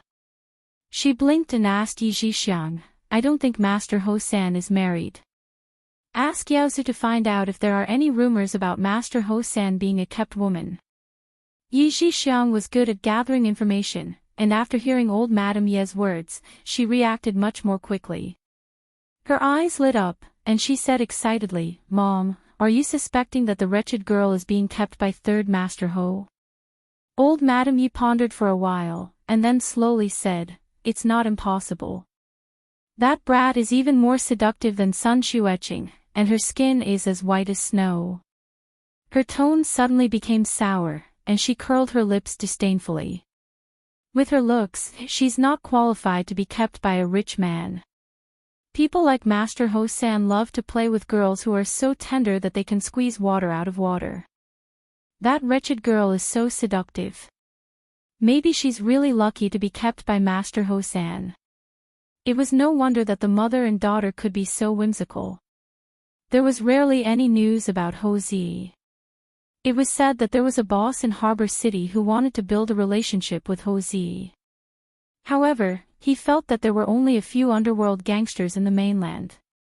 As a boss in Harbor City, he lowered himself to be sworn brothers with Ho-zi because he thought highly of Ho-zi. Therefore, he invited a few wild models from Harbor City to the southern province and wanted to get to know Ho-zi through them. When the man arrived, Ho-zi went to meet him. When she opened the door of the private room, a few beautiful women in bikinis surrounded her. Ho-zi came in and toasted to the boss in Harbor City. The whole thing happened in less than a minute, and then she left with her men. Chapter 1175. Before he left, he said, "I didn't expect the boss of Harbor City to have such a shallow taste in women. How could he treat a few girls with crooked noses and slanted eyes as treasures?" In less than 5 minutes, he sent 10 foreign models to Harbor City's boss, slapping him in the face with his actions. After that, it was rumored that third Master Ho's taste was very high. The women he chose not only had to be beautiful, but also elegant and intelligent. As for Yi Qian, no matter how much old Madame Yi hated her, she had to admit that she really met Ho-zi's requirements. She was beautiful and had an indescribable air of arrogance. She was so smart that she could go abroad to compete, and so young that she was like a flower bud that was about to bloom. No matter how one looked at her, she seemed to be able to catch Ho-zi's eye. Yi Jifan didn't say anything and only said indifferently, "It's good to let my little sister investigate. If I have any news, I'll send a letter to mother." There are only 40 days before her college entrance examination. If my little sister can really find out something, we can use it. If there is conclusive evidence of a good student being kept, even if we don't get her household registration, the school will be pressured to expel her. It didn't matter what method was used as long as the goal was achieved. The matter was settled. Old Madame Yi revealed a faint smile and then sighed, "Alas, disobedient children always have to suffer a little. Only after suffering a little will they understand. We are her family.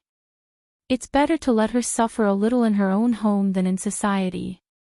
In the blink of an eye, old Madame Yi returned to her amiable appearance. Her face was full of helplessness. Yi Jifan glanced at her and a trace of contempt flashed in his eyes. The old woman was good at pretending when she was young. When she was old, she was even better at it. People who didn't know her would really think that she was a kind person. When he went back, he would remind Sun Dongqing to avoid the old woman as much as possible.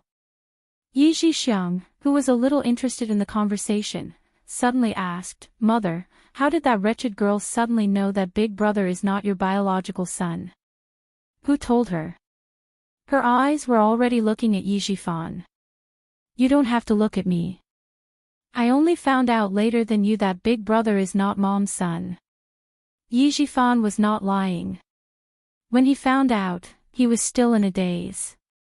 It turned out that the old woman had only given birth to one child, Yi Jixiang.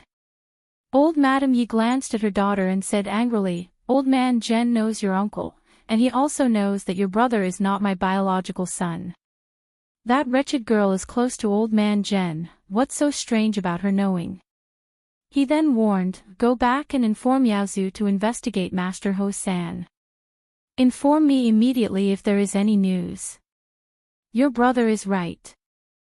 If news of a good student being kept as a mistress gets out, that wretched girl will only be expelled." At this time, they still didn't know what the consequences of offending Yi Qian would be. They were so focused on taking down Yi Qian that they forgot about Ho Zi's reaction. When Ho Zi found out that someone was secretly investigating whether he and Yi Jian were kept as mistresses, even he, who had always been calm, was a little stunned. Sitting in the air-conditioned room on a hot day, he shivered and asked his two assistants, "Does Miss Xia know about it too?" "She should know." The news came out after Miss Xia attended a charity auction. Miss Xia was there at the time, and you were busy with the auction. The assistant was very reserved. At the time, Master Ho San was busy being jealous and fighting with the returning designer who was standing next to Miss Xia. Chapter 1176.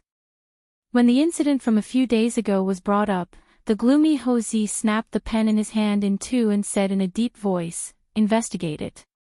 I want to see who the fuck dares to frame me." If he found out it was that gigolo, he would definitely break his hamstring. More than a year had passed and Ho Zi and Xia Yiwei's relationship was still complicated. When Xia Yiwei unilaterally announced a breakup, Ho Zi pretended not to know and continued to act as her boyfriend. However, the beauty had a boyfriend who even their parents had met before. Sometimes, when Ho Zi, coincidentally, bumped into Xia Yiwei, he would also see the love rival that he hated so much that he couldn't just get rid of.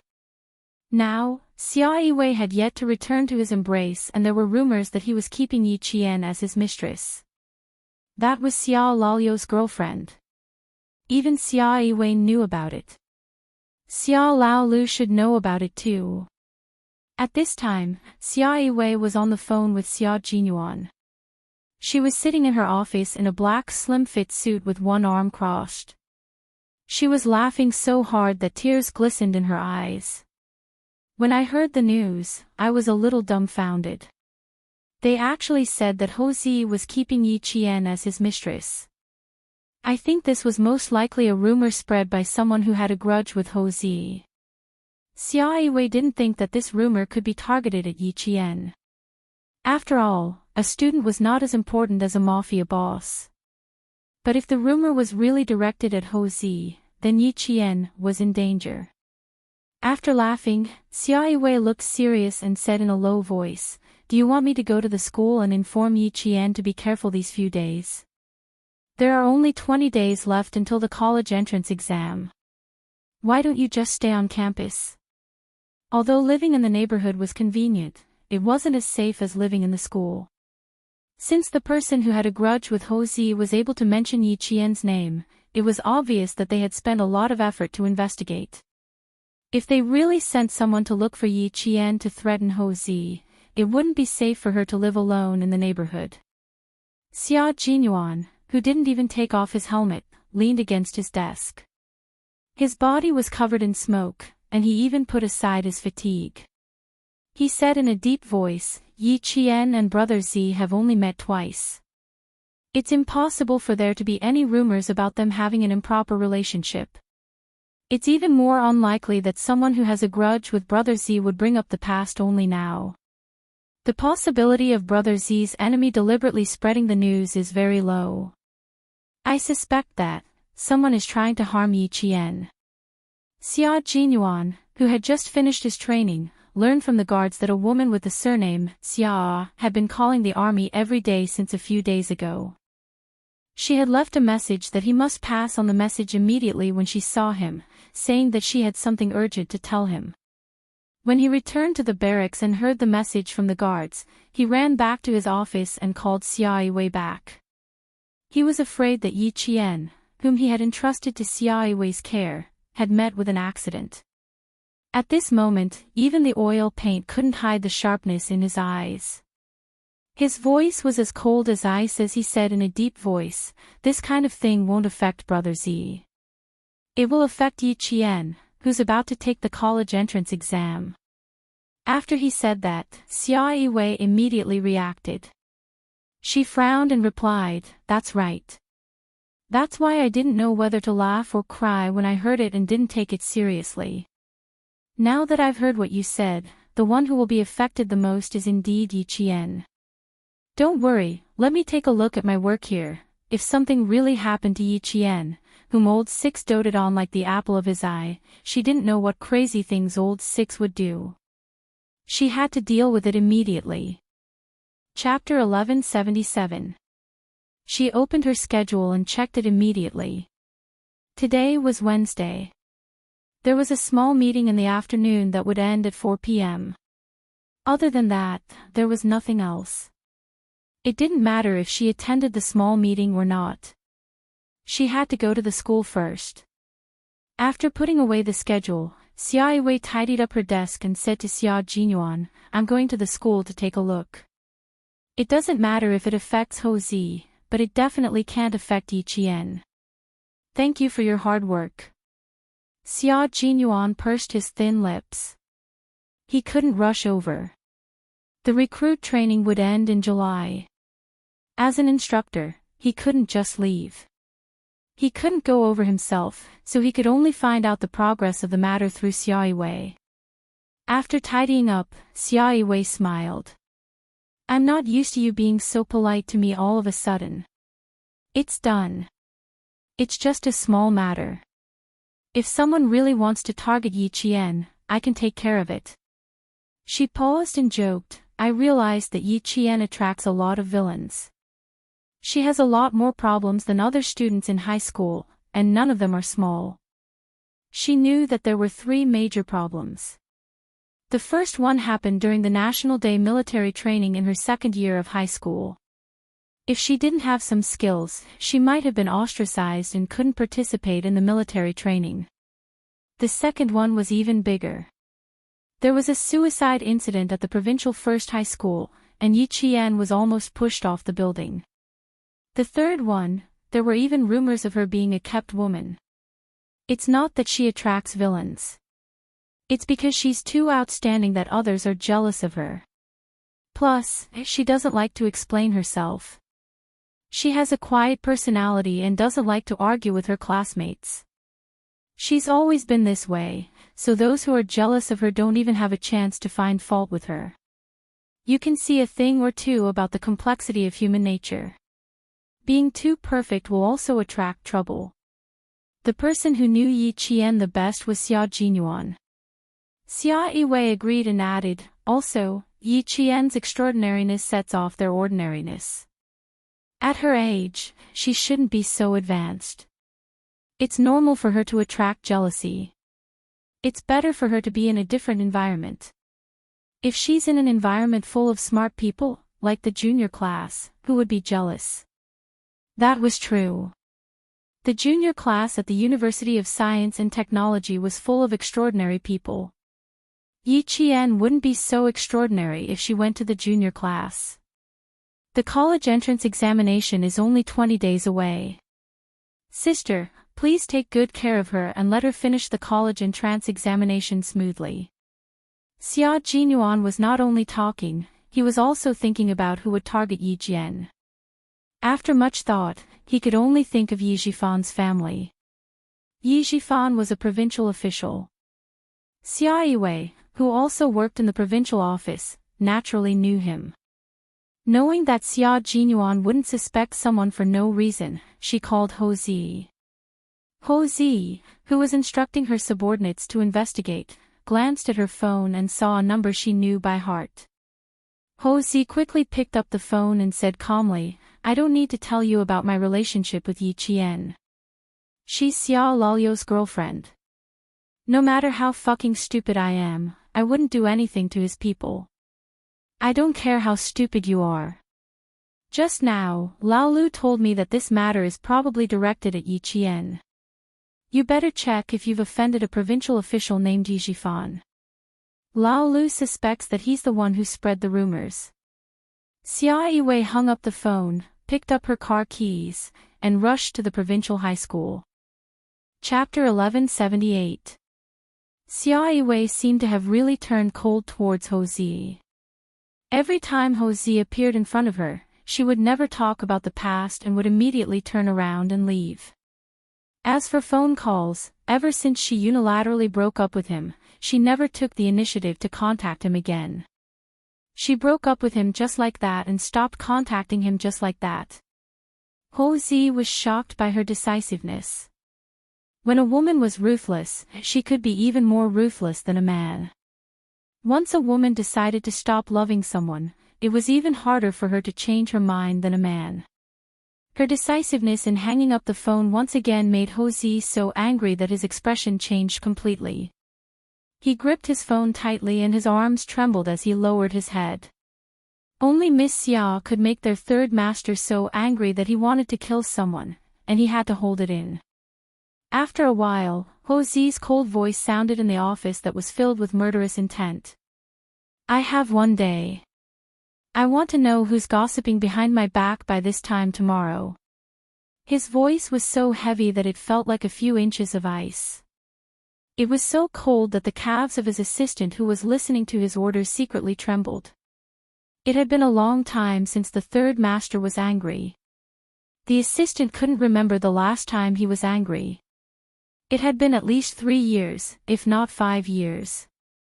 "I've already sent someone to investigate. I'll report to you as soon as there's any news."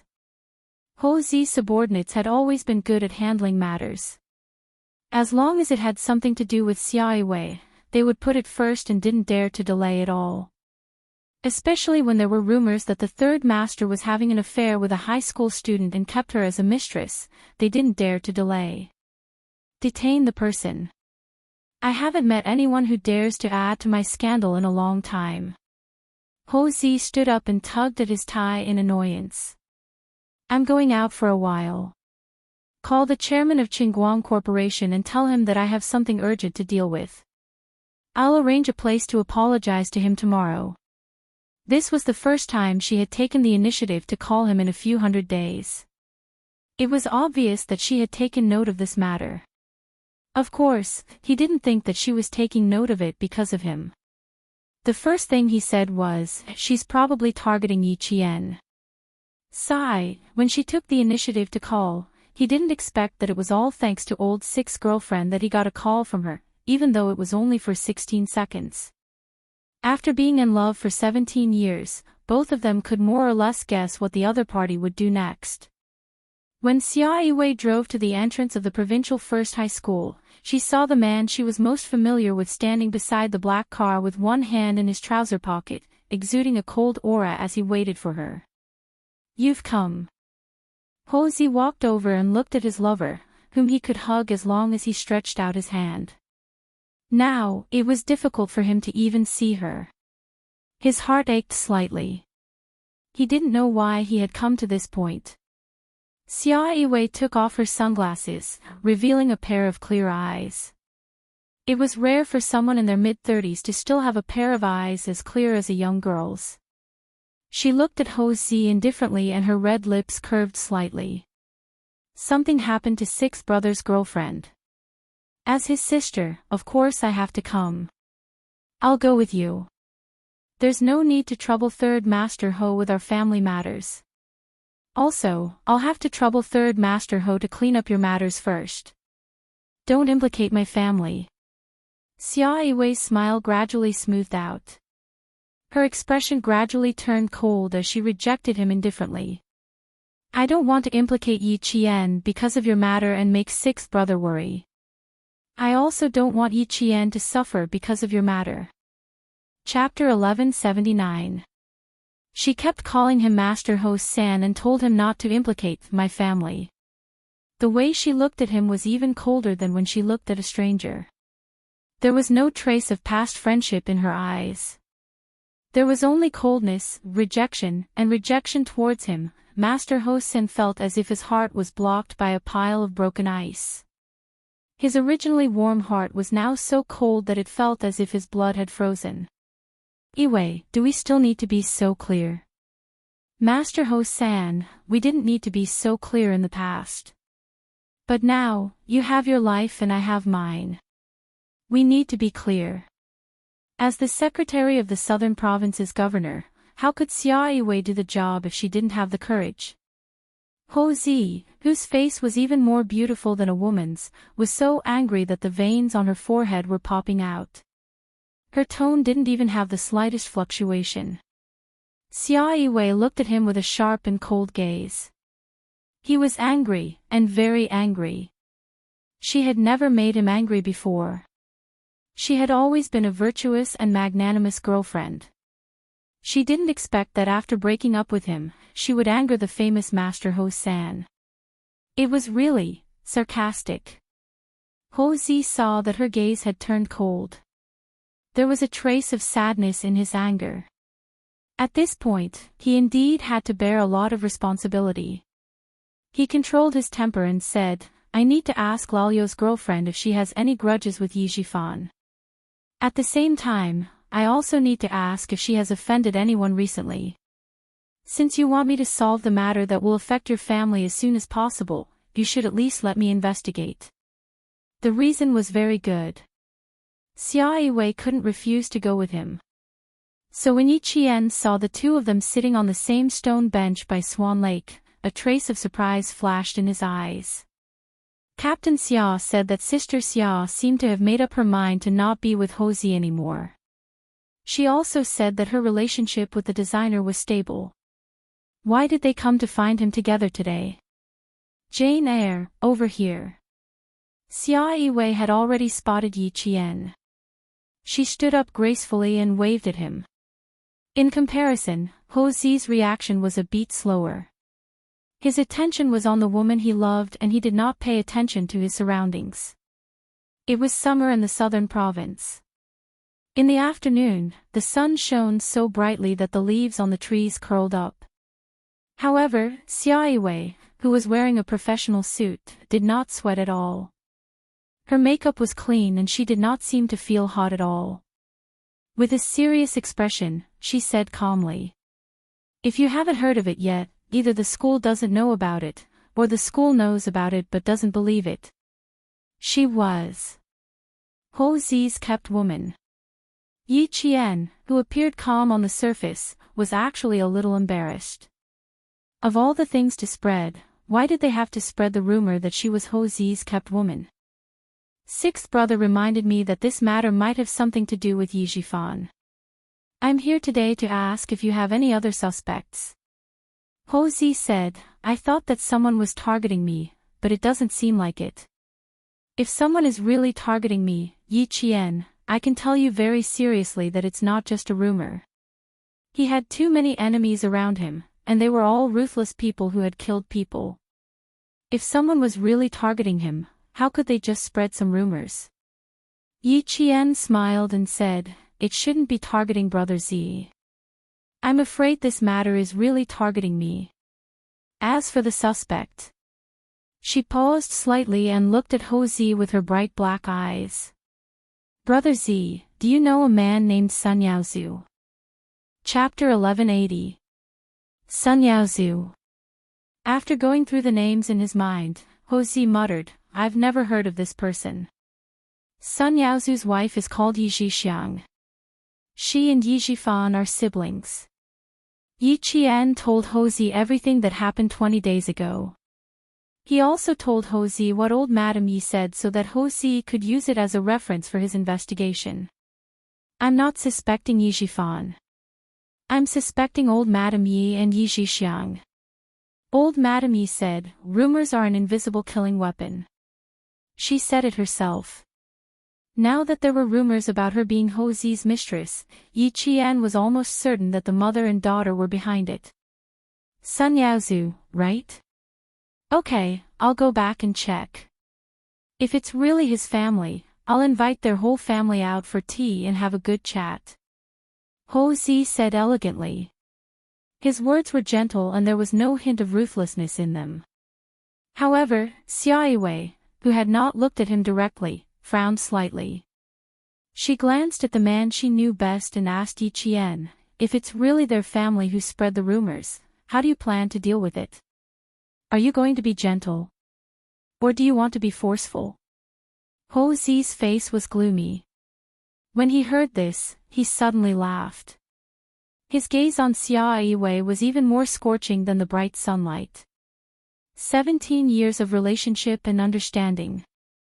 They were so familiar that they could sometimes know each other's intentions with just a look or a movement.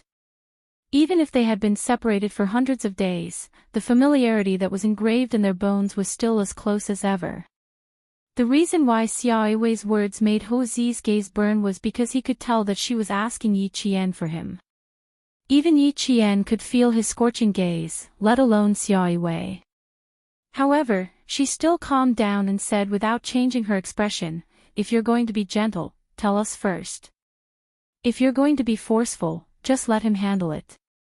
Yiwei, she's about to take the college entrance exam. Whether you're going to be gentle or forceful, let me handle this. Houzi smiled. His smile was more radiant than the sun.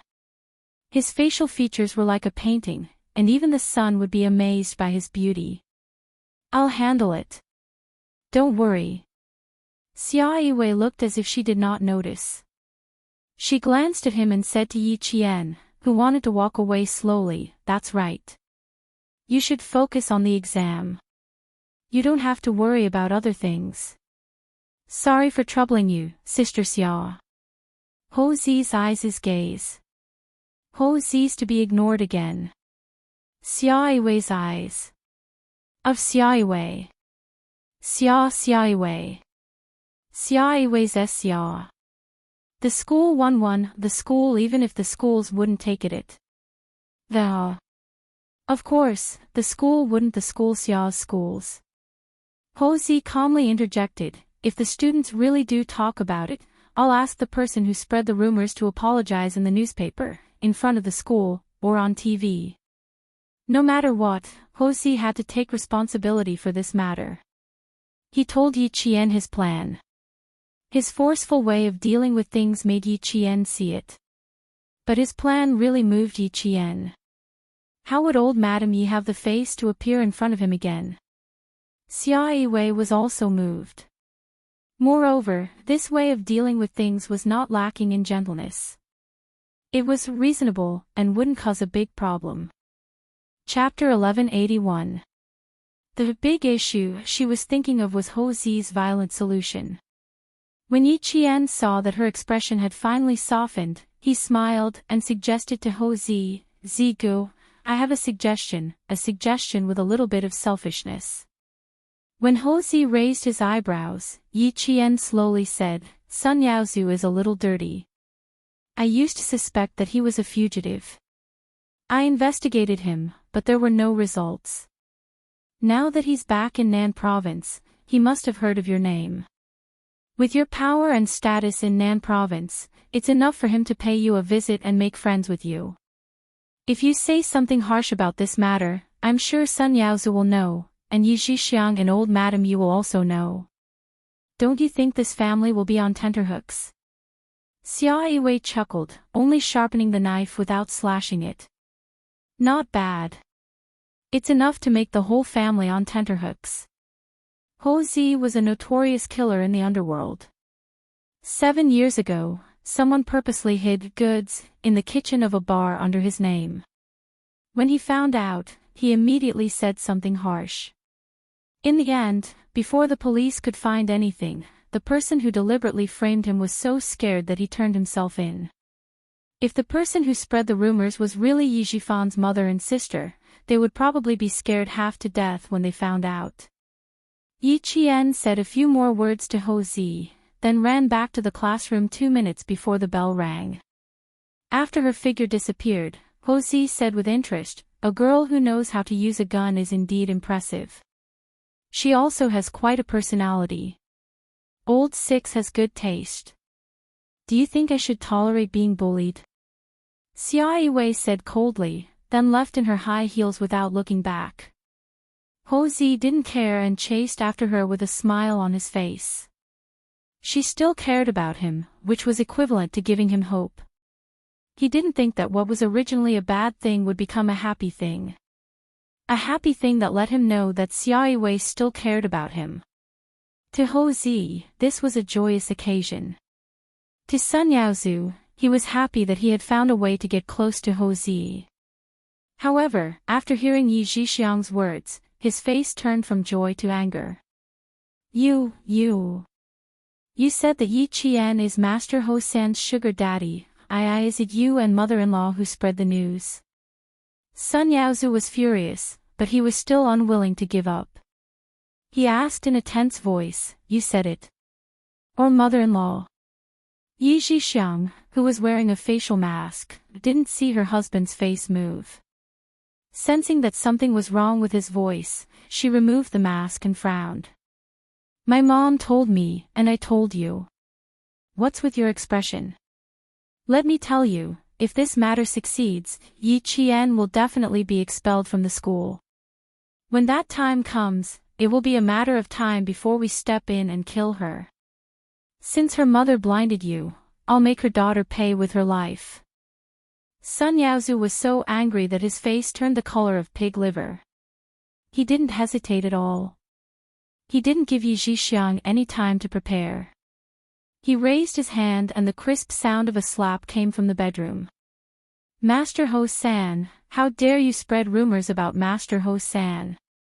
He roared in anger.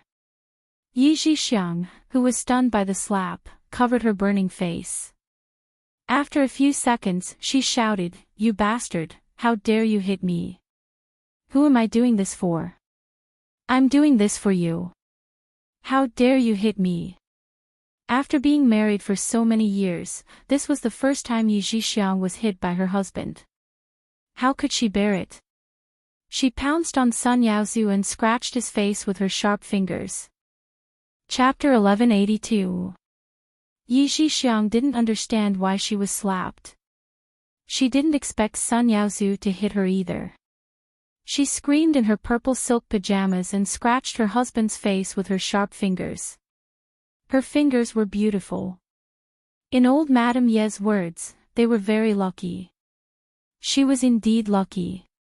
She had never suffered since she was born. When she grew up, she had 2 older brothers. She had never done any heavy work since she was young, not even washing or cooking. After she got married, she didn't have any parents-in-law to take care of her. She didn't have any sisters-in-law. All she did was eat, drink, and play with Sun Yaozu. Her life was very carefree. After living a smooth life for more than 30 years, Yi Zhixiang had indeed been living in a honey pot. Even if others had to eat chaff, she still had rice to eat. How could she take a slap from Sun Yaozu when she hadn't even hit old Madame Yi before? Immediately, as if she had poked a hornet's nest, her hands and feet started to hit the short Sun Yaozu. "You heartless person, I did it for you. You hit me. You hit me." Old Madame Yi had chosen Sun Yaozu to be her son-in-law. His ancestors had a small family fortune. Although he was a little ugly, he was smart. He knew how to make money in the 1980s. After that incident, he escaped from Fujian town. With the pension from Yi Qian's mother, he followed old Madame Ye's advice and settled down in a coastal city. It could be said that without old Madame Ye's guidance, he wouldn't be where he was now. With a powerful mother-in-law and his identity as a fugitive, even Sun Yaozu, who was rich, didn't dare to hit or scold Yi Zhixiang. However, things were different now. Sun Yaozu, who was no longer afraid that his identity would be exposed, saw Yi Zhixiang scratch his face and kick him. With a fierce look in his eyes, he grabbed Yi Zhixiang's hand and pushed her to the carpeted floor. He said angrily, "Damn it, I've tolerated you for long enough. If you dare to hit me again, I'll make you pack your things and get out of my house tonight." Sun Yaozu, who had recovered his identity for more than half a year, had hooked up with many young and beautiful women. When he came back and saw Yi Zhixiang, he felt bored. If it wasn't for old Madame Ye's sake, he might have already started raising mistresses outside. After pushing Yi Zhixiang to the ground, Sun Yaozu gave her a look of disgust and turned to walk downstairs. "This is not over yet, damn it," he had to ask old Madame. Before he could walk out of the door, Yi Zhixiang, who had been pushed to the ground, grabbed the European-style vase with fresh flowers on the dressing table and threw it in front of him. "Sun Yaozu, how dare you push me?" The vase hit the back of Sun Yaozu's head. The vase was filled with water, and the water that flowed out was mixed with bright red blood. It instantly dyed the white t-shirt red. Old Madame Yi, who had rushed upstairs upon hearing the commotion, heard her son-in-law's scream, followed by her daughter's scream. Their screams made her heart sink. She held on to the solid wooden handrail and quickly walked up. When she reached the door and saw the scene in front of her, old Madame Yi only felt her vision darken. "You two are husband and wife as one. Which side do you want to kill? Come, tell me about this old thing, and I'll take care of one for you." Normally, when an old lady saw her daughter and son-in-law fighting, her first reaction would be to mediate the fight. She was not like her. Chapter 1183. Sun Yaozu had always respected old Madame Yi because she was different. Hearing his mother-in-law's harsh words, Sun Yaozu quickly let go of Yi Zhixiang's hair. He turned around and pointed the back of his head at her. "Mom, look. Who the fuck is killing who? Look. My fucking head is bleeding because of her. Mom, that bastard Sun Yaozu hit me first. He slapped me as soon as he came back." Yi Zhixiang, with disheveled hair, burst into tears when she saw old Madame Yi. "He slapped me as soon as he came back. Mom, you've never hit me before." How could old Madame Yi not be heartbroken when her daughter was slapped? She quickly looked at her daughter. Other than her swollen face and messy hair, there was no blood. Old Madame Yi calmed down a little and immediately helped her son-in-law. She scolded angrily, "Even if he hit you, can't you talk nicely? You even smashed Yaozu's head. You heartless bastard." She scolded her daughter, but her heart was in turmoil. Sun Yaozu had always listened to the Yi family. He had always tolerated his daughter's temper. Even if his face changed, he would just slam the door and leave. He had never hit his daughter like he did today. He had changed. His son-in-law had changed. He no longer tolerated his daughter like he used to, and he no longer respected himself like he used to. No matter how biased he was toward his daughter, he had to endure the heartache and slowly make plans after the storm calmed down. Old Madame Yi scolded Yi Zhixiang until her face turned pale. She widened her eyes in disbelief and pointed at Sun Yaozu angrily. "Mom, you. I was hit, and you still help him. Shut up." Facing a daughter who did not inherit any of her shrewdness, old Madame Yi sometimes felt exhausted. She was brainless. She did not see the situation clearly and still dared to go against Sun Yaozu, who had changed. Did she think things would be the same as they were in the coastal area? After scolding her daughter, old Madame Yi, who was worried, said to her son-in-law, "It must be painful. Yaozu, ask the driver to take you to the hospital. I'm fine here." Mom, I want to ask you something in the living room. Compared to offending Master Ho-san, the injury on his head was nothing. Sun Yaozu grabbed a small medicine box and went downstairs to the living room. What was the big deal about bleeding? He was afraid that he would lose his life. Old Madame Yi, who had intentionally gone downstairs one step later, warned her daughter resentfully, "You're such a troublemaker. Since he dared to hit you today, it means that he doesn't need to rely on our Yi family in the future. Why didn't you think it through? You still have the face to shout at me. Quickly wash his face and come out to treat his wounds." Compared to old Madame Ye's shrewdness, Yi Zhixiang was considered stupid. But she had one good point: she always listened to old Madame Ye's orders. After she tidied up and went downstairs, she saw old Madame Yi say with a panicked expression, Then how can this be? We've already asked the hotel staff. Master Ho-san really treats Yi Qian differently. How can he not be a mistress? She wasn't his mistress, and he even said that he was going to deal with those who dared to gossip. Old Madame Yi thought that she had calculated everything correctly from the first step, but now she was also panicking. Master Ho-san was a man of his word. Since he had said so, he would do it. It's not up to you to decide whether or not we're his mistress. This matter will not end here. Mom, you see what you can do about it. Even Sun Yaozu, who had a successful career now, could not do anything about offending Ho Zi. He was not clean and had some power. But compared to Ho Zi, he was like an egg. Chapter 1184. Of course, old Madame Yi knew how powerful Ho Zi was. That was why she dared to talk about it outside. If she hadn't repeatedly confirmed that the wretched girl had been in the Caesar Hotel and driven Master Ho Zi's car, how could she have said that Master Ho Zi had kept a high school student as a mistress? Yes, old Madame Yi said that Master Ho Zi had kept a high school student as a mistress, not that Master Ho Zi was keeping a high school student as a mistress. It was a past tense. Even if it was mentioned again, Master Ho Zi would just laugh it off. What was so surprising about a man, especially a man like him, playing with a few high school students? It shouldn't be like this. Old Madame Yi still couldn't believe it. She murmured in a low voice, "I've investigated it very clearly. That wretched girl hasn't contacted Master Ho Zi for a long time. How could he stand up for her now?" Miscalculation. It seemed that this was a miscalculation. She thought that the wretched girl had no contact with Master Ho Zi. How could she have known that it would cause such a trouble? She had to find a way to solve it. Old Madame Ye's flustered heart gradually calmed down and quickly thought about how to smooth things over. But how to smooth things over and get her and her daughter out of it? Old Madame Yi narrowed her eyes. There was a way, but...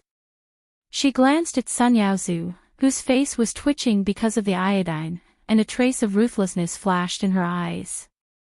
She said in a low voice, "I didn't mean to say that. If there's anything, I'll tell Master Ho Zi personally. Yaozu, don't worry too much. Master Ho Zi is a man who can do big things. He won't keep holding on to these small things." Sun Yaozu was ambitious now. Well, there was such a thing to let him see. Don't think that you can do whatever you want with your identity.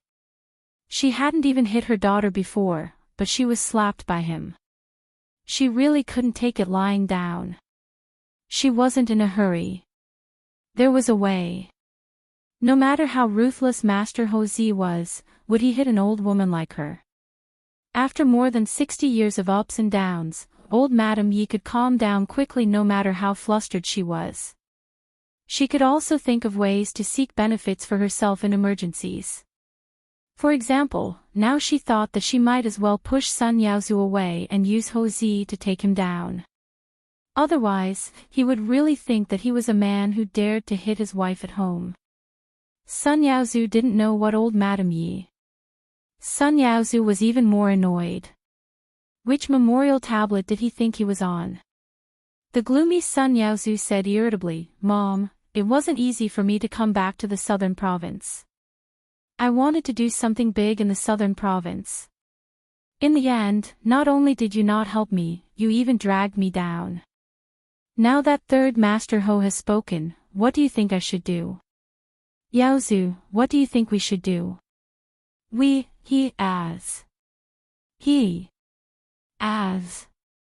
He, too. He'll know. If he can't find out, he won't be Master Ho Z. Mom, can't you discuss with me before you do anything? Now that something has happened, I'm the unlucky one. Old Madam Yi could calm down, but Sun Yaozu couldn't. Chapter 1185. Thinking of this, Sun Yaozu became even more restless. He asked worriedly, You're not hiding anything from me, right? Your brother and I just want Yi Qian to be expelled before the college entrance exam so that she can't take it. Old Madam Yi could hear her son-in-law's suspicion. She sighed and explained, Once Yi Qian becomes successful, Yaozu, our family's good days will come to an end. She warned Sun Yaozu while reminding him. There's no turning back. What's done is done. Now, we have to think of a way to stop Master Ho San from hurting his relationship over such a small matter. As for Yi Qian, we have to let the school know that she's a kept woman. We've already come this far. Our whole family is in a state of panic. How can we let her take the college entrance examination in peace? I'll go to the school and make a fuss. After that wretched girl drops out, our family will apologize to Master Ho San. Old Madam Yi, who knew Sun Yaozu well, observed him as she spoke. When she saw his face darken, her cloudy eyes flashed with shrewdness. Mom, I'm not sure if this matter can be covered up. But you're right. If Yi Qian becomes successful, our family will be the first to suffer. Maybe he would be the first unlucky one. Sun Yaozu, who also had his own thoughts, narrowed his eyes and said slowly and fiercely, We have to find out if she has anything to do with Master Ho San. If she doesn't, nowadays, it's not a big news for people to be killed by cars on the road. Old Madam Ye's eyes lit up. That's why it's said that men are the ones who can do big things. That's because men have the courage to do big things. If you want to do something, you have to be ruthless. Before she could finish rejoicing, she heard Sun Yaozu say, Master Ho San is worried. No one dares to question his words. He just said it casually. Mom, you have to deal with Yi Qian's matter. You have to be careful with Master Ho San. Yi Zhixiang, who had been listening for a long time, still didn't understand what Master Ho San said.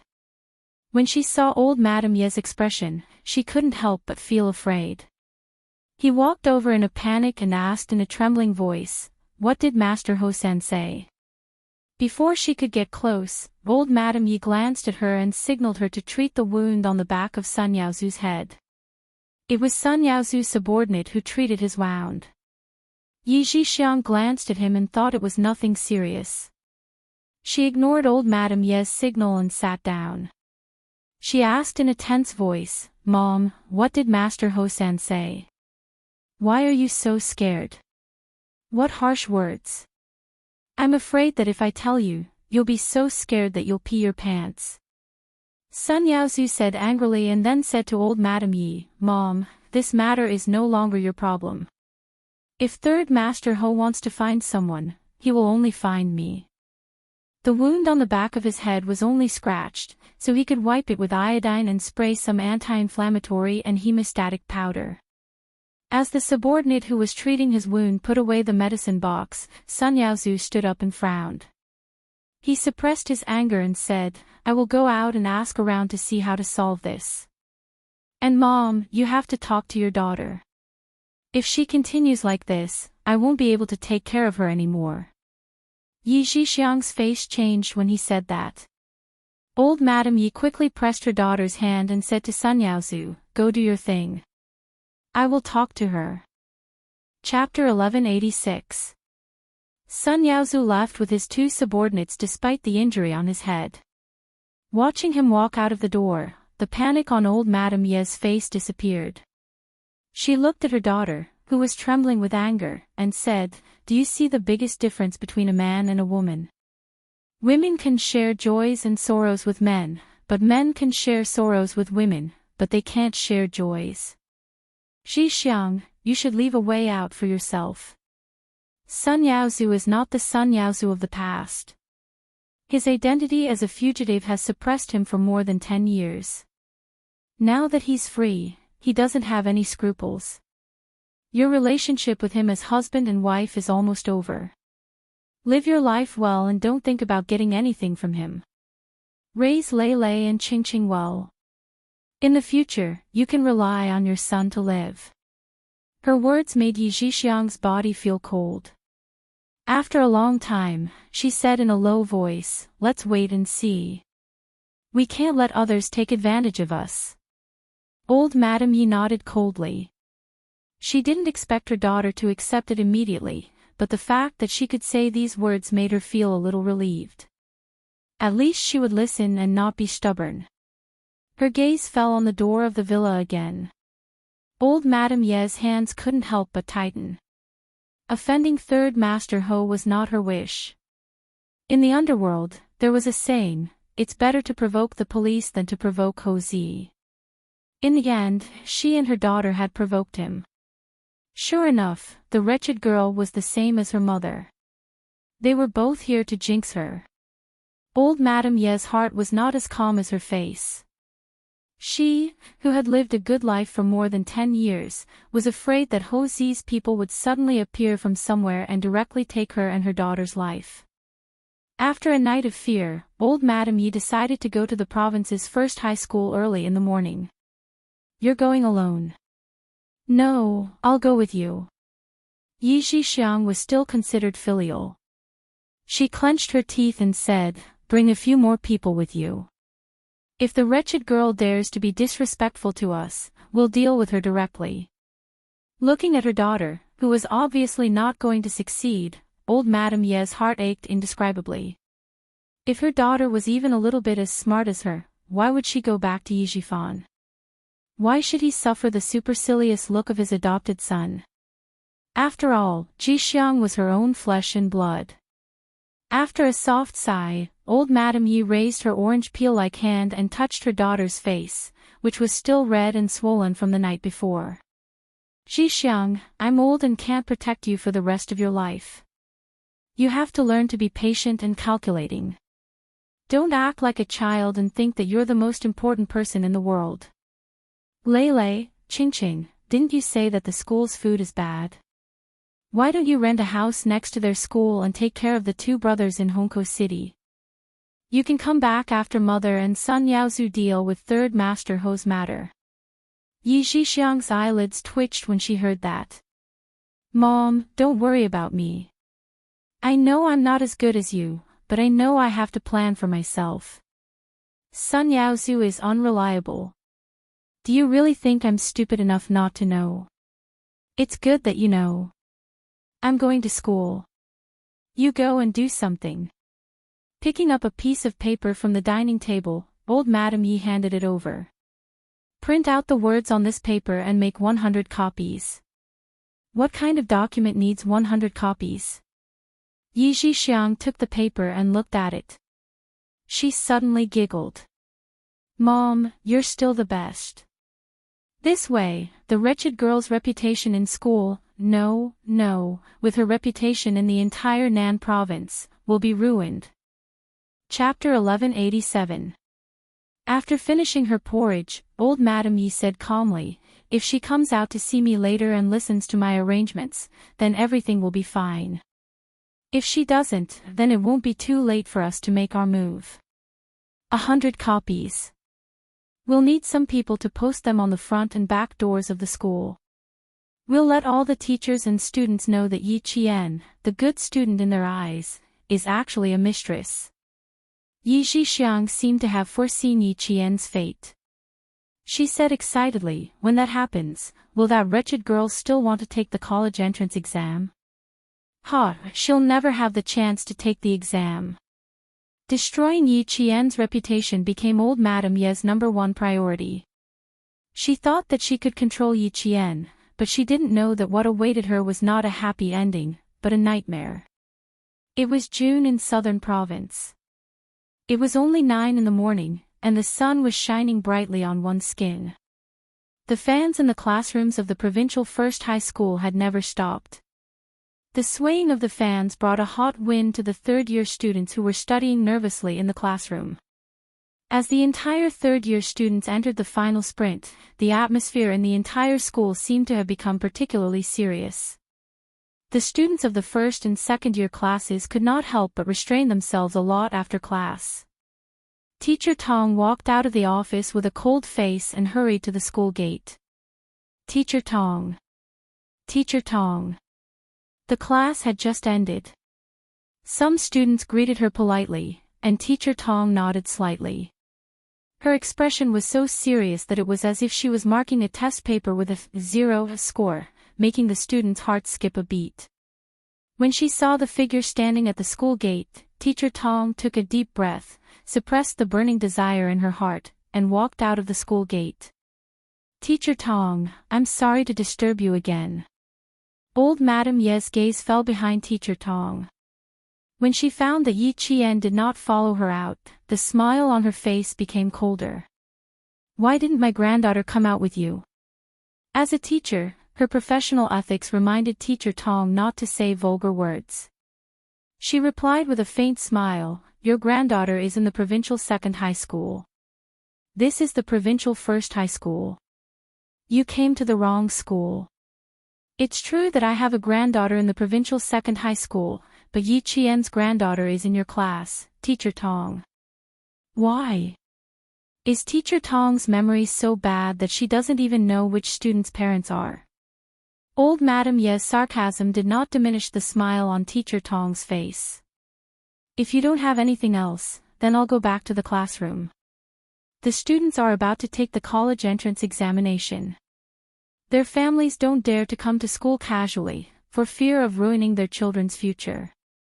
I'm not afraid that you'll get angry if I tell you this, but I really can't believe that you're Yi Qian's grandmother. Teacher Tong, please go back and tell Yi Qian that if he doesn't come out to see me, something big will happen at school tomorrow. Old Madame Yi had completely given up on threatening Yi Qian. Her face turned cold as she said in a ruthless voice, don't blame me for being rude when the time comes. Teacher Tong didn't even look back. She didn't even pause her footsteps. She only left her back to old Madame Yi, who had a gloomy expression on her face. The moment old Madame Yi left the provincial first high school with a gloomy face, Jose already knew about it. When he received the news, he smiled coldly and ordered, go and buy 10 black cats with pure colors. Let them accompany the old lady who still likes to play young people's games. Since he knew who started the rumor, he naturally knew what this family's concerns were.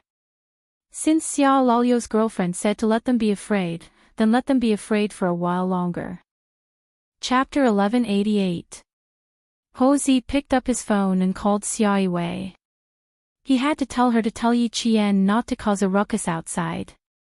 Hearing Xia Wei's cold voice, Jose thought to himself, it seems that I can't deal with the Yi family in one go. If I do, I won't have enough reason to call Xia Wei. But in a flash, Jose decided to wear the Yi family down.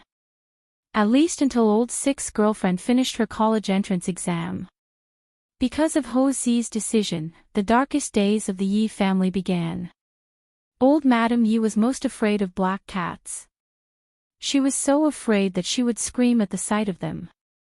When 10 black cats suddenly appeared outside the window in the middle of the night, their eyes flashing with green light, old Madame Ye's hoarse scream echoed throughout the villa. Someone, someone. Someone, come. She shouted loudly, and the few black cats were so scared that they meowed and fled out of the window. Old Madame Yi was so scared that her eyes rolled up and she fainted on the bed. Yi Zhixiang was so scared that she quickly called an ambulance to send her to the hospital. After such a thing happened, old Madame Yi was not in the mood to cause a ruckus at school. After a day of observation in the hospital, old Madame Yi was still in a daze that night. She was frightened by Yi Zhixiang's scream and had a heart attack. Old Madame Yi supported her daughter who was screaming in fear. She looked at the snake that was caught by the servant and shuddered. "You scared me to death. Mom, you scared me to death. You suddenly fell from the sky. I almost got bitten." Yi Zhixiang was so scared that her face was pale. She couldn't even speak properly. Her legs were still trembling. While she was showering, a colorful snake coiled around the shower head. Yi Zhixiang didn't notice it and turned on the hot water. The snake coiled around the copper shower head fell down with a pop. Yi Zhixiang screamed on the spot. Two strange things happened yesterday and tonight. Old Madame Yi knew that Ho Si had made a move. He did not send anyone to teach her and her daughter a lesson, but he knew what their weakness was. She was afraid of cats, her daughter was afraid of snakes, and her son-in-law was afraid of the police. At this time, Sun Yaozu had not returned since the night before. Old Madame Yi, who did not dare to live in the villa anymore, dialed Yi Zhifan's number with trembling fingers. Yi Zhifan still didn't know what had happened. When he heard that she was going to stay over tonight, he didn't hesitate for a second and directly refused. "Mom, you know how much Sun Dongxing dislikes you. If you really live over, there won't be a day of peace at home. Moreover, Ying is about to take the college entrance examination and is living at home. I need to think for her." Yi Ying, who was also taking the college entrance examination this year, became the family's most protected target. Every morning, Yi Zhifan would drive her to school, and in the afternoon, Sun Dongxing would bring her back home with boiled soup and fruits. Old Madame Yi felt a little better after hearing such a reason for rejection. Relying on Yi Zhifan was also old Madame Ye's wishful thinking. She had been waiting for good news, but as the college entrance examination approached, there was still no progress. The matter had not been resolved, but she wanted to live in his house. How was that possible? However, the situation was a little strange. Why did she call him and say that she wanted to stay at his house in the middle of the night? Did something happen on the other side? She didn't ask Yi Qian to drop out of school, but she called him in the middle of the night. Suddenly, Yi Zhifan's expression changed. Could it be that what he guessed before was true? Aunt's family came to find Yi Qian.